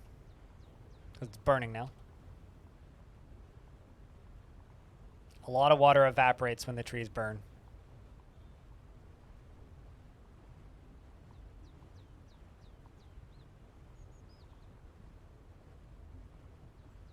Glad you're enjoying that game.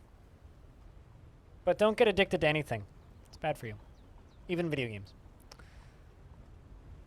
Thanks, hot cup of tea. I like hot cups of tea, so I like you too. I had a hot cup of tea last night. It didn't help me fall asleep as much as I wished it would, but it was good. It was chamomile tea.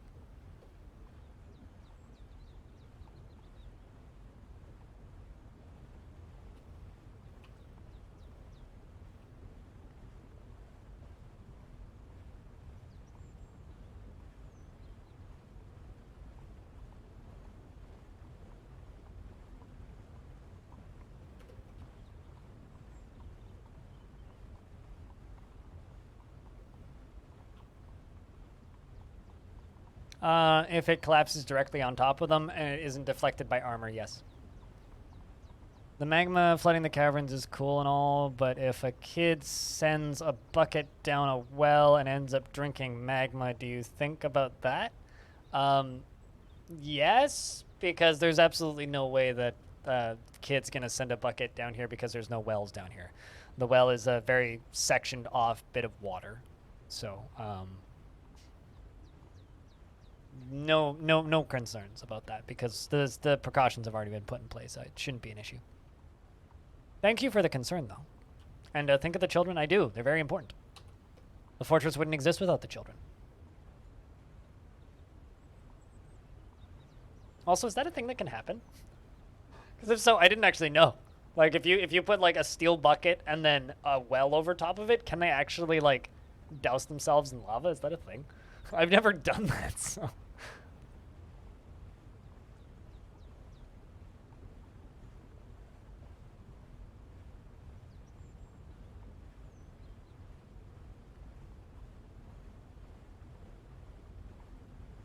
I mean, naturally, be like, but will they actually drink their... Will they actually drink the lava? Because I've never tried. Thanks for the support, Lake Bear. We'll see you when we see you. Boom! That was a tree collapsing. It was quite the collapse, too.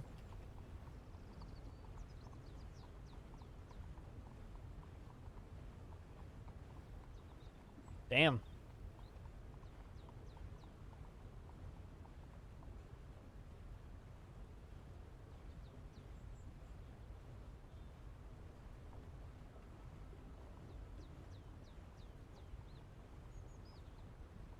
That sounds salt-inducing, caveman.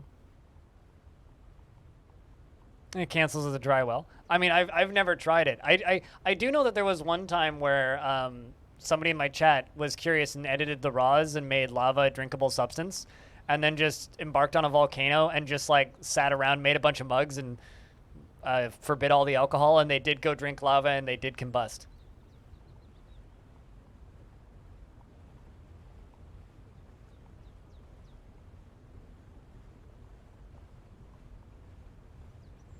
So, it was just an experiment for science to see what would happen if a dwarf drank magma, and they do burst into flames.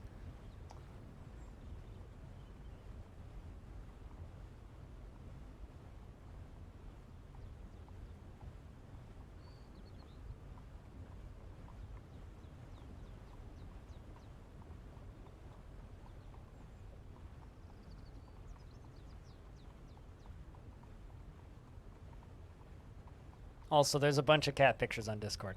I approve. Dwarf Frank Magma? Frank Magma. Dor Frank Magma is my stage performance name, where I play folk rock. Yeah. With a banjo. And a shovel.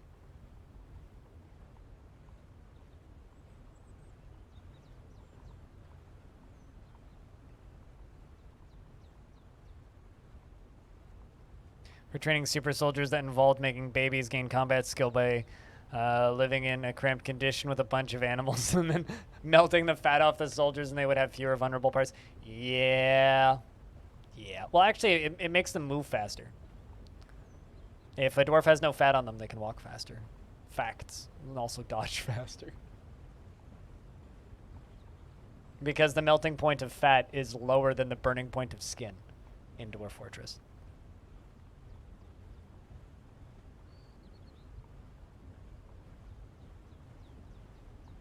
So you know it was actually said was Dwarf drank magma? I mean, Dwarf did indeed drink magma. But Dwarf rank magma is also pretty good.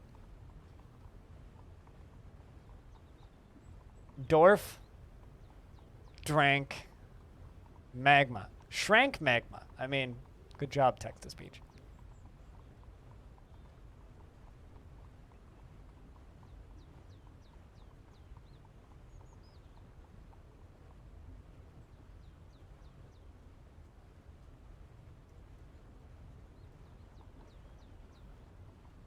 You know, that just reminds me of that, just saying that, Banana, reminds me of that RimWorld mod that just made everything into meat and let you grow meat in meat gardens and then make walls out of meat.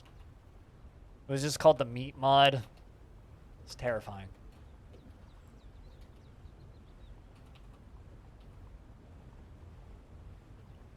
Lumpy, are you okay? Doesn't look like it.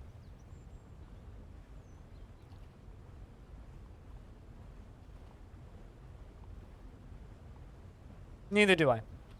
Frog. Well, that's okay.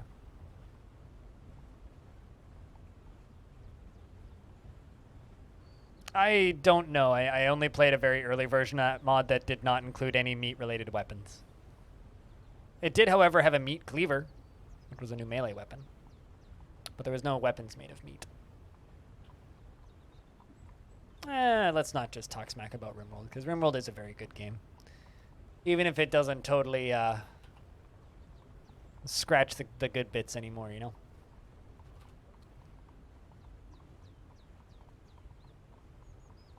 I just don't enjoy RimWorld memes. The game itself's still pretty great, though. I just ran out of shit to do, so it's just boring as hell these days. The game itself is fine. I just wish people wouldn't say it's like DF, because it's not. It's funny because I do have a group of dwarves that are just like permanently mega depressed, but have never caused any problems.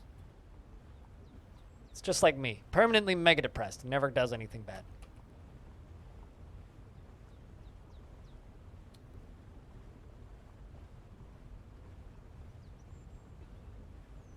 I can't tell if, did you, question, did you actually delete that, Clino? Glad the Stoneclider thing is out there. Tarn had mentioned it to you in passing a while back, and you've almost spilled it several times. Yeah, I actually I spotted it in the video, and then sent Victoria a DM about it. Or not Victoria.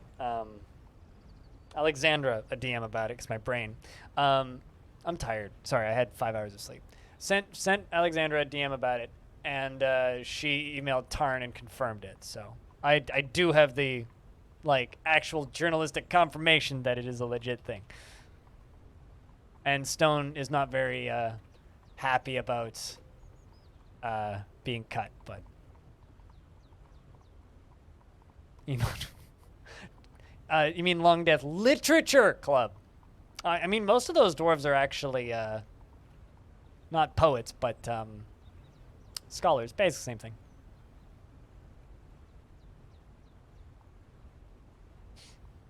I have a more important question. Why are you just saying these titles instead of like getting to work on art, Banana?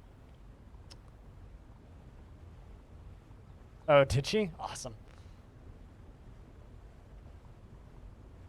This was one of the first things I noticed when I was looking. I was like, wait a second. That's not a mason shop. I mean, it makes sense.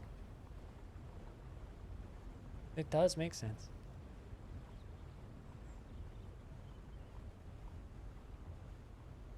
Yeah, they also get anxious.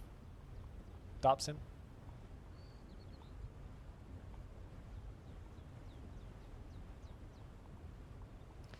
Yeah, except the problem with RimWorld is the RimWorld takes those community themes and runs with them, you know? Like, you can only make jokes about war crimes so many times and then look at what's actually going on in the world and still feel okay about it. You know what I mean? It just kind of, it starts to rag on you after a bit. Like, I'm not gonna lie, RimWorld is a really fucking fun game. Like, it's a great game. Very, very, very good game. It's probably one of the best games, value for money wise, to come out in the last fucking ever. But it's also, yeah, no, it's cool. I'm looking forward to it. Smoothing and engraving being split. The important question that I'm still wondering is the alchemy skill still going to exist? This is Tarn actually doing like DF housekeeping outside of just that stuff. Also, seriously, where are the humans? We're into early summer and they haven't shown up to trade yet. Uh-oh. Read Captivated by Conversations. It's an old book I've never seen before. Captivated Conversations written by Animal. It concerns the personal interviews of sources. Spitalier, thank you for chucking a sub out into the ether. And it landed on Seething Llama. You're a Seething Llama. Thank you very much for the gifting a bajillion subs over the past 2 years, Spitalier. Thanks for the support. That's the 1, 2, 3, 4, 5th notification of money things today. Cheers. It's been kind of a quiet day. You're a 4th now? Yeah. That means you get your Prime badge back. Bruh. A royal treasurer has arrived, which is good. Euthra. Was it Euthra before? Or is this person new? I'm having a momentary lapse in brain.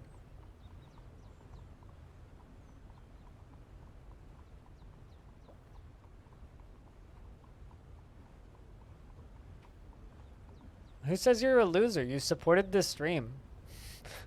That's not how that works.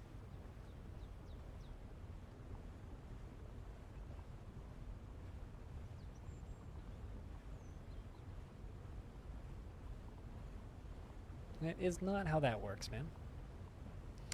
All right, let's hope that the wagon doesn't explode.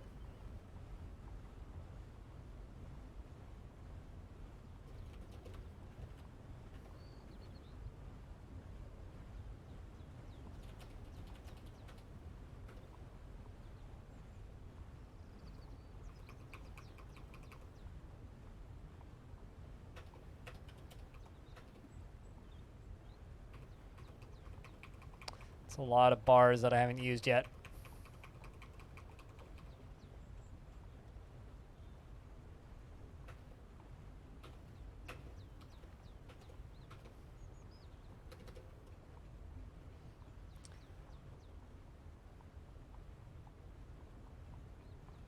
Yeah, that's what Alexandra said in the DM. Like her DM said, oh no, she said I will ask, and then she confirmed it in chat. She popped in and said that it had bothered Tarn for years.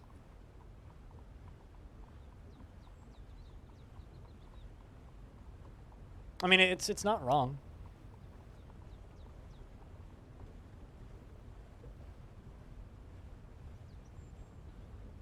Were they? I don't know. I don't know very much about The Simpsons. Or at least I'm bad at Simpsons references. Yuthra says, on behalf of the Merchants Guild, let me extend my greetings to your people. There is much to discuss. And they want metal, and we want metal bars, except I'm going to ask for metal bars that we're actually going to use.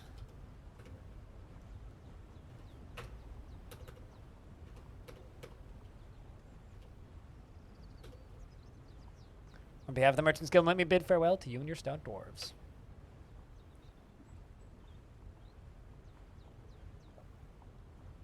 Mayor for Gremlin. Gremlin for mayor. Mayor that Gremlin and Gremlin that mayor.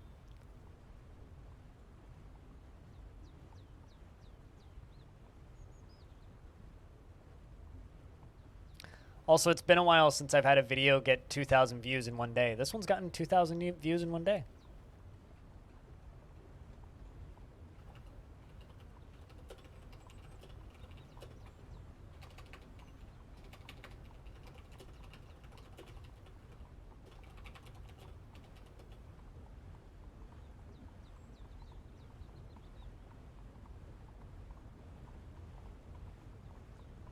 So that's nice.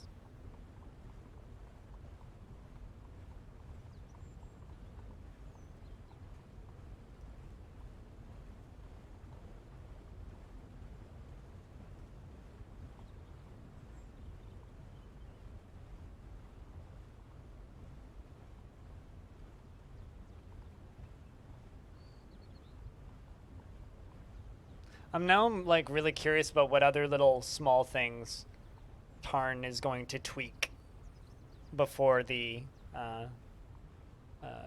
new release.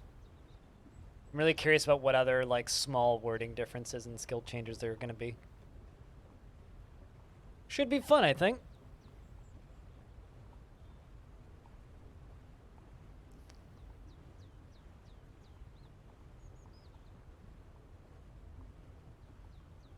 Should be a bit of fun.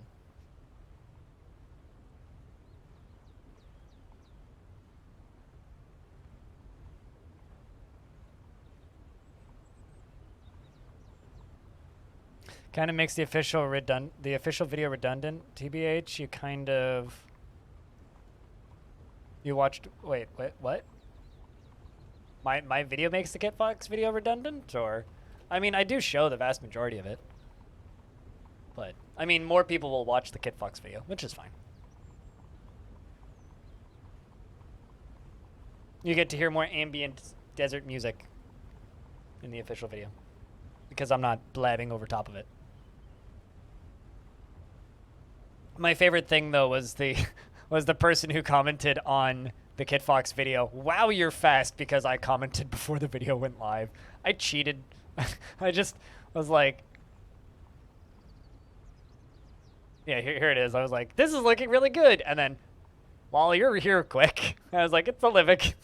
Because I commented like 10 minutes before they sent out the actual newsletter.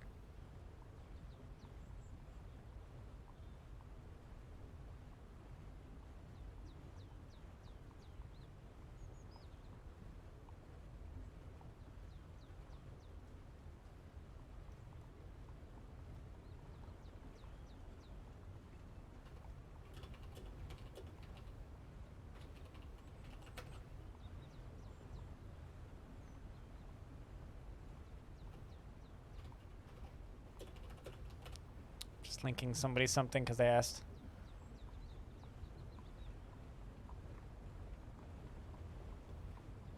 Apparently looking for videos about kobolds on YouTube is difficult. Alright, I'll just go into my own playlists.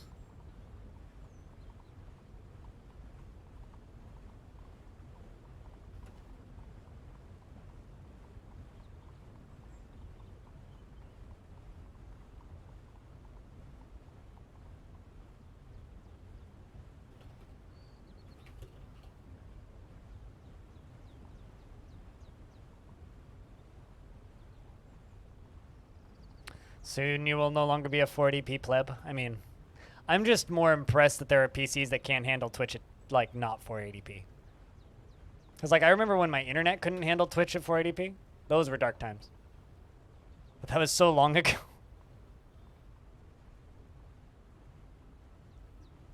But hell yeah. It's old PC that was shipped? Yeah. Moving. Clino, it's a pain in the dick. Don't ever do it. Don't ever leave your chair. Don't ever get up. Don't ever stand. Don't ever walk. Just stay home and never move. Pay rent. Or pay your mortgage, and that's it. It's more effort than it's worth, let me tell you. Where's Ghost? Speaking of dwarves, hey! Jess is not depressed again yet.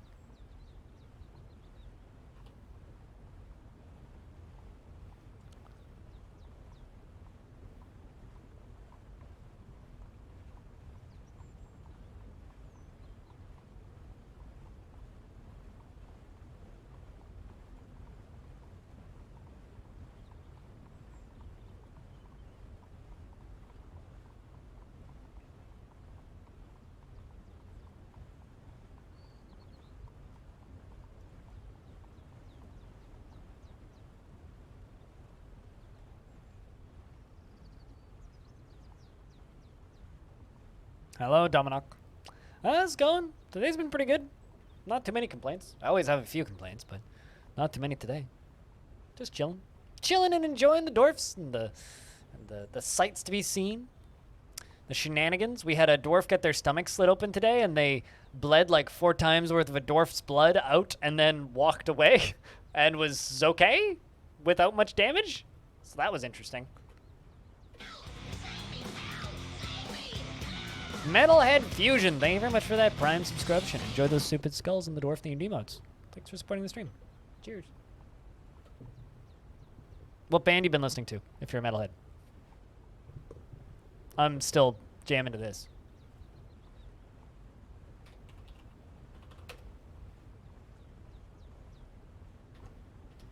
That.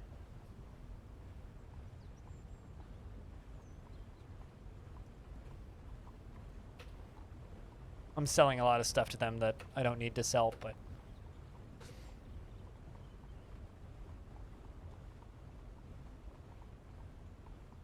I also just kind of need to get rid of it, so it's fine.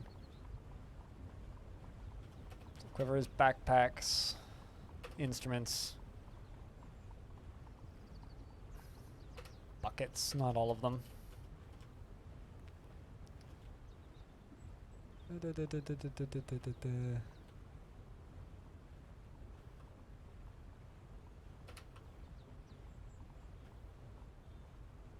At the gates? Good shit. Good shit. I've seen a few of their live performances recorded on YouTube. That's my familiarity with At the Gates.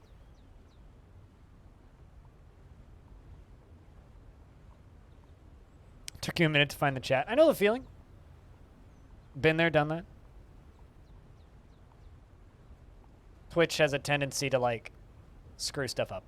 Also, I wouldn't really consider that lag. That was like maybe 10 seconds. It's pretty quick. Mother-in-law's wife is giving you a job. She's a groomer and you'll be her assistant. $8 an hour? That doesn't seem legal. What's minimum wage where you are? Minimum wage here is like $15.50 or something.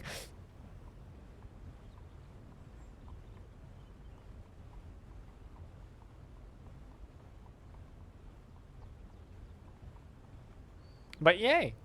Yay for money. That doesn't seem like enough money, though. Is this like official job, or is this like under the table, I give you cash job? But also, yeah, that's upsettingly low money.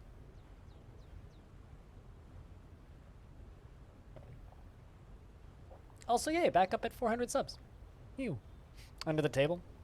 If they're going to pay you under the table, they should at the very, very, very, very, very least pay you minimum wage. Like, I don't know. You can get a job at McDonald's and get paid more than that.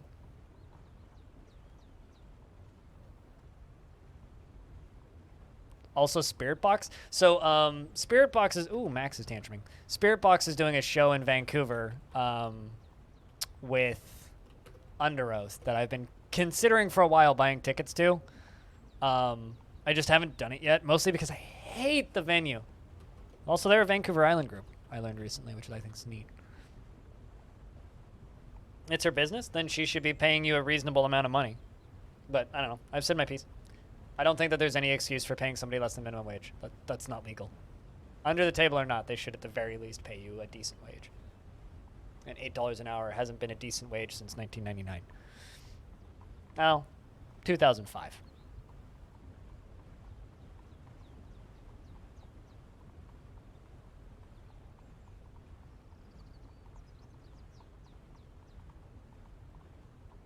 Like, my first job ever was actually one of my higher paying jobs. My first job ever was at $29 an hour. I was driving a speedboat for kayak coaching. It was 4 hours a week. So very few hours, but paychecks weren't bad. Bought some computer parts with that money.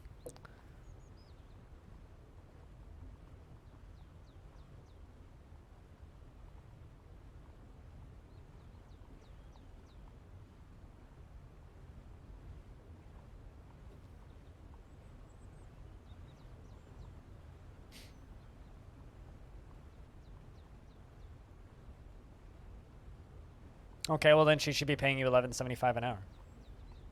Or even $12 an hour.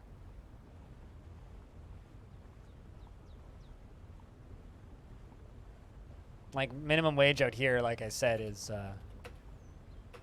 2 points of disorderly conduct against Lumpy. And like I said, minimum wage out here is like $15.50 an hour. I don't know. $8 an hour is not legal. Under the table or not. No one should pay you that low. I don't care what you're doing. I mean, I just straight up wouldn't do it. But that's just me. Do what you gotta do. I've said my piece. But yeah, Spirit Box is very, very good. I need to, on the topic of metal, I need to sit down and listen to that new Under Oath album. Because I kind of credit Under Oath with getting me into, like, heavy music back in the day. Like, they're too nice to ask. No, just don't do the, just straight up don't ask. Just say you won't do the work unless they give you minimum wage. There's no fucking too nice to ask or not. Either you do the work or you don't. So, I don't know, stop making excuses, because this is just gonna upset me. Because, like, quite literally, it's like, that's, like, insultingly low. So, don't do the work for that little money.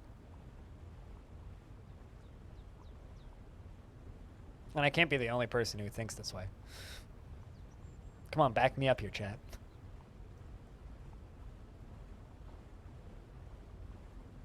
Man, I need to sit down and listen to, listen to the new Under Oath album, because I kind of credit Under Oath for getting me into heavy music back in the day. They were one of the first, like, heavy bands that I listened to. If anybody here hasn't heard Under Oath,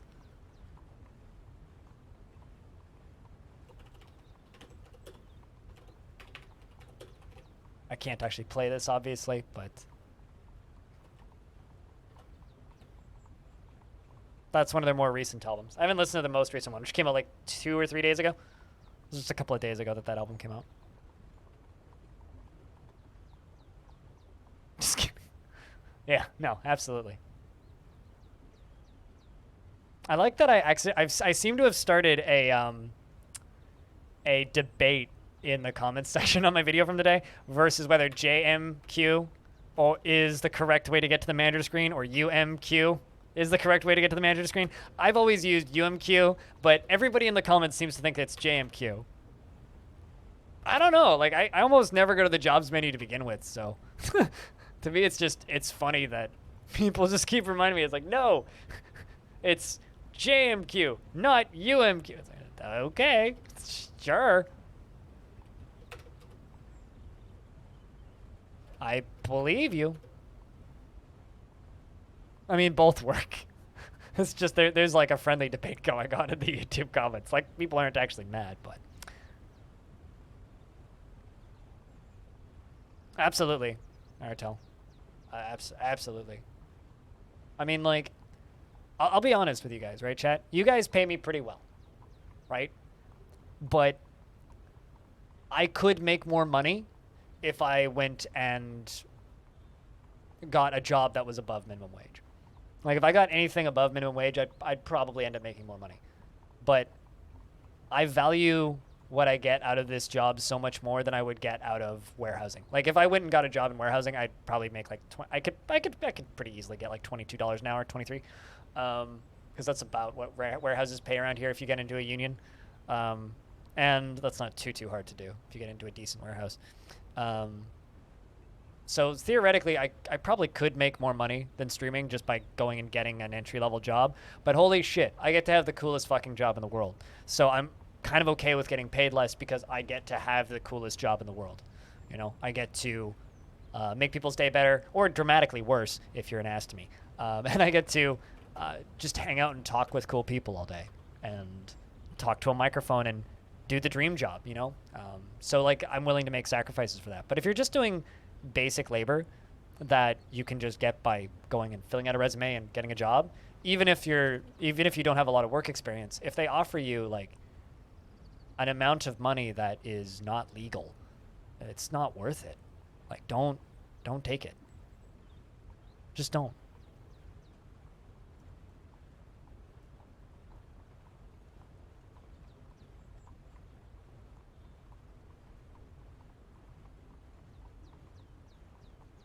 I mean, that's not a job. That's like mowing your neighbor's lawn. Basta.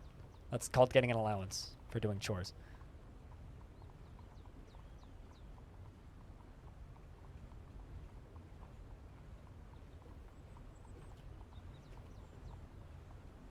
To me, it strikes me as family taking advantage of somebody who doesn't have a lot of job experience.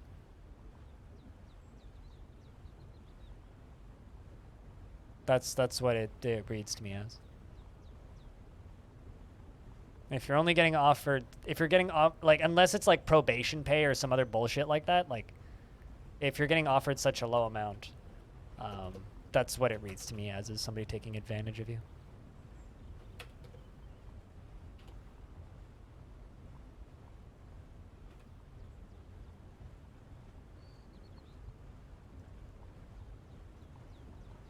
Oh, absolutely. Absolutely. It's funny, Caveman, because I actually technically work part-time for my parents, but literally the reason I work, and I work very part-time, it's 2 hours a week. It's very, very part-time. I literally go over to my parents' house once a week, say hi to my mom, give her a hug, say hi to my dad, talk about music for 5 minutes.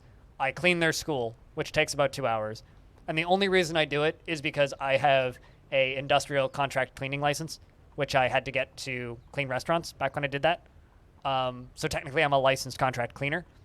And I've had that for years. And in order for my parents to legally maintain a school for young children, they need to have a licensed contract cleaner come in. So they've hired me as their licensed contract cleaner to come in and clean. So it's sort of a loophole, but they're paying me what they would pay 2 people normally for 2 hours. So they're paying me the same amount that they would pay contract cleaners for the same work. So I'm getting paid a good wage for it. Also, it's more just my mom paying me to come over and hang out, and I do a better job than the contract cleaners used to do anyway. So that's why I do that work, is because it's just an excuse to go visit my parents, and also, like, it's not a lot of work. Like, cleaning up after little kids in a little kid's school, it's like, okay, occasionally there will be juice on the ground, or like someone peed next to the toilet instead of in the toilet, but like, we're talking about like 5-year-olds here. Like, it's not hard. Who cares? Like that, like, they don't need to guilt trip you into working for less money. If they pay you the minimum wage, then like there wouldn't be an issue here, in my opinion. But you're sitting here and making all of these excuses and reasons as to why it's okay that they're going to pay you such a low amount. Like, literally, that's my concern here, is not that they're not no, you're guilt tripping yourself. You're making excuses as to why it's acceptable for them to pay you so little. You are worth more than $8 an hour. You are worth $11.75 an hour, or $11.50 until it hits $11.75, at the very least. And if they're not guilt tripping you, then say no and don't take the work. It's not worth the money. There's a reason. Yeah, exactly. There's a reason it's called minimum wage.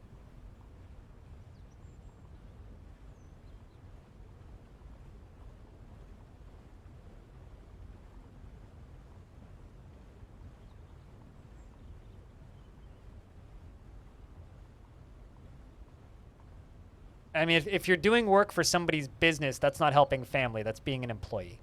And if you're cheap labor, that's not doing a favor and helping people. If you like helping others, volunteer at an animal shelter, right? Which is something I've considered doing, actually. I've thought about volunteering at the reptile refuge for like 2 hours a month, which is 2 to 4 hours a month, which is the thing that you can do at their minimum level because I love lizards. But don't do that. I mean, I've been self-employed for a very, very, very long time, caveman crafting, but I've also worked in a lot of shitty jobs where they take a lot of advantages of you, and I've seen a lot of people get a lot of advantages taken from them. Repentant, yes, yes. Yeah, how long are you going to prison for, Lumpy? Another 27 days. Cool. Lumpy might actually improve today. We're improving moods by throwing people in jail. Yay!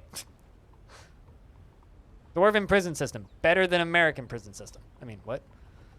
Except for the part where we only give murderers 30 days. You know. Dwarf Fortress.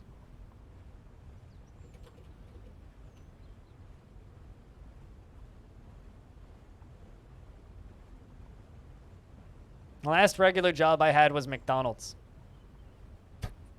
And I trained 2 replacements for my job, and they both quit within 6 weeks because it was so unpleasant. So, get fucked. That's all I have to say.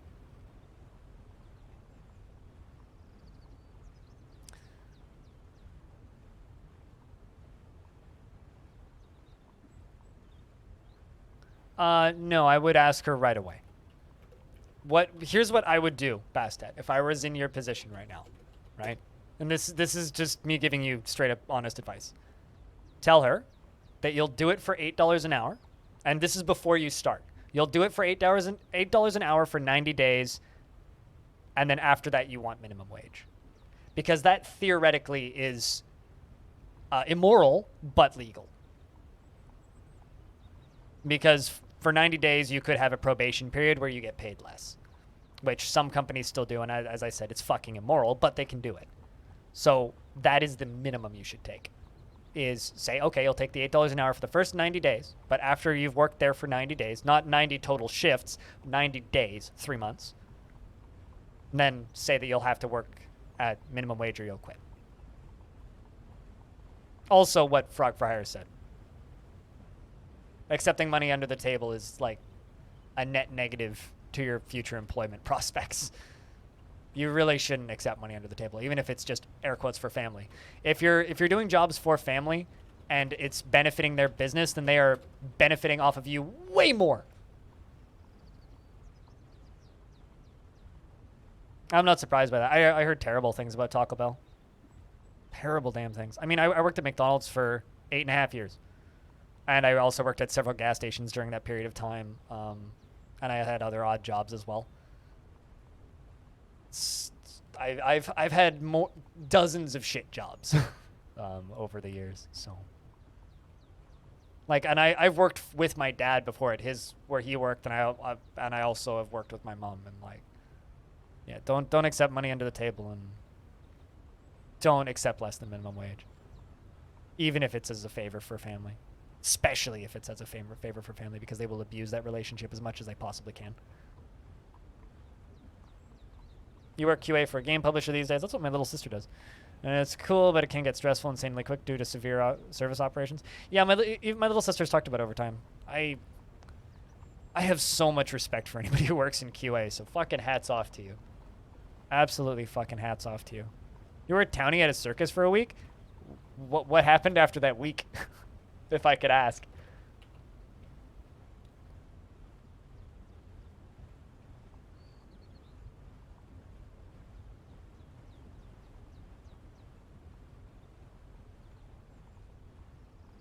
Okay, so it was just like a 1 week long job. I thought you were gonna say like I was a townie at a circus for a week, and then they like fired me for to eating all the cotton candy or something.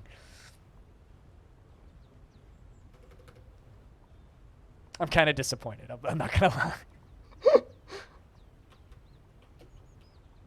But no, this is far and away the coolest job I've ever had. And the coolest part about this job is that I earned it, you know. Oh, geez, you're tantruming in there? That's not good. You're still improving, though. The reason this job is so cool, though, is because it's something that I earned. It's something that I built. Like, there's not a lot of jobs out there where you can unironically sit there and smile and say, I made this. But, like, with this stream, I can sit here and I can smile and say, I made this. And that's really cool. And I'm incredibly thankful for that. Whoa, look at all the stuff that's burning. Hell yeah. Dealing with those bodies down there. Good shit.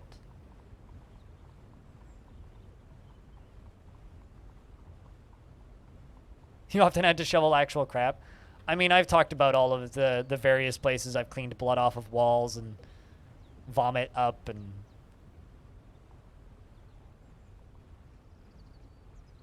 Masterwork self-made, man.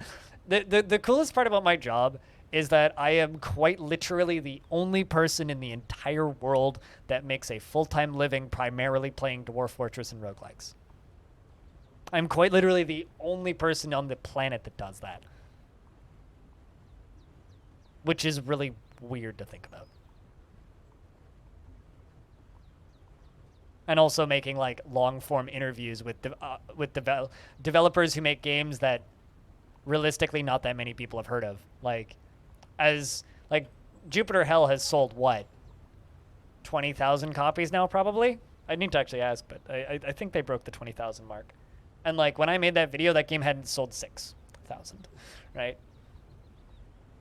Maybe Zach. Oh, true. Well, I mean, I consider Zach to be on the dev team, so I don't know if that quite counts. I don't think that counts. But, you know, fair enough. Although, I thought Zach played EVE Online. Or does he? I wonder if Zach still plays EVE Online. I know he plays chess.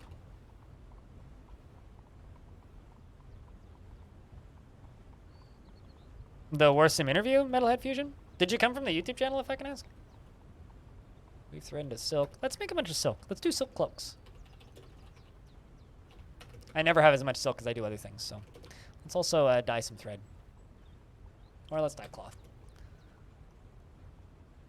The worst sim one was like 15 minutes, and I'm currently in the 30 minutes. That was a pretty easy video to put together. I'm currently in the process of putting together a hour and 20-minute long interview with the developer of Dungeon Man's, Jim Shepard. Zach Adams, Torn Adams' brother, plays a lot of chess. He's talked about it a couple of times in interviews, and he talked a lot about it at PAX West that he plays a ton of chess.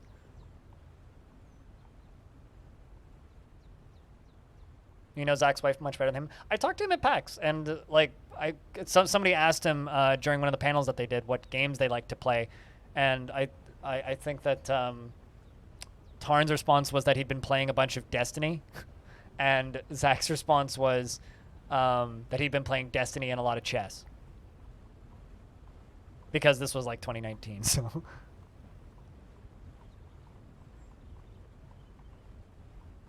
Cheers. Yeah, no, I'm glad you like the YouTube stuff. It's been weird and neat seeing the YouTube channel grow because like I've been a streamer for so long, like damn close to 8 years, that I'm used to Twitch chat interaction, and I believe the Twitch chat is real. You know, like I know the people who watch my streams, I see them every day. It's like I recognize that, but YouTube is just like this weird ethereal thing that just kind of happens, and it's like I don't know if it's real or not. And then I get paid in ad revenue, and I look at it, I'm like this is just numbers, and they have no meaning.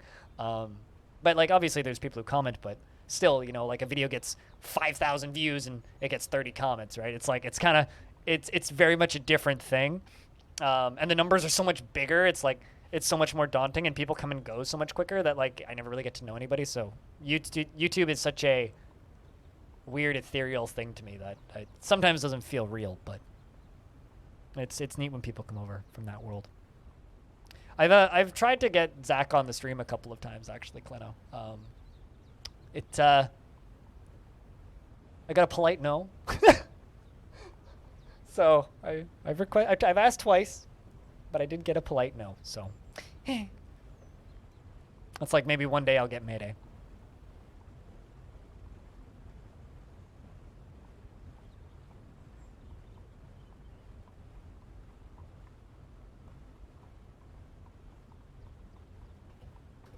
That was fast. I made 50 silk cloaks in a second. Let's make some silk socks. 50 silk socks.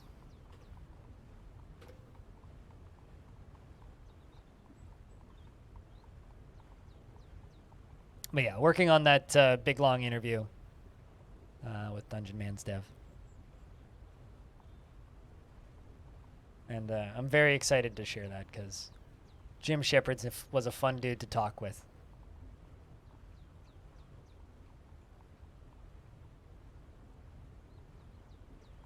Maybe try both of them together. Maybe I could pull that off after the Steam release. We'll see.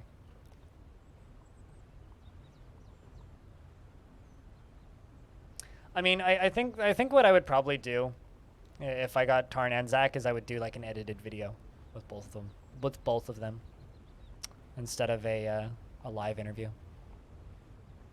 I know actually when Tarn comes on the stream, he doesn't even open up the Twitch chat. He just talks to me. Like he's just like, yeah, I don't even bother. which is fair.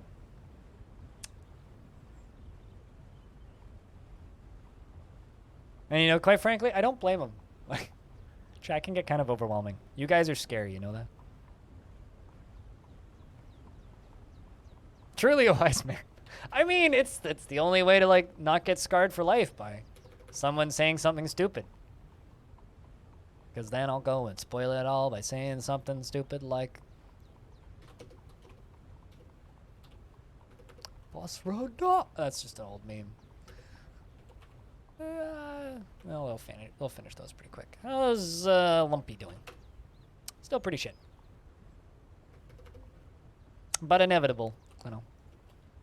It's really terrifying. What do we have up here? Let's smelt some tetrahedrite. Tetrahedrite! No, don't cut it. Smelt it! 300, 400, fine. That's a good number. I was going to say 300, but we'll do 400 tetrahedrite.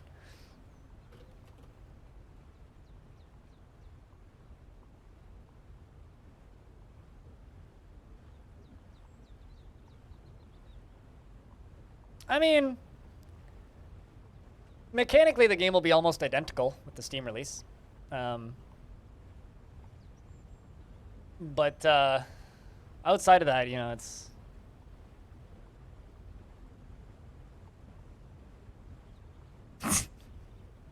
I mean, just don't do that. That's just rude. That person had been annoying me for like an hour, though, to be fair, Banana.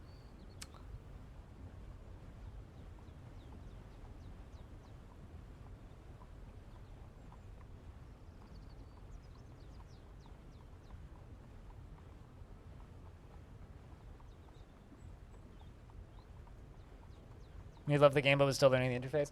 I mean, DF's like riding a bicycle, really. Like, it's like once you learn to type once, you don't ever need to learn to type again. DF's kind of like that to a degree. Once you know how to type once, once you know the interface once, you never really need to learn it again. But also, I kind of understand the like, yeah, just wait till the Steam version's out. It'll be a much more pleasant learning experience, I think. Especially like after the gameplay from today, like that stuff. It's looking so good. It's still a ways off, but like. It is looking so good.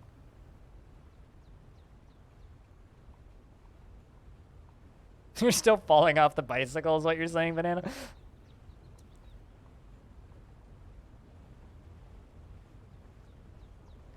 No, I just haven't. Then I'll go and spoil it all by saying something stupid like I love you. Stuck in my head. Yeah, sure. Totally. I mean... living vicariously through me and Krug Smash and Nucrium and everybody else who does Let's Plays. There's actually quite a bit of DF content out there, which is helpful. Why are you carrying a large round iron cabochon? Lumpy is just carrying a gem. Why? Do you like cabochons? Native silver, aluminum, emerald, the color black, bolts, beds, and large gems. All right, so you just like large gems. So you're just carrying a large gem around? You're also wearing a crown. A ring, an amulet, an earring, a crown. Damn, this is a fabulous dwarf. 2 hemp socks, 2 pigtail shoes, and a bone ring. And they're crying. And they're covered in their own blood. Aw, their knees are covered in blood, and their elbows are covered in blood, and their ankles covered in blood. You poor dwarf. I feel so bad. He's crying, and he's got bloody knees. Man. What a bummer. On the second day of Christmas, my true love came to me. Gave to me? That's the word I was thinking. 2 pickaxes. Partridge in a pear tree. Last fort I cared about my true... The last fort I cared about... I'm trying to think of like how to parody on the first day of Christmas, but like with Dwarf Fortress. Like, literally, that's where my brain has gone to at this point.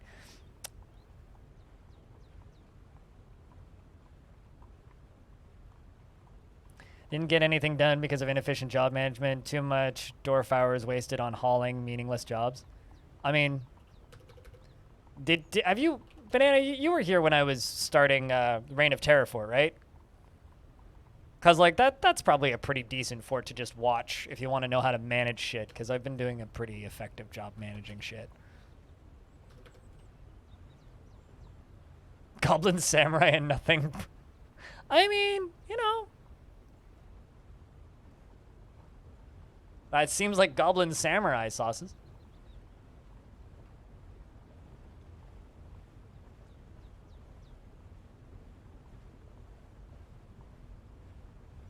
A fucking Kia in a pear tree. I think there's too many syllables in fucking. No, a Kia stole my pear tree. No. Fucking Kia stole my pear tree. A fucking Kia stole my pear tree. There we go. On the 3rd day of Dwarfmas, a Kia stole from me. There you go. It's got to be a Kia stole from me instead of a true love gave to me. 15 anvils.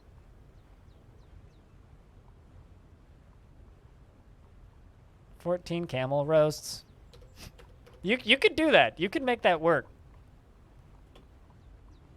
On the 3rd day of Dwarf Fort, a Kia stole from me. That's what you have to make it.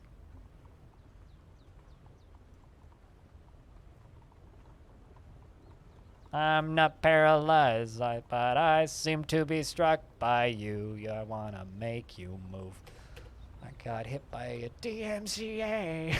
You know, they came, fucking Finger 11 came to Vancouver recently.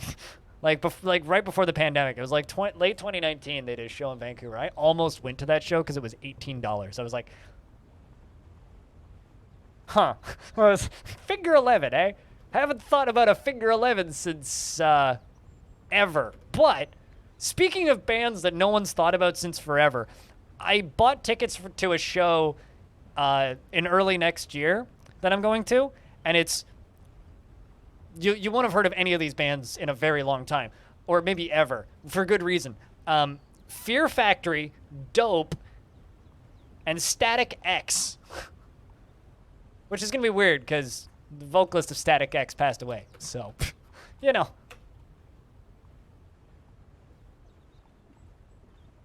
I can go listen to the original Die Motherfucker Die. Silver bars. We got a lot of silver.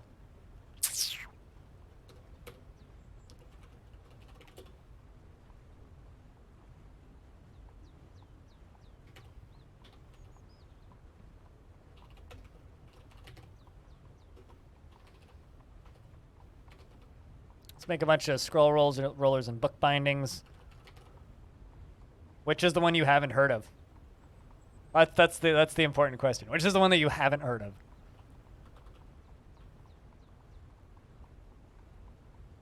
I will admit I've only ever seen one of them before, so. Let's do that for right now. Oh, really? You've never heard of Dope? You've probably heard Dope, but you don't know.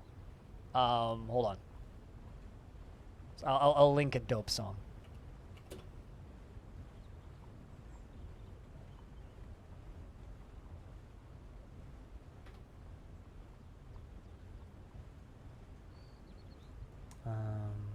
Because it was too dope. They used to tour with, like, the early days of, like, Slipknot. Like, they used to be, like, the opener for Slipknot. Like, that was, like, Dope at their prime. Just for whatever that's worth. What's a good Dope song?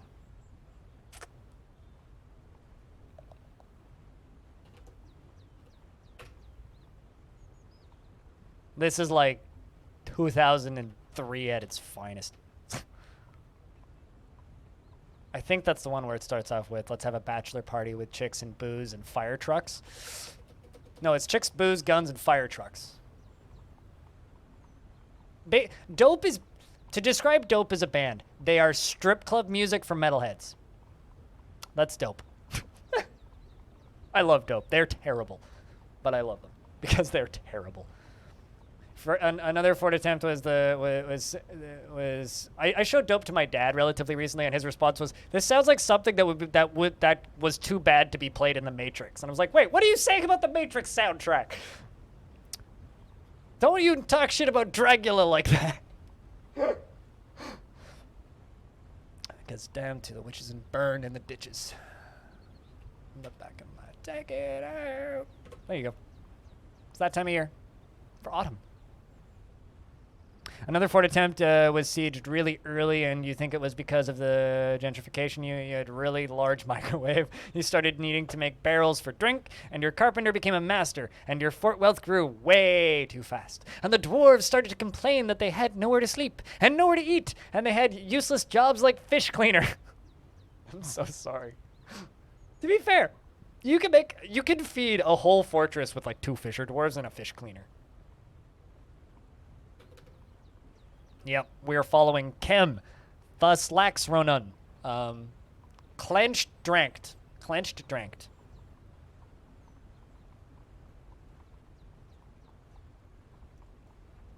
Missions on Warframe. The most fun I ever had playing Battlefield was while listening to Indestructible. Just that whole album.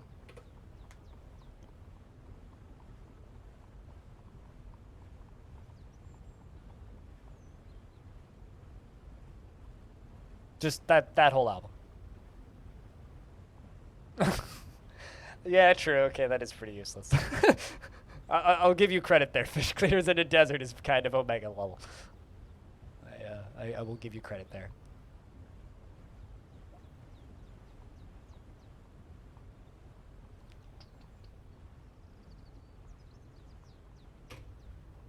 One goose.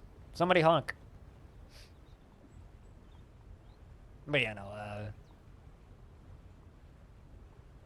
early 2000s new metal is a thing.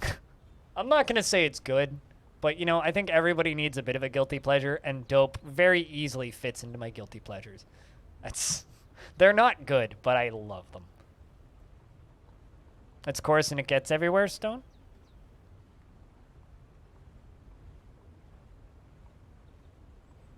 Is that why you don't like sand?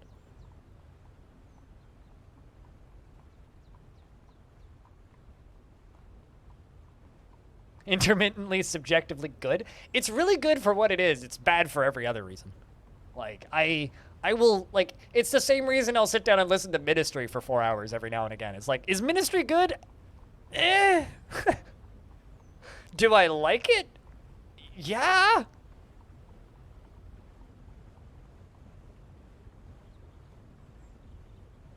Yeah, that's why stone is a stone and not sand, aka Seashore's Wall.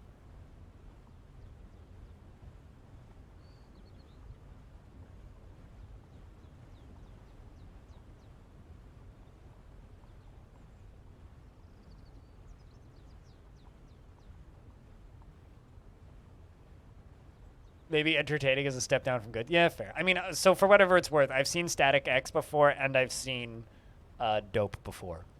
So. Dope is just one of those weird kind of anomalistic bands. Like, to give you an idea on how bizarre Dope is, the vocalist changed his last name to Dope. That's the kind of band they are. His name's Edsel, and he changed his last name to Dope after their first album. They're that kind of band. Self-absorbed, think they're the best thing since ever, and they really aren't. It is dedication, yeah. It is indeed dedication.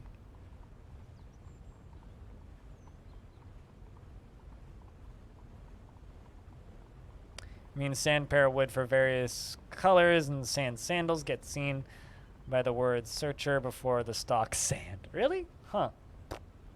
Interesting.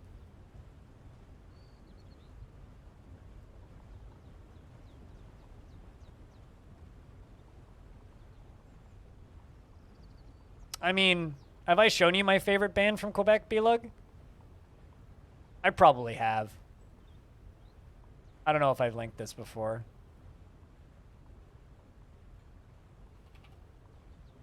No, it really doesn't quite have the ring that Sting has.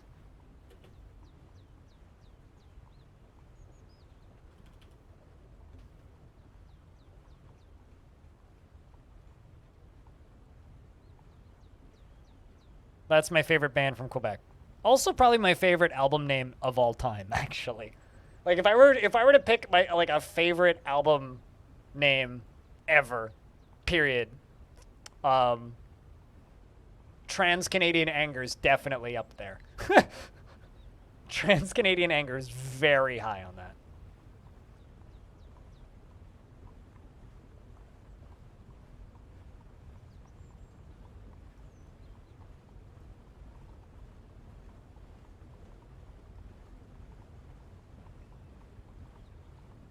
Yeah, like I said, I've probably listed them. And yeah, they are very mature. I like how little of a shit they give about everything. I respect that in them.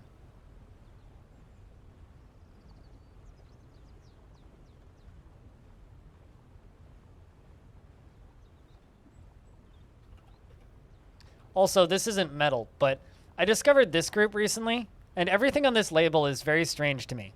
All of the albums for sale on that Bandcamp label are super reasonable if you buy the physical versions. Like, very, very, very reasonable. Very reasonable prices. It's like $10 to $20 records, and the tapes are like $10 or €10. But the physical versions are all €1,000, or the digital version. So if you buy it digitally, it's €1,000 starting. But the physical versions are like reasonably priced, which I think is really interesting, actually. It's a very good way to make sure nobody ever hears your music, but like also fun gimmick. I like it.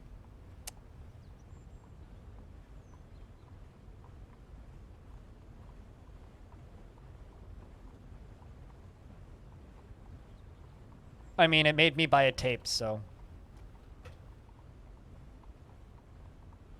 Pleasure near a fine furnace. I feel pleasure near a fine furnace, too. Silver goblet. 30. Let's make some more goblets. Silver.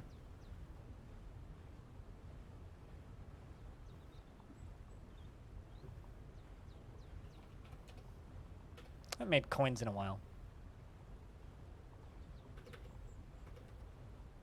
And silver warhammer. 100. Let's just make a bunch of hammers, too. Irons. I should spell iron right. Just doing some metalworks.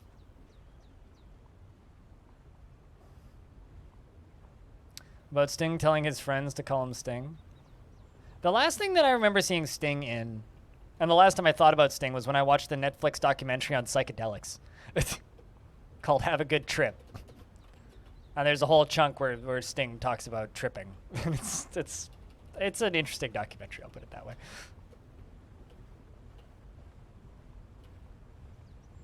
I'd recommend it. It's a good time.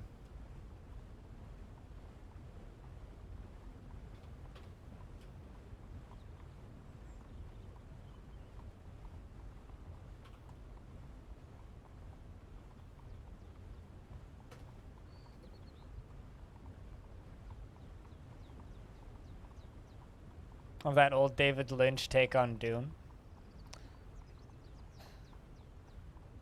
Well, speaking of Dune, when's that new Dune movie out?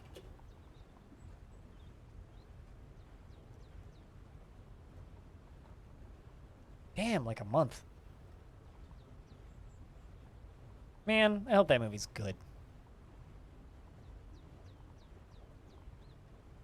I like how we're at a point now with film. You Google Dune release date, and the first thing that pops up is how to watch Dune on a streaming service. Like, you need to watch a tutorial to figure out how to actually watch it now. That's where we're at.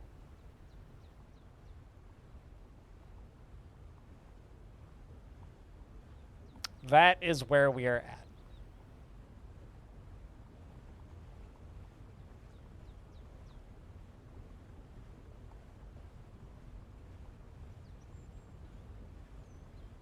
Needs to lead to the wiki.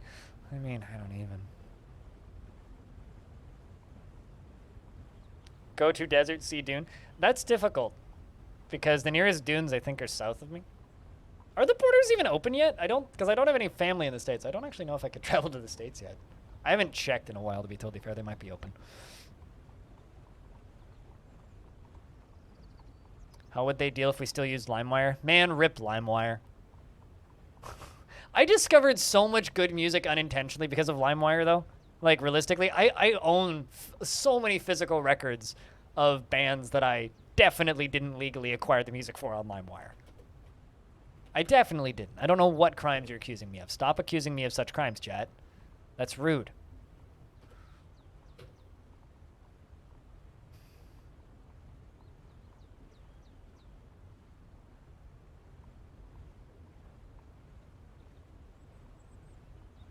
I mean, that is what that means. Gleno.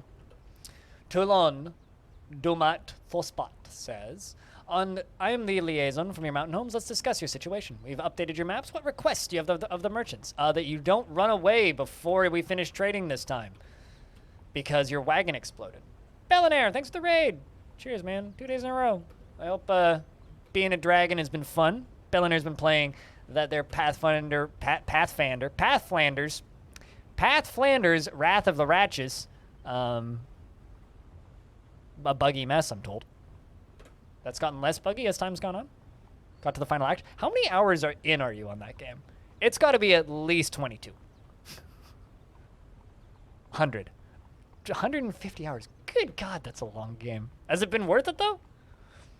Every time I tune in now, like, there's just a dragon filling your screen, and I don't know what's happening.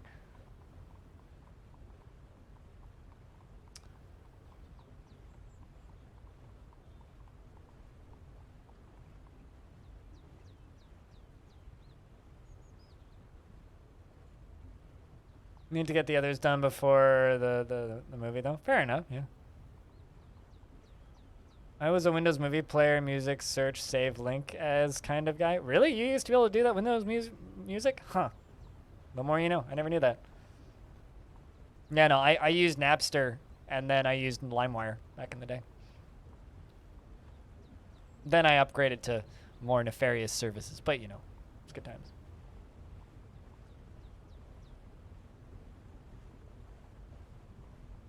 It would 100% be your game of the year.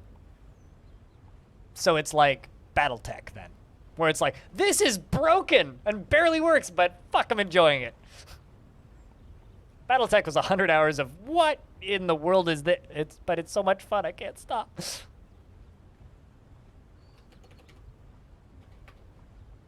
Speaking of, how many hours do I have in Battletech? 105. Yeah, that seems about right.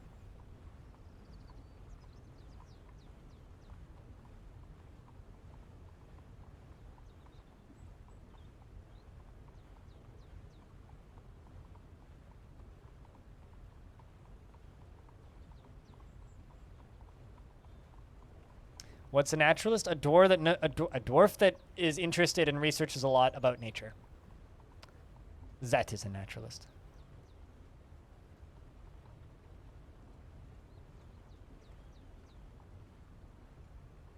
Bay 12 Games website. I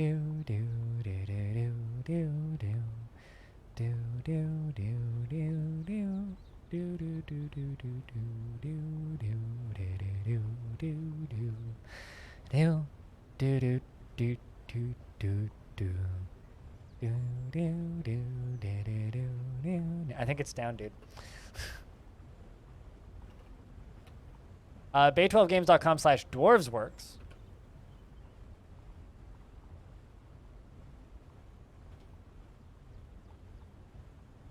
But, that worked.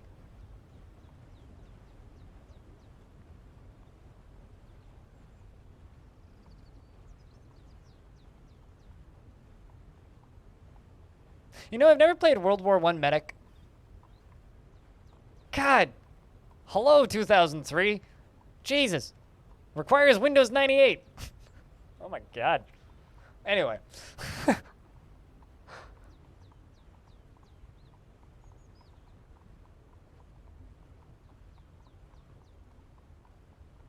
I also never played Cobalt Quest now that I'm looking at this.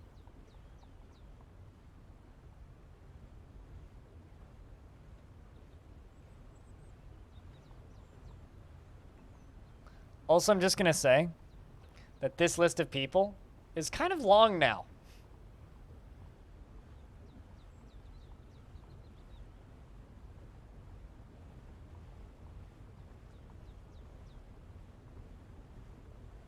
I love that there's just a naked troll doll in there.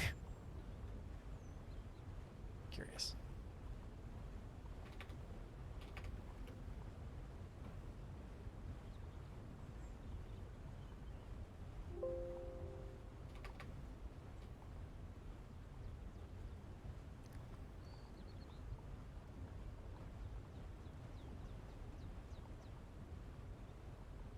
You never live long enough to make paper. You know you can just buy paper from the first traders that come by. Just buy sheet. Done. You'll get everything that you need.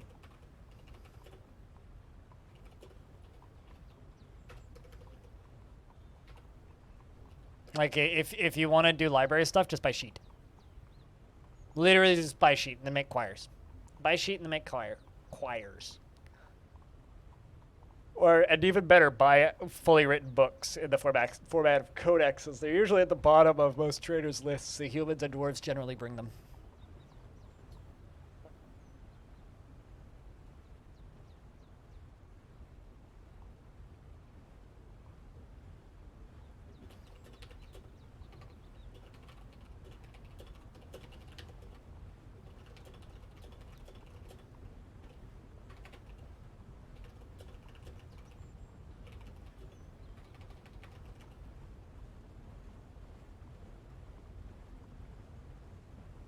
But yeah, it seems to be up if you don't just, if you put like HTTPS and everything. But otherwise it just kind of spins indefinitely.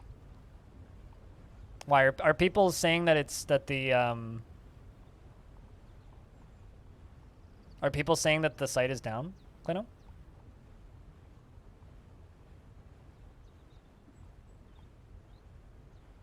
Speaking of...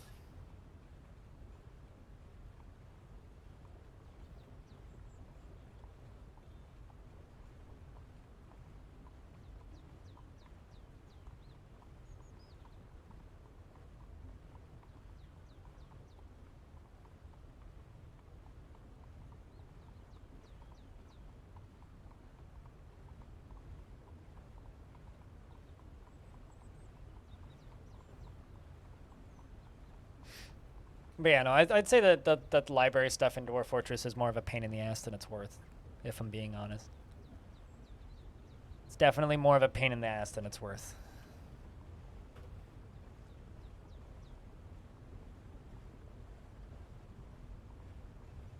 Yeah, it seemed to work fine for me too.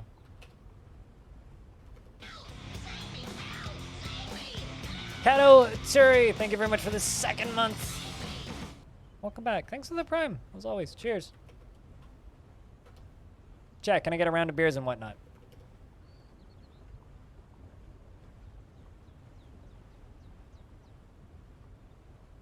You keep itching closer to that new emote? Bruh, not even close. Not even close. Like, to get a new emote, because, like, a lot of subs were gifted right at the beginning of the month. Because, you know, first day of, what do you call it? September. So, like, the literal second we hit the 2nd of October, we're going to lose, like, probably close to 100 subs. So, not even close. I mean, we're at what? 459 sub points out of 700 sub points. 401 total subscribers now. Thank you very much for that resub. Yeah, we are a long way away. September, right before Domtober. Yeah. Grab your gimp suits. It's September. Anyway, enough dumb shit. So unless somebody wants to gift 200 subs, we're a ways off. I always have to make, like, BDSM jokes in September because it's way too fucking funny to not. It was even better the first year that they did it, and it was September, supported by Subway. And it was like, oh no. Because, of course, they always have a sponsor for this garbage. Because we live in a corporate nightmare of boring apocalypses. And yeah, September for your $5 footlong. Although they got rid of $5 footlongs, here they're now like $10, $50 footlongs.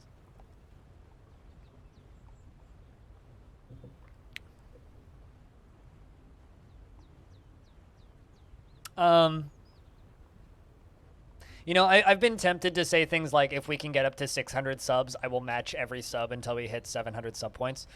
Or if we hit 600 sub points, I will match every sub up to 700, but I don't think I have the credit card capacity to actually do that. My credit card has a $500 limit. I have a teeny credit card.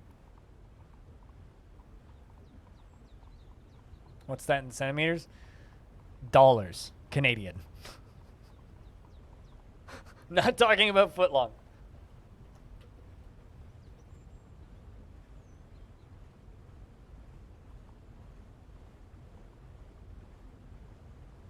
And actually, I don't know what that is in centimeters. I'm really bad at centimeters to inches conversions.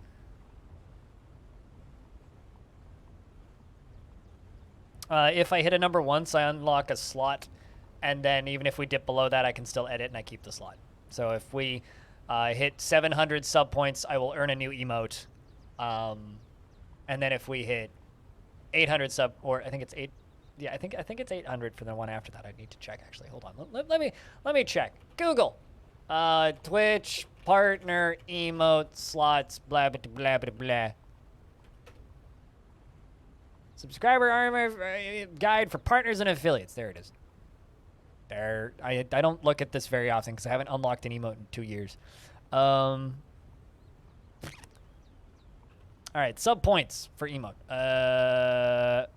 700 for a 20-second emote. Currently we have 21. We'd get a 22nd at 700. 800, we'd get a 23rd. 900, we'd get a 24th. And if you hit that number and then you dip below it again, you keep that number of emote slots. So we hit 600 sub points back in like January 1st, 2020, basically, because that was over New Year's Eve. Because shout-outs to Spitalier, you mad lad. But, yeah, you need 7,000 subscribers to get 500. Or not 500, 50 emotes. Ugh. It's big numbers. Big numbers. But I don't know. It's just there.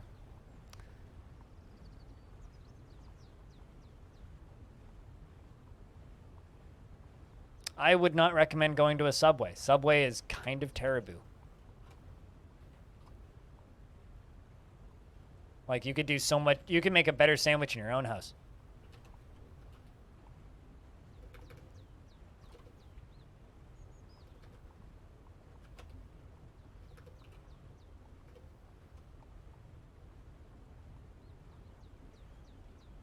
That's a lot of centimeter. They'll use the Google. Congratulations for using the Google.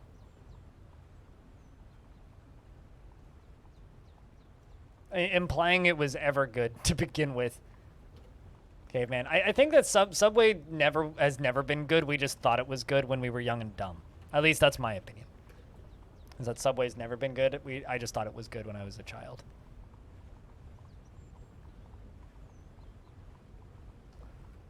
That's a lot of lava. Holy crap.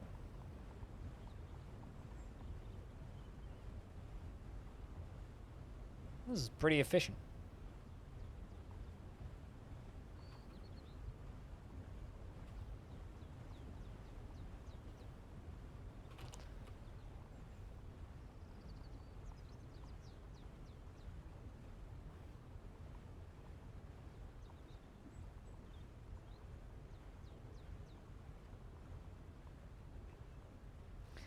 Google will make your children enjoy hip-hop and wear baggy clothes. Well, I mean, Quant will just make it slightly harder for you to actually search for things, and DuckDuckGo is almost as bad, so...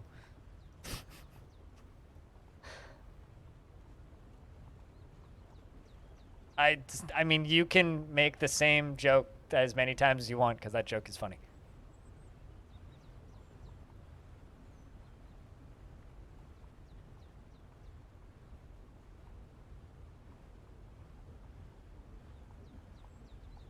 I mean, I enjoy hip-hop, although I enjoy hip-hop because of YouTube.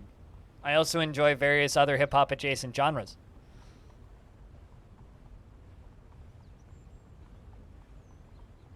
I wish, like, Supreme Commander would run on my computer. I tried installing all of the fixes, and I read a bunch of guides, and, like, the frame rate runs at, like, 3 FPS. Like, it chunks. It doesn't like running on my computer at all.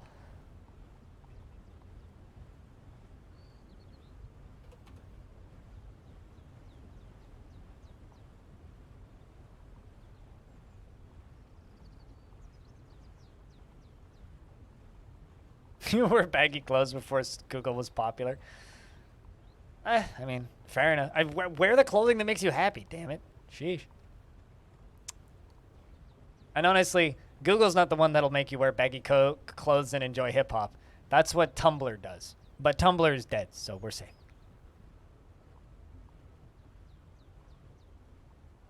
Shame? I stream myself 8 to 10 hours a day on the internet talking about random bullshit over top of Dwarf Fortress. You think I have shame? I mean, I'm not making porn, so I guess I have some shame, but, like, seriously. Seriously.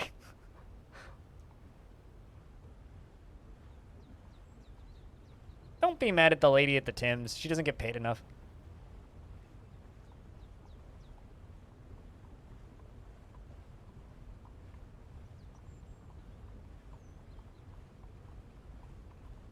I don't either. Hey, Points Living never said it wasn't. You just need to have less shame than me to do that. I can tell. I can tell. But so, porn's a living, but so's being an internet panhandler like myself. I sit here and talk about random nonsense and hope that people throw money in my general direction eventually. And sometimes they do, and sometimes they don't. And when they do, then I smile because, whew, I can afford groceries. And you guys have been kind to me this month, so we're doing all right.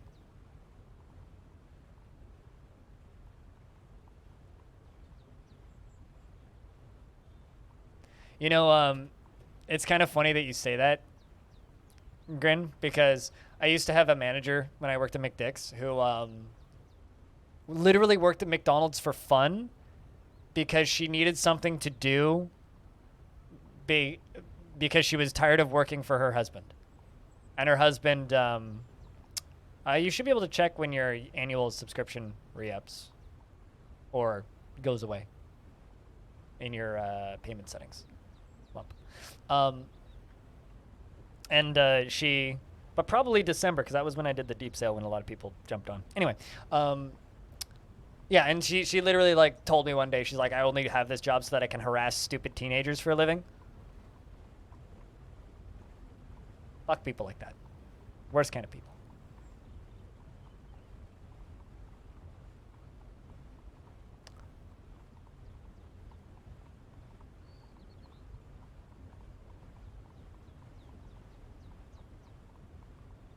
Create a weird closed culture out of a restaurant, basically, yeah. I mean, she didn't ever seem like a particularly happy person, so you know what? Fucking whatever. Also, the last day I worked, she yelled at me because I didn't finish everything I needed to do, and I said, "It's okay. I'm done. I like my time's done." She's like, "Well, come back here and finish cleaning this up." I'm like, "Well, I've worked for 8 hours and 10 minutes. My shift was ended 10 minutes ago. Bye." And she called me a motherfucker as I walked out that door. And then I went and continued to work for the company for another 4 years at a different location. But fuck her. Terrible person.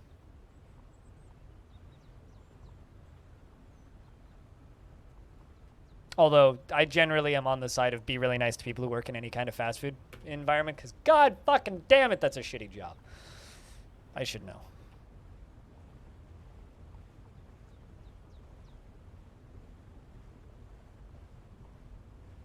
Not that fulfilling? I don't know. As far as last I checked, which was about 3 years ago, she still works there. So, because I spoke with one of my old coworkers who is no longer a coworker there, but still goes in to get McDoubles every now and again. Crawling up your wardrobe? I mean, as long as it's not touching you. Spider is friend. Friend is spider. Except for that spider that I had on my floor that was that big earlier this year when I just was like, oh fuck, a spider! And then just like paused my, shut the microphone off and like turned off the camera. And Chav came back 10 minutes later and Chav was like, I think the spider ate him.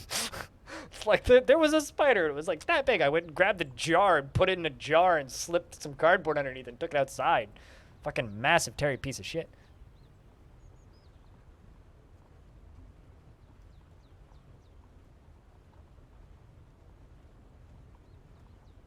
I did maintenance.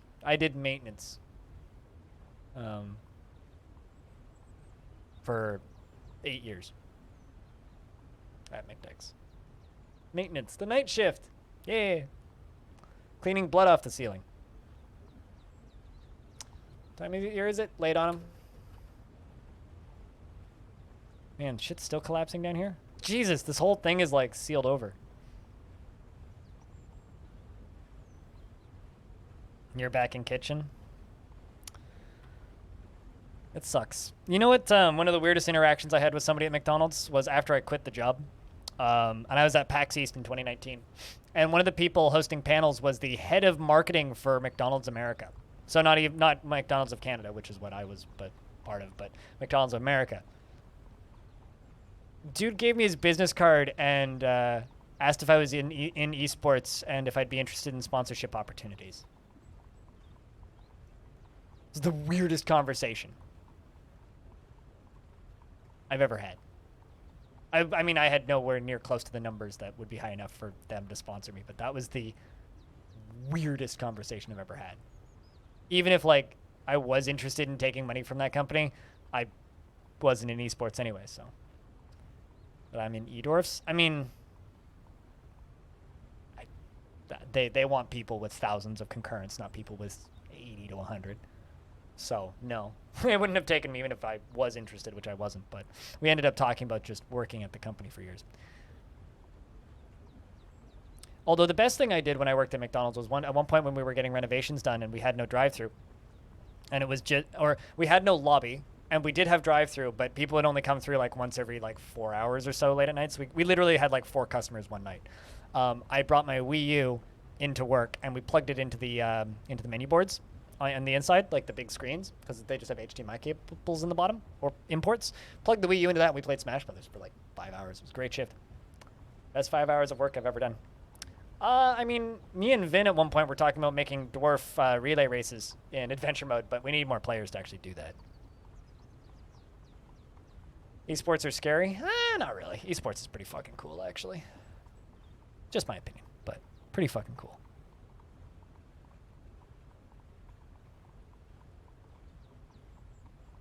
But yeah, somewhere around here I still have like head of marketing, McDonald's USA thing. He had a tuxedo on, like a very, very, very, very nice tux, and a McDonald's tie with McDonald's print on it, and a McDonald's hat, which was the weirdest combination of clothing I've ever seen in my life.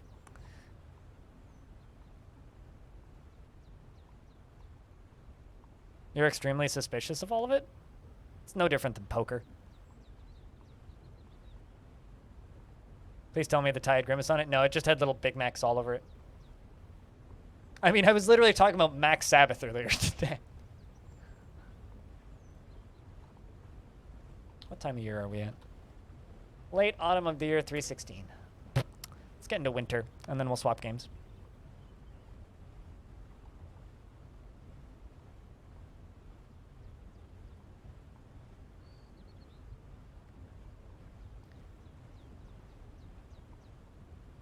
I don't know. It's like esports isn't traditional sports, but it's definitely competitive games, and we've had competitive games for 1,000 years. Absolutely a fantastic meme band or cover band or whatever. They're very funny. They're also pretty talented too. And you know, they say that he actually bit the head off of that McChicken. Sorry, I can't. I can't.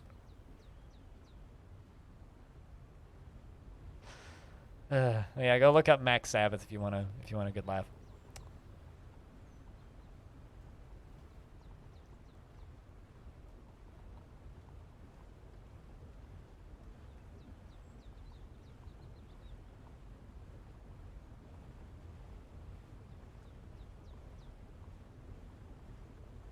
You're enjoying the parent? Did you just look it up? Because they're funny. Like they're a good time.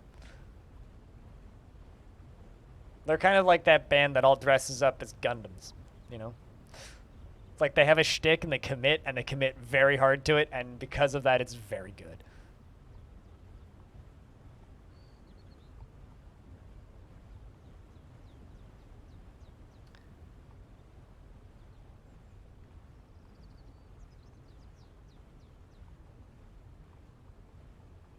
Although thanks to whoever typed this in earlier, I now have, I'm not paralyzed, but I may have been struck by you. I want to make you move stuck in my head now. So thanks for that. I'm not paralyzed, but I seem to be struck by you. I want to make you move.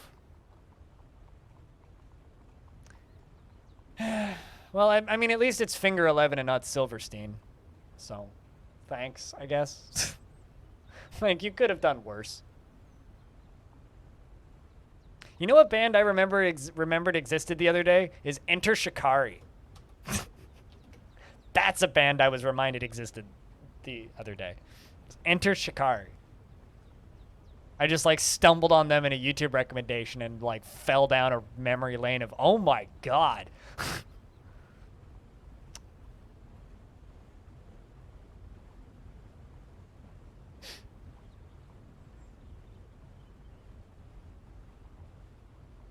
Also, although the band that I've actually been listening to way too much recently.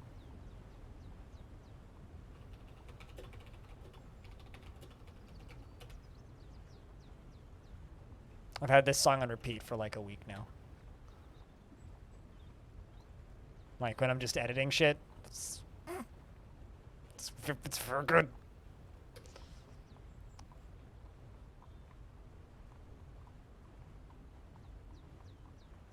As long as it doesn't actually punch me, sure.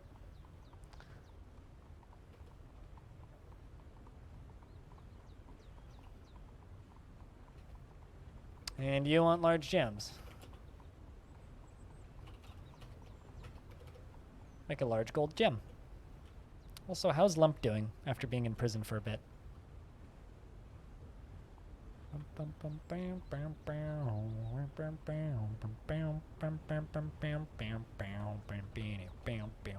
Still pretty bad.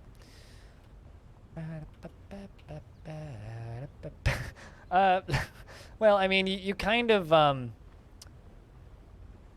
mean, you kind of beat somebody up pretty bad. I mean, you weren't as bad as Jess. Jess cut Cyrlax's stomach open and made his stomach spray blood everywhere. So that was pretty good.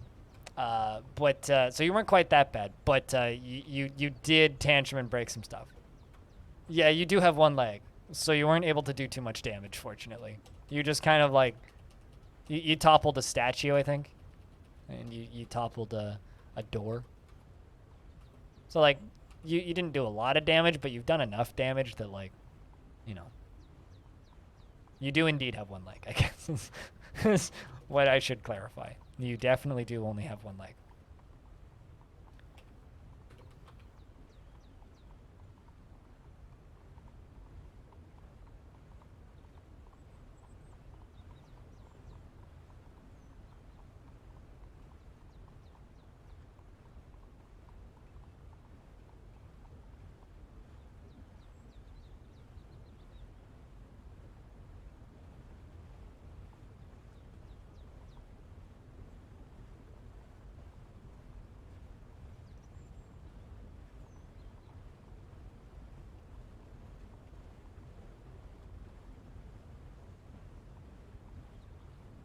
But just because you have one leg doesn't mean you don't like operate under the same rules as everybody else.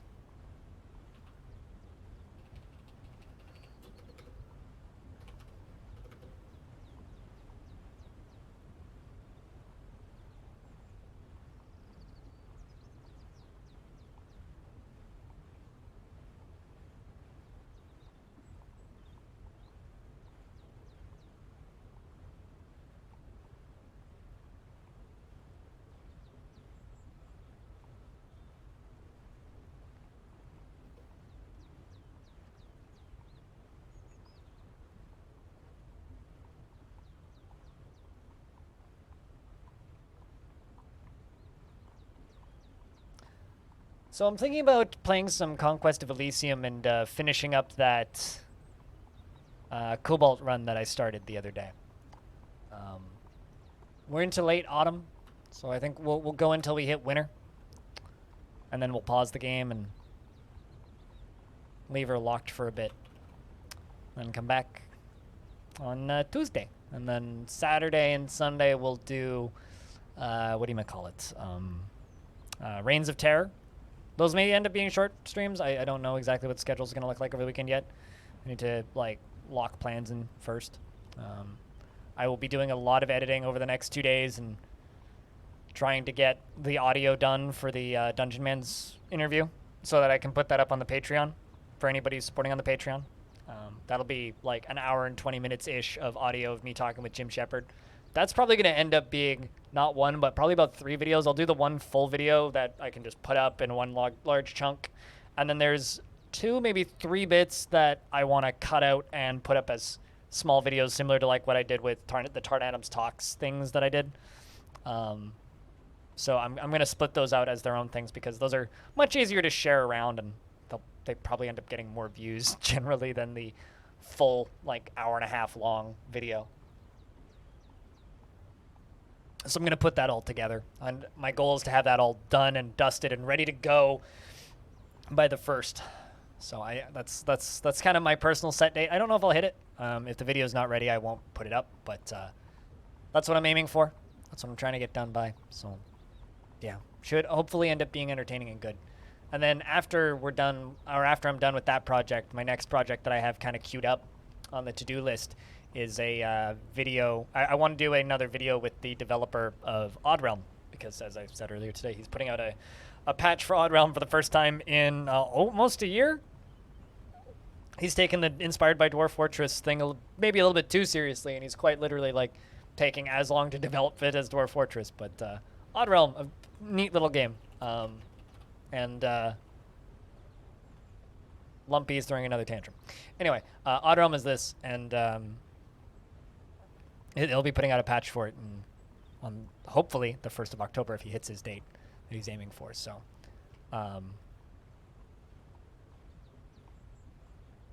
yeah. Dang it, Dwarf me, knock it off.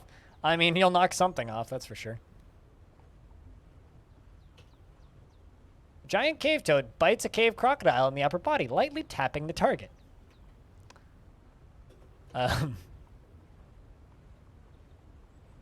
Sure. Lightly tapping, eh?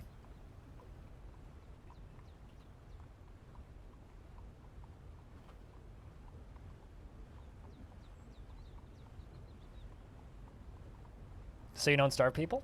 I mean, Odd Realm isn't a super huge time commitment game, but it's also not super expensive. Like I had somebody, I know somebody in chat who said that they weren't super satisfied with it because they only got 30 hours out of it. I'm like, it's like a $10 game. Like, give them a break.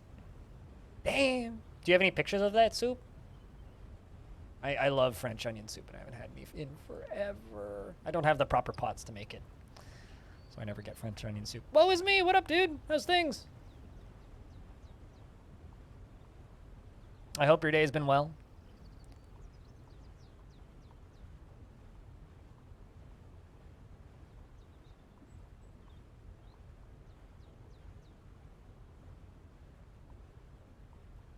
Angry Joe face. I don't know. If it's less than 25 cents an hour? See, like, I feel that way about certain types of games. RTS games, yes. Strategy games, yes. City builders, yes. But if it's an artsy story game, I'm totally fine paying $20 for, I'm totally fine paying $20 for a 4-hour experience. It highly, that is such a, like, there's so many asterisks on that, on, like, the dollars an hour thing. Oh, absolutely. What Remains of, like, that's a perfectly good example, actually. What Remains of Edith Finch is incredible. Like, What Remains of Edith Finch is worth playing just to play the fish level. Just to play the fish factory level. That one level makes the entire game worth playing. So fucking worth it. Gate Nerd, what up? It's good to see you. We're about to swap games in a little bit. Couple of minutes here. We're gonna swap over to some Conquest of Elysium. I've got a Cobalt run to finish, so we're gonna do that. So we'll play Cobalts for like an hour or two, or like an hour into a medium. I mean, we might just start and immediately get wrecked, but we're like an hour into a pretty good Cobalt run. We got a bunch of Durgans, so I can scream Gragadons at things, and sacrifice my dudes, and spend gems and summon Durgans and rinse and repeat. Replete? I don't think that's a word. Repeat. That's a word. Neato indeed. Neato burrito. So what you're saying is you want a game with a short skirt and a long playtime?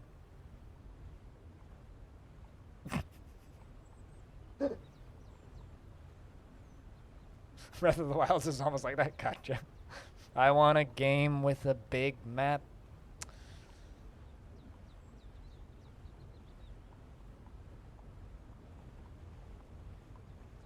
An inordinate amount of hours into EU4 and you bought almost all of its DLC at its full price and still less than 25 cents an hour. Yeah, but like that's an anomaly. Not a lot of games will get you that kind of time, you know? Although I pay $5 a month in Patreon to Bay 12 games and I play like 25 hours a week at the very least of Dwarf Fort. Maybe like 40 hours a week some weeks. So, also I make money paying. I should probably give them more money on Patreon is what I'm saying.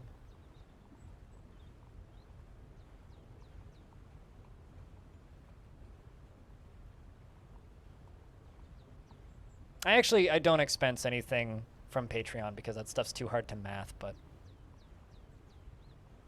also because I don't actually see that money. Patreon's weird because if you are getting paid by Patreon, it deducts it from your pay. So there's actually no money coming out of my PayPal account and going into the Patreon. It comes straight out of my pay from Patreon. So I don't actually expense that. I could, but if I did it directly through PayPal, but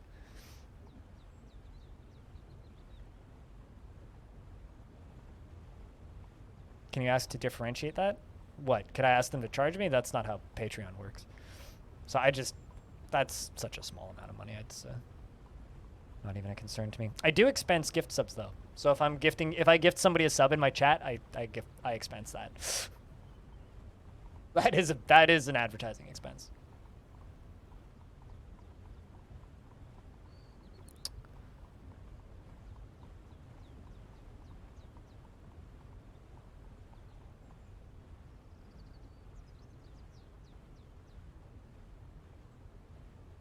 Problem is the exploration is kind of hard to justify for exploration's sake. It's got to be a good pace, and the mission's a collectible or something. Very few games make places for you to go to. Yeah, no, I get what you mean.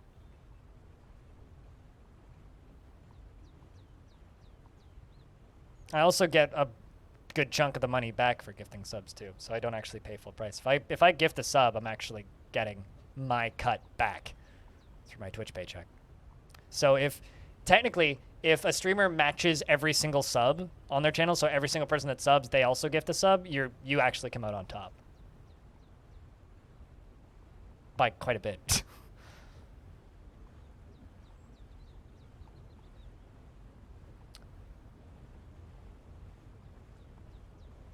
And its current state? Well, I mean, there are people who watch this stream that are younger than Dwarf Fortress, so, you know, if you were born in 2007, you're younger than Dwarf Fortress.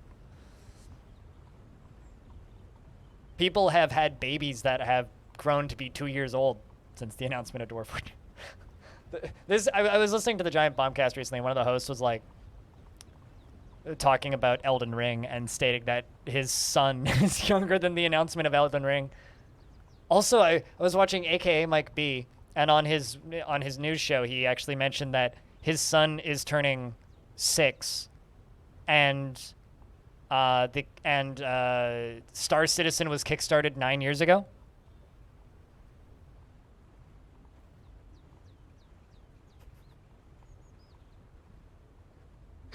Which is like, he's like, I've been waiting for Star Citizen longer than my son's been alive. It was like one of the best realizations he's ever had. It was very funny.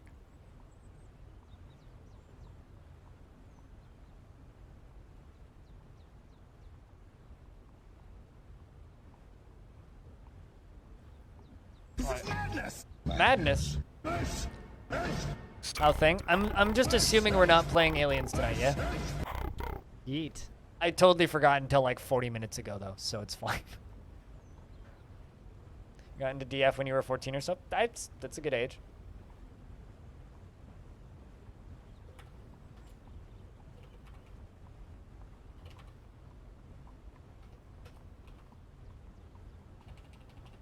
I mean, is Picture Point around? Hold on, I'll shoot him a DM.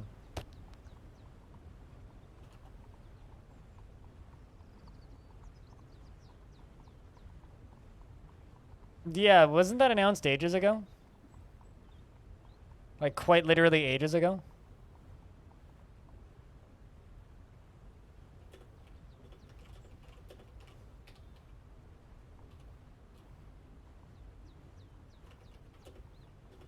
Chris Pratt is Mario? Perfect. Excellent. I wouldn't have it any other way. Although, I want Danny DeVito to play Mario, but you can't have anything.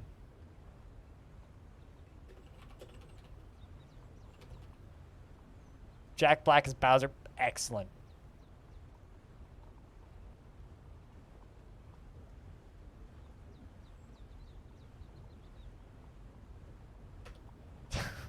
Very funny, Hobo. Hobo's making dick jokes in Private Patch. No, Danny DeVito plays Yoshi. I just want Yoshi to go, Yoshi! And then just like turn around and just act like Danny DeVito. Just turn around.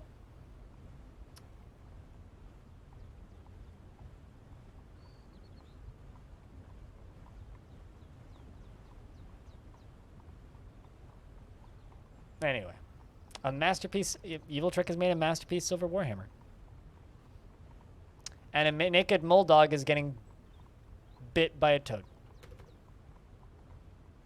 A princess toad.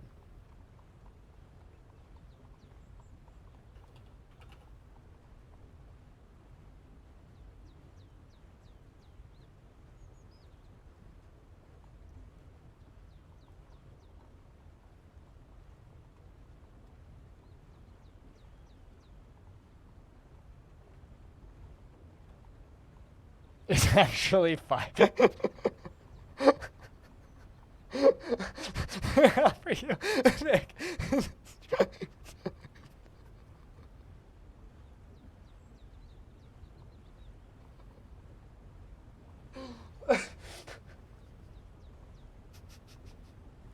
Sorry, that's...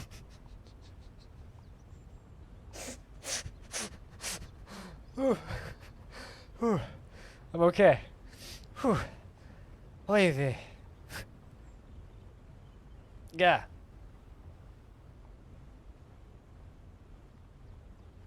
Yeah, I remember it. I see Wave Shaper being posted in my Discord.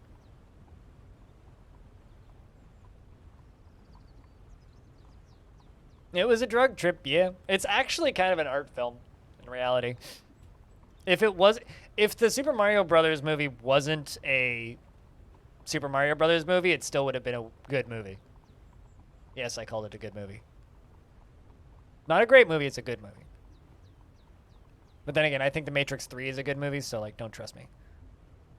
I can't be trusted.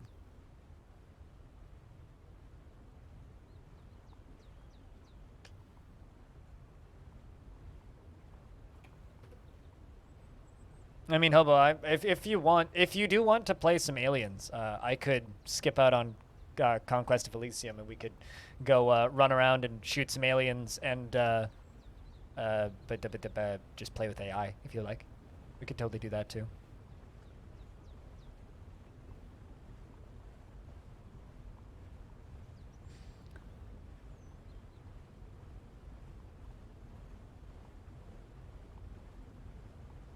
You're down for games? I mean, I was just going to play out the rest of my, what do you call it? Cobalt campaign. Chad, are you guys okay with some Aliens, Fire Team Elite?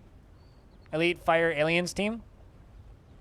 Me and Hobo can just run around, shoot some aliens, and shoot the shit for a bit?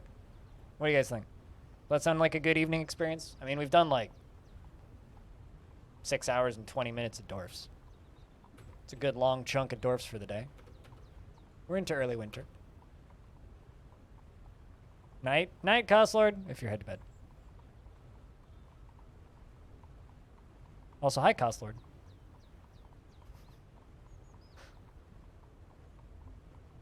I don't know if that was a night, hello, or an ite, or a typo of something, but what's up? Probably gonna get filtered. What's this? How Danny DeVito eats an egg on Broadway. I will, open this long enough to get it in my history and watch it later. Why would it get filtered? My bot doesn't filter out host or links. Also, Neil, 20 minutes ago hosted me. Thanks for the host, man.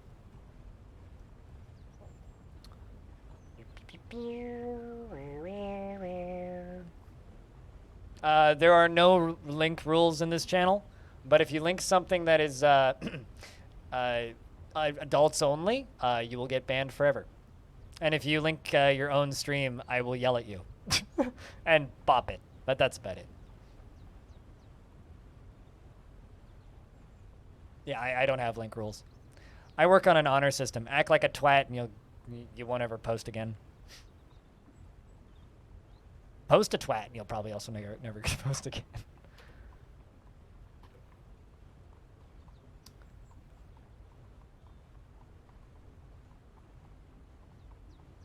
But Hobo, just let me know when you're ready, and I can swap over.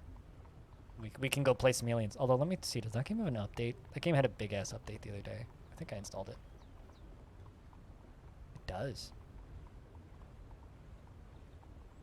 1.8 gigs. It's not bad. Hold on, I'm installing an update. Take a minute.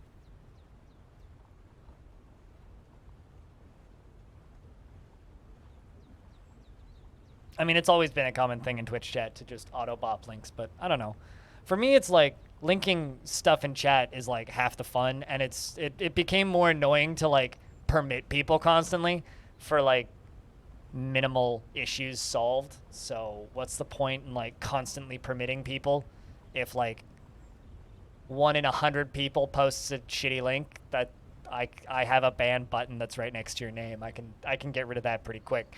And in my entire career on Twitch, I've had, outside of like troll raids, I've had one instance of somebody posting a shitty link that they shouldn't have posted, and people very rarely like self-promote their shit, so it's like almost always not an issue. Almost always a non-issue.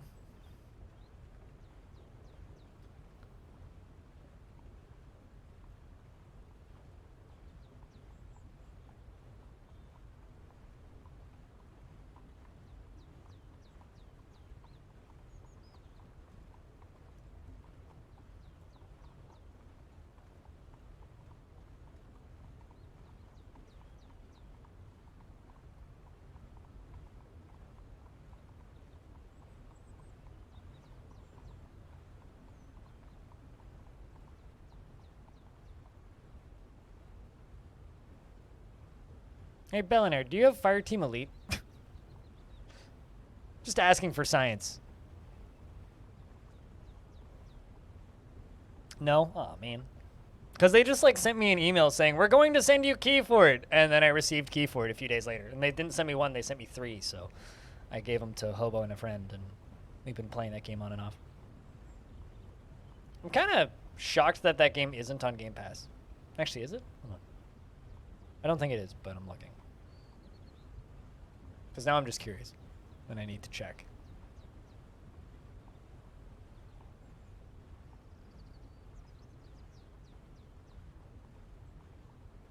The problem is that game is like $50, so it's like kind of expensive.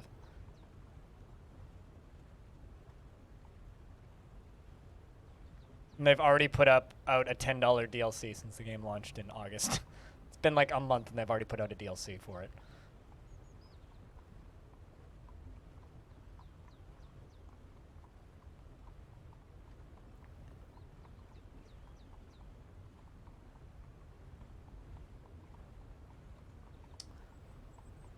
Also, Game Pass is just a white blank screen right now, so it seems to be working very well.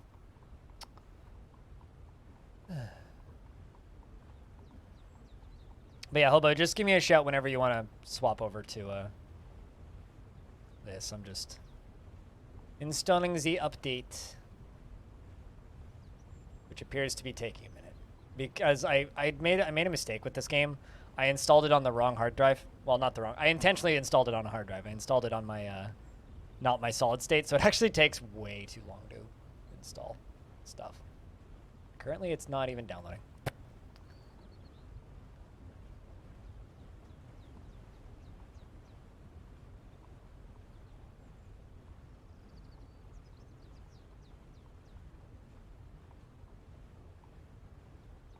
All right, well, let's do that. Because I'm not paying that much attention to the dwarfs anyways. I've been playing for quite a while. So chat, we're gonna get prepped and swap games, and I'm gonna pop Obo on voice chat. We're going to get ready to play some Aliens Fireteam Elite, which is kind of like Left 4 Dead but with aliens, and it's just a bit of fun. Got to change things up every so often. So if you're here specifically for Dwarf stuff, there's more Dwarf stuff on my YouTube channel that you could ever reasonably watch in lifetime. But of course, I would appreciate it if you hung around and just lurked. But that's it. That's it for Longdeath for today. We're gonna be prepping and swapping and purging some Xenos from the mortal realms.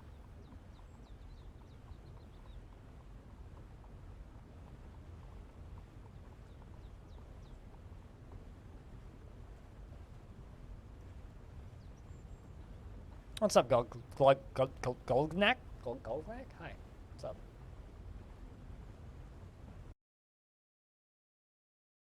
But yeah, let's just get this prepped.